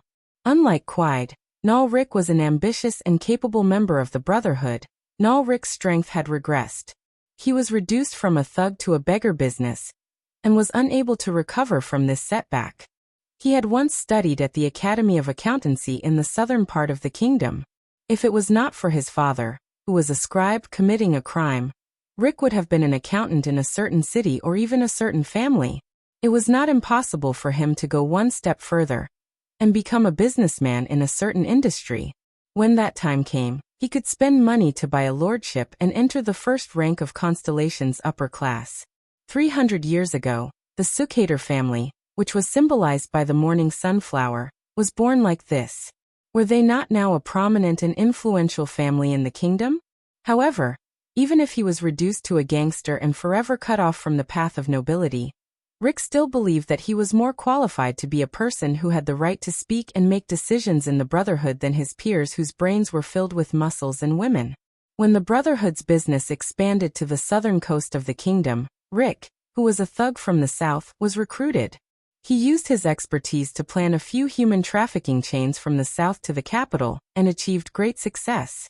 Hence, the higher-ups of the Brotherhood noticed him and promoted him to Eternal Star City, the capital of the kingdom, the heart of Constellation, and the bright Pearl City of the Western Continent. They also let him manage the accounts of the Brotherhood's beggars in the capital. Rick knew that although the higher-ups let him be Quide's assistant and manager of the accounts, it was tantamount to entrusting all the beggar businesses in Eternal Star City to him. Look at his superior, Quide. He was a fearsome thug who used axes and knives to make a name for himself in the 3rd district of the lower city. Now he was a useless person who only knew how to seek dignity from the beggars. If Quide was not the son of a higher-up in the Brotherhood, he would have been trampled on and drowned in the mud of the slums of Eternal Star City. Moreover, most of the child beggars' losses were caused by him. Of course, it was also because of this that Quide's father gave him a lot of money every month, allowing Rick to profit from it. With such a son, if Quide's father was not a big shot in the arms trade, he would have lost his power in the association long ago. What would happen if a mafia boss lost his power? Rick shook his head and watched Quide leave. As for the business of child beggars, compared to the smuggling of drugs and firearms, compared to the trading of eternal oil and crystal drop ores, or even compared to the collection of black accounts and the management of the streets, they were all inconspicuous and lowly. But Rick believed that this was his chance. The Brotherhood rose quickly, but human trafficking has always been a major source of profit. The Brotherhood's human trafficking chain was complete. From infants to the elderly, from humans to elves, they even dabbled in the intelligent creatures in the faraway Magic Empress territory. But the most important thing was the source of the Brotherhood's own members. Among them, the black-hearted widow Beth was in charge of collecting and raising infants. At the same time, a portion of them would be sold. The slightly older ones would be sent to Rick to be beaten into child beggars. The slightly older, teenage child beggars would be sent to Iron Skin Loke, who was in charge of training thugs, Philanderer Felicia, who was in charge of training prostitutes, and other special leaders. They would then be trained to become members of the Brotherhood. So Rick, who was in charge of the child beggars, believed that he was in the Brotherhood's human trafficking chain. At the same time, he was also the node of the Brotherhood's future blood supply. He was also in charge of the small information network on the streets. Think about it. He was the leader of the Brotherhood when all the new members of the Brotherhood had their first memories. He could see who had a bright future when they were still children, and then he could show them kindness at the right time. In the future, see, that's why I know Rick am an ambitious man. Moreover, Rick was very excited when he thought about this. This was Eternal Star City. Constellation was the capital of the second largest kingdom in the Western Continent. It was the birthplace of the Blackstreet Brotherhood. Being able to work here meant that the leaders of the Brotherhood would always be able to see you. Being able to see you meant that you would always have the chance to be promoted. Of course, The chances of causing trouble were not small either. Fortunately, Rick put his hands behind his back and looked at the drunken Quide who was walking away. He raised his eyebrows. Fortunately, he had this fellow to bear the brunt of the trouble. Under the moonlight, Rick turned around and continued walking. He looked at the 20 or so abandoned houses in front of him. He knew that there were many child beggars in each abandoned house. These would be the most important seedlings and bargaining chips for him to climb up in the future. For example, Black Thales in the 6th house. 2 years ago, when Beth, who was in charge of the babies, sent him here, she showed a different attitude towards the child. Sure enough, even though the child was only 8 years old, was it 8 or 7? He was clever and cunning. But he was clever and cunning. A week ago, he even came up with the idea of acting and begging. A cute child was beaten up by other big kids and robbed of his money and food. So when he hid in a corner and cried alone, the ladies passing by couldn't help but give him more compensation. Rick thought to himself, compared to the annoying child beggars who cried themselves hoarse, the gang lacked people who could use their brains. This child would definitely climb higher when he grew up. I should give him a reward so that I can earn Thales' gratitude. Of course, a reward without a contrast will not make people feel grateful. This was the reason why Rick urged Quide to get even with him when the boy who shared the same room with Thales told him that Thales might have hidden some money. Once Quide had beaten Thales to the brink of death, he would step forward to stop him. He would not hesitate to oppose Quide because of this. That trash was only useful. Then, Thales would unconsciously or unconsciously treat him as a backer. Rick didn't care if every child beggar's allowance was paid in full. This was something that only short-sighted people would care about. Compared to a few copper coins of allowance, Rick knew that favors were more important. However, that boy, Thales, was too smart. Rick knew that regardless of whether Thales gave Quide money or not, the latter would torture him to death. If Thales really took out the money, it would be even worse. But obviously, the boy thought of a way to escape. According to common understanding, Quide, who was in high spirits, would meticulously create these disobedient children to entertain himself, regardless of whether they were really disobedient or not. It did not matter. He still had to do what he had to do. Even if the results were not good, he could just find another reason to let Quide beat him up. Rick walked to the 6th house and stepped over the broken door. He saw Thales panting heavily as he lay on the ground in the courtyard, which was overgrown with weeds. Beside him, a few children were applying something on him. Oh my God, a few 7 or 8-year-old children are actually planting dragon leaves in the courtyard. Usually, only experienced gang members and poor people who had lived for many years would know that this kind of wild plant could be used as a convenient, quick, and cheap medicinal herb to treat external injuries. Ah, Mr. Rick. Cripple Ryan was the first to notice Rick's arrival. The experience of having one of his legs broken made him more sensitive to the surrounding environment. Quide had been gone for less than an hour. The fear in the courtyard had yet to dissipate. Ned, the boy who snitched on them, still had tear stains on his face. Kellett covered his black face, and the eldest child, Cinti, took a step back in fear. Especially the youngest girl. She was so scared that she screamed. Back then, Beth had instructed that she was a descendant of an aristocrat with heredity. There was a high possibility that she would be a beauty. She should not be spoiled so that Felicia could train her in the future, and they could earn a lot of profits. It was a pity that his child beggar would have to be handed over to the society at the age of 10, or at most 12. It would be great if he could keep her until she was 15, and then send her away. Otherwise, she could have been 13. Mr. Rick. Thales interrupted Rick's subtle thoughts. He turned his head with difficulty and grimaced in pain because of the injury on his back. I'm sorry, Thales. Rick sighed and showed a pitiful expression. I couldn't stop him, Quide. After all, I'm only his assistant. I can't afford to offend his backer. I could only come over quietly after the incident. Under the cautious gazes of the children, Rick squatted down and checked Thales' injuries worriedly. Fortunately, he didn't use too much force today. Otherwise, Mr. Rick, I'm fine. Thales struggled to speak. I'm just sorry. My salary last week was really... Forget about the salary. Rick took the broken bowl from Cinty's hands and poured out the water inside. He plucked a few dragon leaves and picked up a stone to grind. You were sent to me when you were just sensible. In the past few years, I've watched you grow from trembling little fellows to rough children. To me, you're far more important than a few copper coins. Rick's face showed a trace of pain. At your age, you shouldn't be begging on the streets. But this is the rule of the Brotherhood, Mr. Rick. Thales seemed a little touched. He clenched his fists. Come grind the herbs with a stone. It's more effective than chewing them with your mouth. Rick wiped the herbs in the bowl and personally applied them on Thales. Kellett, who was beside him, bit his lips and whimpered. Thank you, Mr. Rick, Coria said softly. If only you were in charge of us and not Quide. Don't let Quide hear this. Rick smiled helplessly. To be honest, I'm very afraid of him. The children also smiled knowingly. Rick knew that showing common ground and a sense of humor was a good way to make people accept him. Thank you very much, Mr. Rick, Thales said solemnly. He knew that in many people's eyes he appeared to be more mature, so there was no need to act like a child. Rick nodded.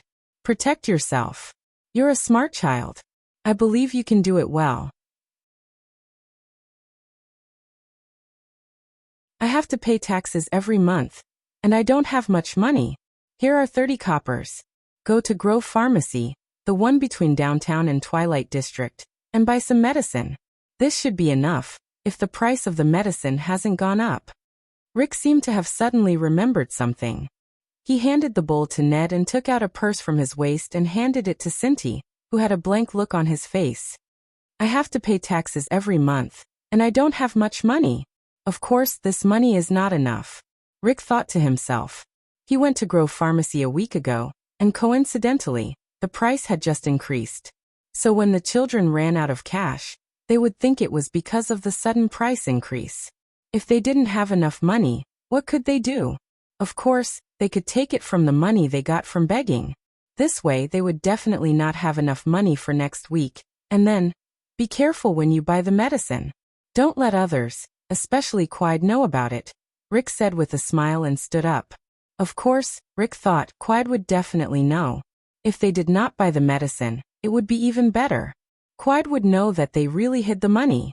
The corners of Rick's mouth curled up slightly. At that time, he would be able to gain their final loyalty. Mr. Rick. Coria looked at the purse in Cinty's hand, and was about to cry. You're really a good person. Ned bit his lip and nodded vigorously. Even the eldest child, Cinty, was a little touched. He touched the purse in his hand and weighed it. Rick sighed, shook his head and waved his hand. No, I should be the one apologizing. This is all I can do for you. Mr. Rick. Thales lay on the ground, but he looked at Rick with a hesitant expression. I don't know. Rick raised his eyebrows. What's wrong? I heard that when we grow up, we will be sent to another place for training. Thales asked carefully, as if he was afraid of offending Rick. Then after we receive training, can we work under you? Hearing this, Kellett, Ned, and Coria also looked at Rick with hope. Snap. Rick snapped his fingers in his heart. Score. It was faster than expected. Haha about this. Rick smiled. Don't judge me by my current appearance. In the Brotherhood, I am a man with ideals. Rick bent down with a smile and stroked Thales' head, making him seem even more amiable. The boys under me will be the best and strongest in the entire Brotherhood. This is the truth, Rick thought. So if you want to be my subordinates, you have to work hard. The children nodded in unison, full of hope. Thales was no exception. I'm leaving Thales and the children. Rick turned around and tilted his head to reveal the side of his face. Next time you encounter something like this, come and tell me in secret. Even though I can't stop him directly, I can still create some trouble and prevent him from getting close to you. After saying that, Rick revealed his white teeth. Under the moonlight, he left the courtyard of the 6th house without looking back. Mr. Rick is such a good person. The tears on Ned's face dried up. Unlike that bad Quide. Coria nodded. Her eyes were full of joy, as if she had eaten candy. But the cripple Ryan, who had been in a state of shock, hesitated and said, I always feel that Mr. Rick scares me more than Quide. That's why you're a coward. Coward Ryan. How can you get money like this? Thales was the only one whose gaze gradually became calm after Rick left. When he saw Cinti counting the 30 coppers in his coin pouch one by one, Thales exhaled slightly. His back was still in pain. He knew that regular medicine for external injuries would be better for his injury. However, Thales had just gone to Grove Pharmacy yesterday morning and took the typhoid medicine from Yanni's hands at the back door. He heard her complain that her stingy boss had increased the price of the medicine. Even the medicine for external injuries had been increased to 35 coppers, which was exactly 5 coppers more than what Rick had given her. However, he also found out a key point from Jayla. The daughter of the owner of Sunset Pub. Rick was in charge of Quide's exorbitant expenses in the pub. But I have to hand it in every month. I don't have much money myself. Rick's words echoed in the prince's ears. He could not help but look at the pouch of coppers beside his hand. The child beggars had already forgotten their fear and were playing with each other. Thales was the only one who furrowed his eyebrows and turned his head around with great difficulty. He cast a glance at his scarred back, sighed, and let his head fall heavily. This damned world. Rick walked to the 10th house and thought about how there was an 8-year-old child named Karak here. He was a young and ruthless character. Just as he was about to teach him a lesson and recruit him, he suddenly felt a chill on the back of his neck. This was his innate psionic ability. When it was absolutely calm, he would feel a chill on the back of his neck if a living creature approached him within a 5-meter radius. That was it. However, he was not a warrior. Even if he was, his psionic ability was not worth mentioning when compared to the kingdom's various psionic troops, the valiant swordsmen of eradication, knights, and even the mysterious mystics. Even the interns in the temples could press him to the ground and beat him up. However, Rick felt that one day, this psionic ability would save his life. Like now. Rick quickly turned around and scanned his surroundings under the moonlight. At the same time, he put his left hand into his pocket and held the small but deadly miniature retractable crossbow. The bright moonlight. The empty street. There was no cover. But there was no one. Rick took a deep breath and kept himself absolutely calm. He felt the chill on the back of his neck. Could it be that a rat had crawled in the sewer under his feet? Rick turned in 3 different directions and sprinted for a while. However, the lingering chill on the back of his neck made him get rid of this conjecture. Which rat would be directly under him, following him in 3 different directions for 20 meters? Rick became more and more frightened. He should not have come out alone. Even if this was the abandoned houses and the Brotherhood's territory. He should have brought 20 thugs with him. Each with a mystic gun, no matter how heavy that damn thing was. Just like the Brotherhood's boss in charge of the drug trade, Raisin Faso, there were 30 people following him everywhere he went. If he had enough money, he should have hired 2 swordsmen of eradication, a psionic warrior, or even a mystic. Forget it, mystics are too scary. And Rick, you have to calm down. He told himself. You are the man who will be in charge of the entire Eternal Star City, and even the underworld of Constellation. Calm down, you must calm down. He forced himself to be calm and turned around. He walked back the way he came, as if he was just jogging. Did I offend someone? Does someone want my life? Is there anything worth noticing in this street? He walked a few hundred meters. Under the moonlight, there was no one around him. However, the chill on the back of his neck was still there. He forced himself to be calm and turned around. He walked back the way he came, as if he was just jogging. Did I offend someone? Does someone want my life? Is there anything worth noticing in this street? He walked a few hundred meters. Under the moonlight, there was no one around him. However, the chill on the back of his neck was still there.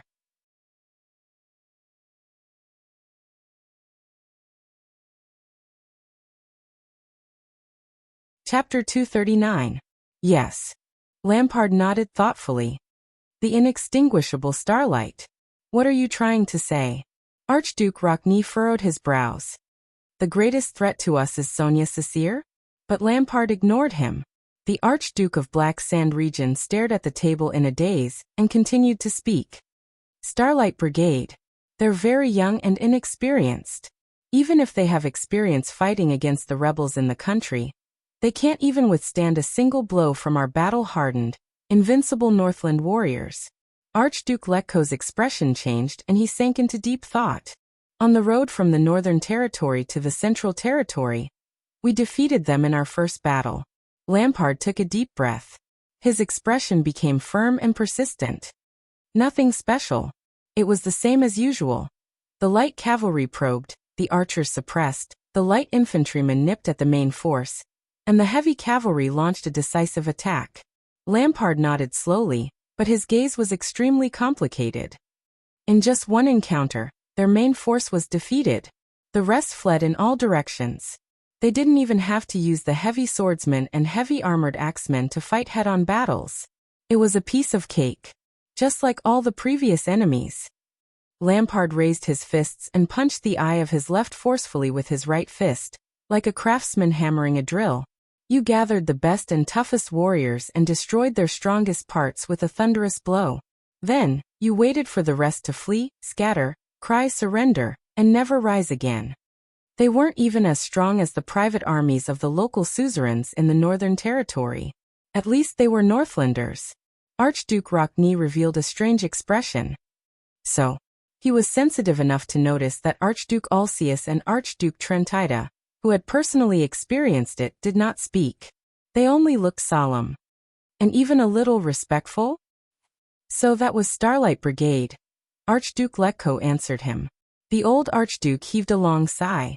At that time, no one paid any attention to them. The bald Archduke of Defense City shook his head. Until a few days later. Rockne frowned slightly. Lampard took over the conversation. A few days later the group of child soldiers who should have thrown away their helmets and armor, fled in all directions and lost their souls. Archduke Lampard sat in his chair and narrowed his eyes. They came back. Ronnie was slightly stunned. When we were about to take down Ice River City, he stood before us once again, Lampard said calmly. It was as if he was looking at the scene from more than a decade ago from afar. Even though their numbers are small, they are organized and in formation. It's as if they've just been recruited, Lampard continued. His tone was erratic and his eyes were misty. They rearranged their formation just like that. And just when we were about to win the siege, they decisively ambushed our rear. Just like the rekindled ashes. No. Archduke Letko closed his eyes and shook his head. It's not dead ashes, it's inextinguishable starlight. Archduke Rockne's suspicions deepened. But we still defeated them. Archduke Letko suddenly opened his eyes. Again. Lampard looked at him. Yes, again. The Archduke of Blacksand region nodded slowly. But this time, we sent the light cavalry to chase after them. We want to exterminate them. We lost nearly 10% of the light cavalry. Letko sighed. I remember. I was the one who deployed the light cavalry. And then, Lampard's expression was indecipherable. He answered his own question, again. Rockne raised his eyebrows. Again? Again. Lampard's voice rang decisively, like the clashing of metal. The scattered Starlight Brigade regrouped under the war flag in just a few days. They attacked us again along the banks of Shepherd's River. Archduke Rockne's expression finally changed. How? The Archduke of the City of Faraway Prayers said in shock. How did they regroup? What about morale? Can the supplies and logistics keep up? Lampard shook his head. We repeated this game a few times. Lampard's tone was a little tired. But no matter how many times we defeated them, as long as we didn't completely annihilate them, their scattered remnants would always miraculously regroup. I don't know how they handled logistics on that damned battlefield, but at least the eyes of those child soldiers were very decisive. Then, when we were besieging a city, raiding a land, resting for supplies, or changing troops, they would appear like ghosts beside or behind us and strike a cold blow. Archduke Letko's expression darkened. The inextinguishable starlight. This is the name our people gave them. Lampard snorted softly. The Archduke of Blacksand region asked softly. What all of us can't figure out is how such a young and ordinary army can regroup without any hindrance after experiencing such crushing defeats and collapses every time.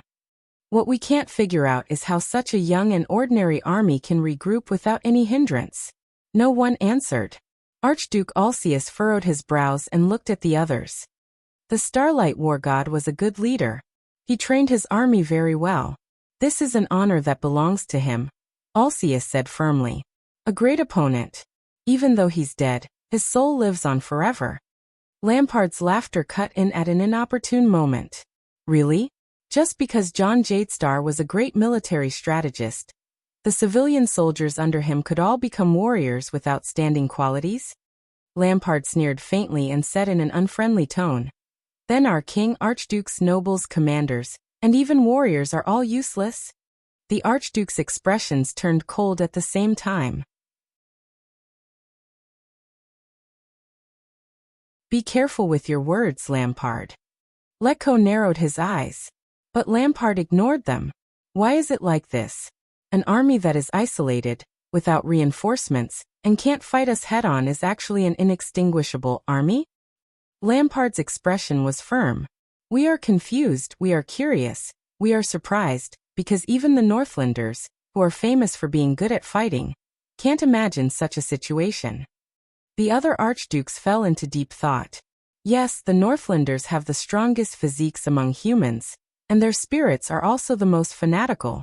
Under the same conditions, no one can defeat us head-on on the battlefield, even the most terrifying and powerful enemy. Lampard said firmly, but his tone immediately changed. But even for us, the strongest military country in the Western Six Kingdoms, after a great victory, our commander has to spend a day setting up camp and taking inventory. He has to send his trusted nobles and personal guard officers with sabers, swords, spears, axes, or noble warrants to gather and pacify the warriors who are so excited and frenzied that their eyes are bloodshot from killing, their hands are weak, and their pants are loose as they scatter around the battlefield to vent their frustrations. Being able to completely reorganize the army in one day and one night, and advance the next day is considered a normal efficiency. Archduke Lecco shook his head. That's not strange, the old archduke said slowly. We have been fighting like this for hundreds of years.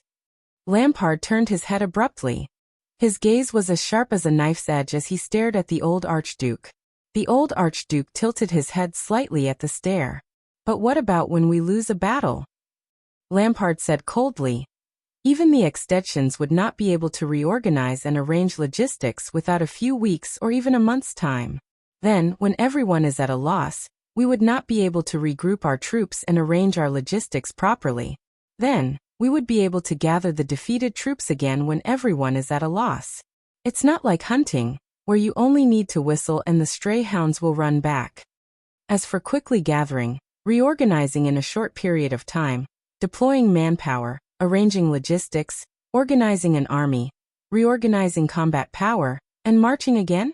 Lampard crossed his arms and looked at the four archdukes, who had different expressions on their faces. He snorted coldly and said, "In the entire Extet, only the White Blade Guards and the Glacier Sentinels can do it. I suspect that many of the Archduke's personal guards can't do it." He looked at Rockne. "Colgan, the city of faraway prayers has seen a lot of blood in the Golden Passage and the Great Desert. Your military power is considered outstanding in Extet." Lampard gestured with his chin. "Can you do it?" Rockne did not speak, but his expression was solemn. The other archdukes did not answer either. Lampard narrowed his eyes.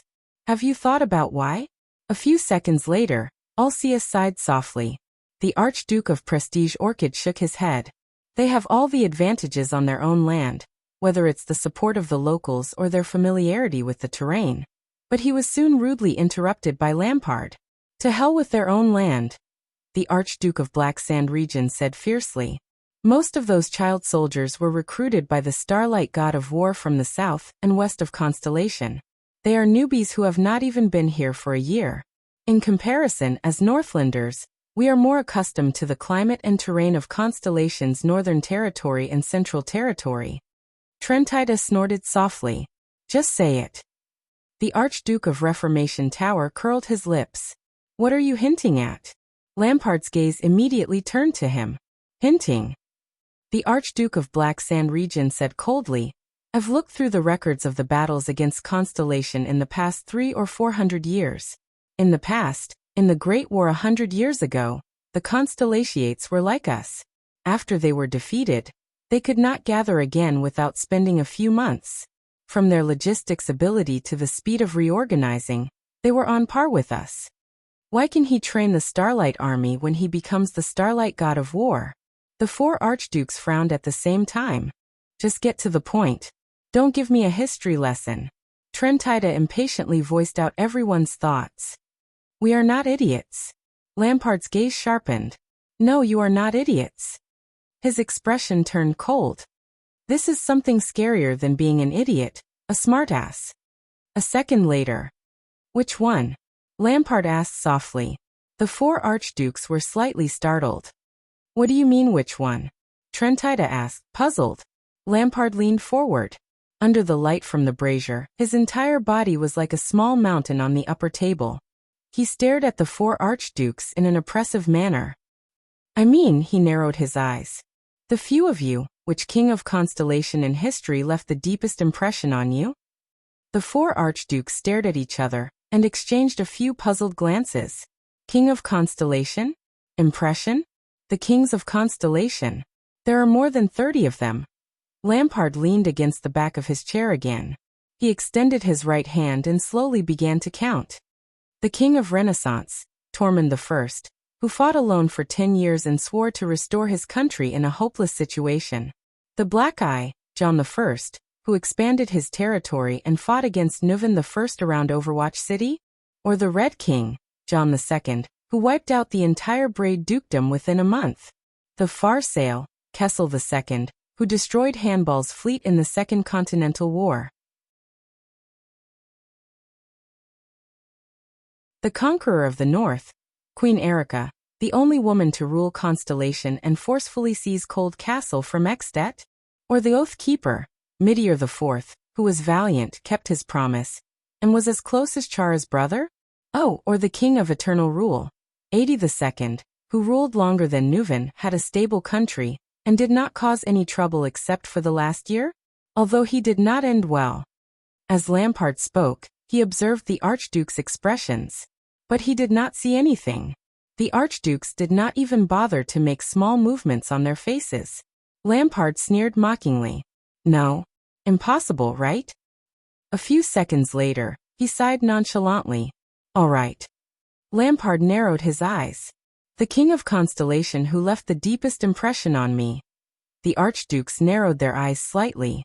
Lampard said flatly, Mindy's Jadestar III. Hearing that, Archduke Trentida's expression changed slightly. Could it be that? Lampard nodded slowly. Yes, the Archduke of Black Sand Region said flatly, his eyes filled with complicated and incomprehensible emotions. Mindy's III, who experienced the Fourth Continental War 150 years ago. He said softly, that virtuous king.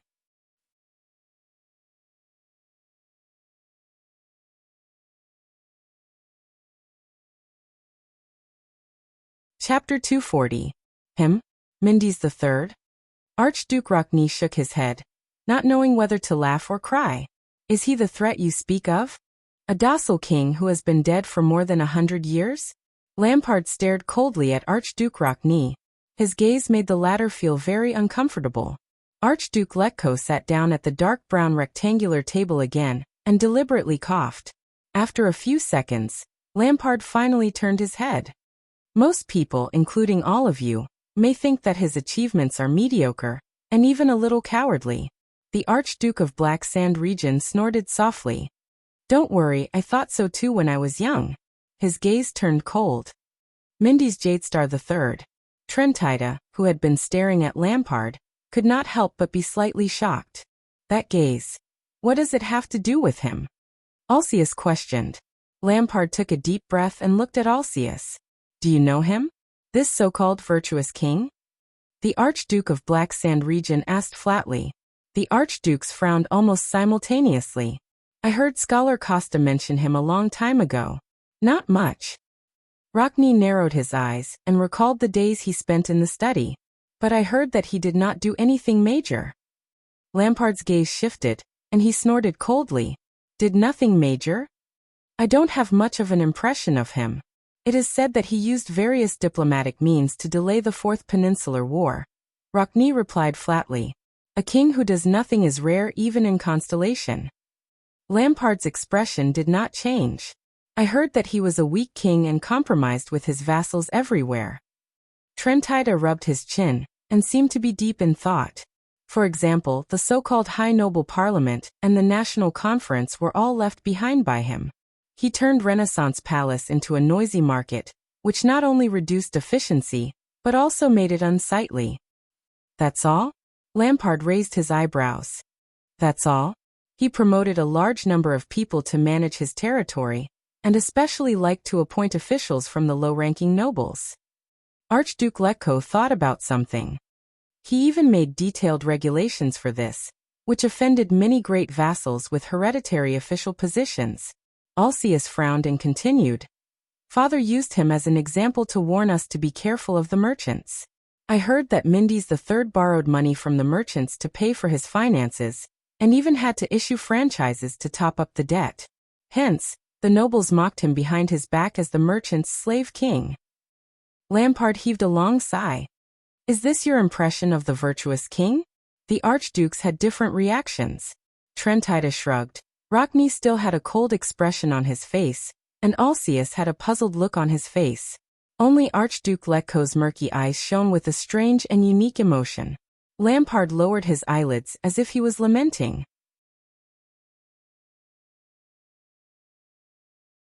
The captive from 12 years ago, Vlad told me that he used to be a petty tax collector in the Northern Territory. During wartime, he was conscripted to be a grain supervisor. During peacetime, he was a petty tax collector, but during wartime, he was in charge of transporting supplies. He was especially common in the armies in the south and the center of Constellation. Lampard's eyes flew open. But be it tax collector or ration supervisor, these positions can only be obtained after passing the test. Tax collectors must be proficient in arithmetic and accounting. Before the Archduke's bewildered expressions, the Archduke of Black Sand region continued speaking. His tone was filled with vicissitudes of life.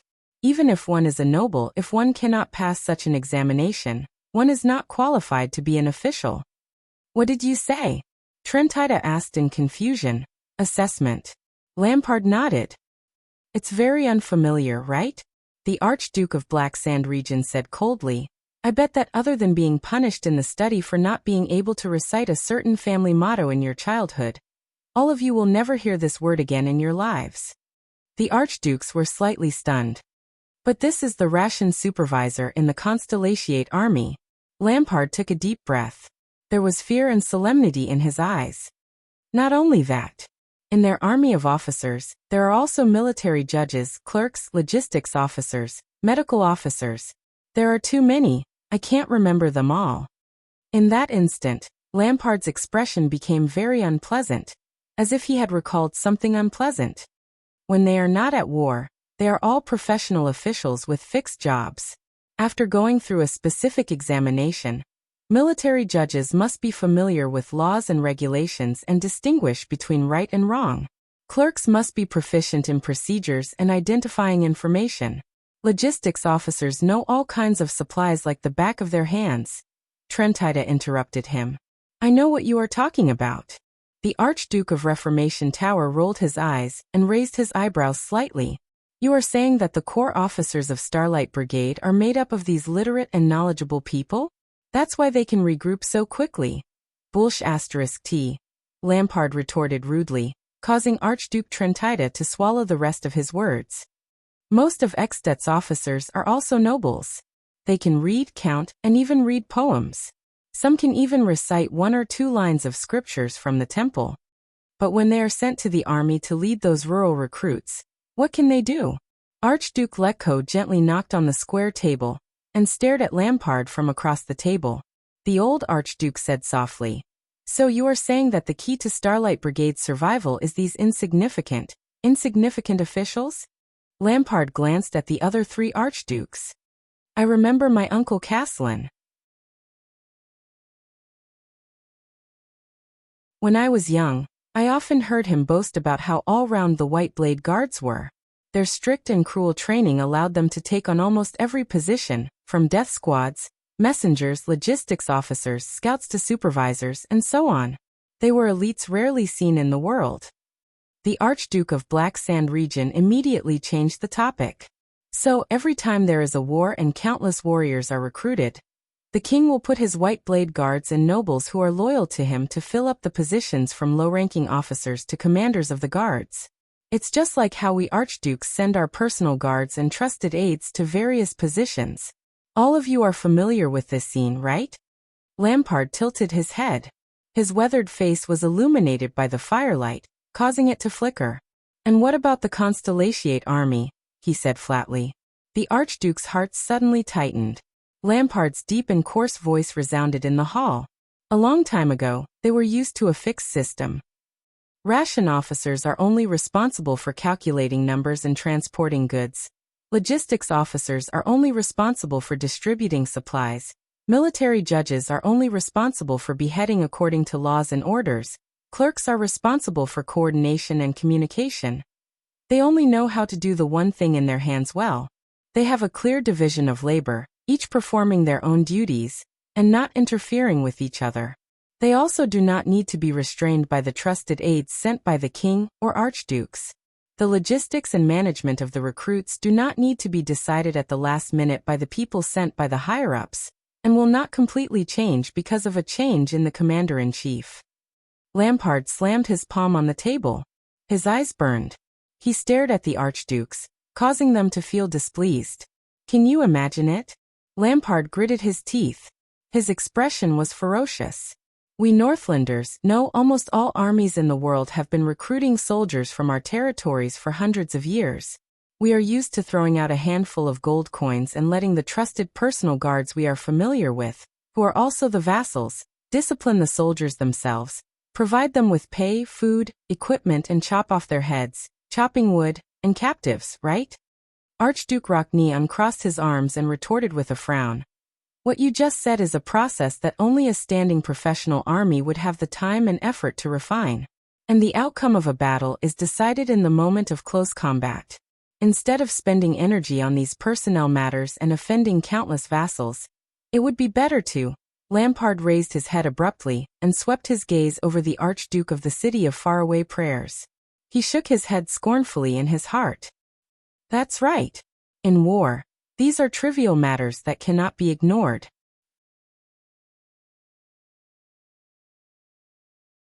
Although Lampard felt disdain in his heart, he still said patiently, only professional soldiers who have been preparing for war all year round and have gone through hundreds of battles can gradually get used to it, familiarize themselves with it, and form their own military traditions and rules. For example, the White Blade Guards and the Glacier Sentries. However, the Archduke of Black Sand region's expression immediately changed. But the Starlight Brigade is also a conscripted army. Rockne's expression froze. But this is how it operates. The efficiency of logistics and transportation is more than twice that of ours. It is easy for them to reorganize their personnel. Military discipline is maintained in an orderly manner. Rewards and punishments are clear. From attacking to retreating, there are clear rules. Lampard swept his gaze over each archduke solemnly. He looked at their faces, which were either filled with disbelief or bewilderment. It is these trivial matters that we have always looked down on. That group of weak, newly recruited child soldiers are doing much better than us.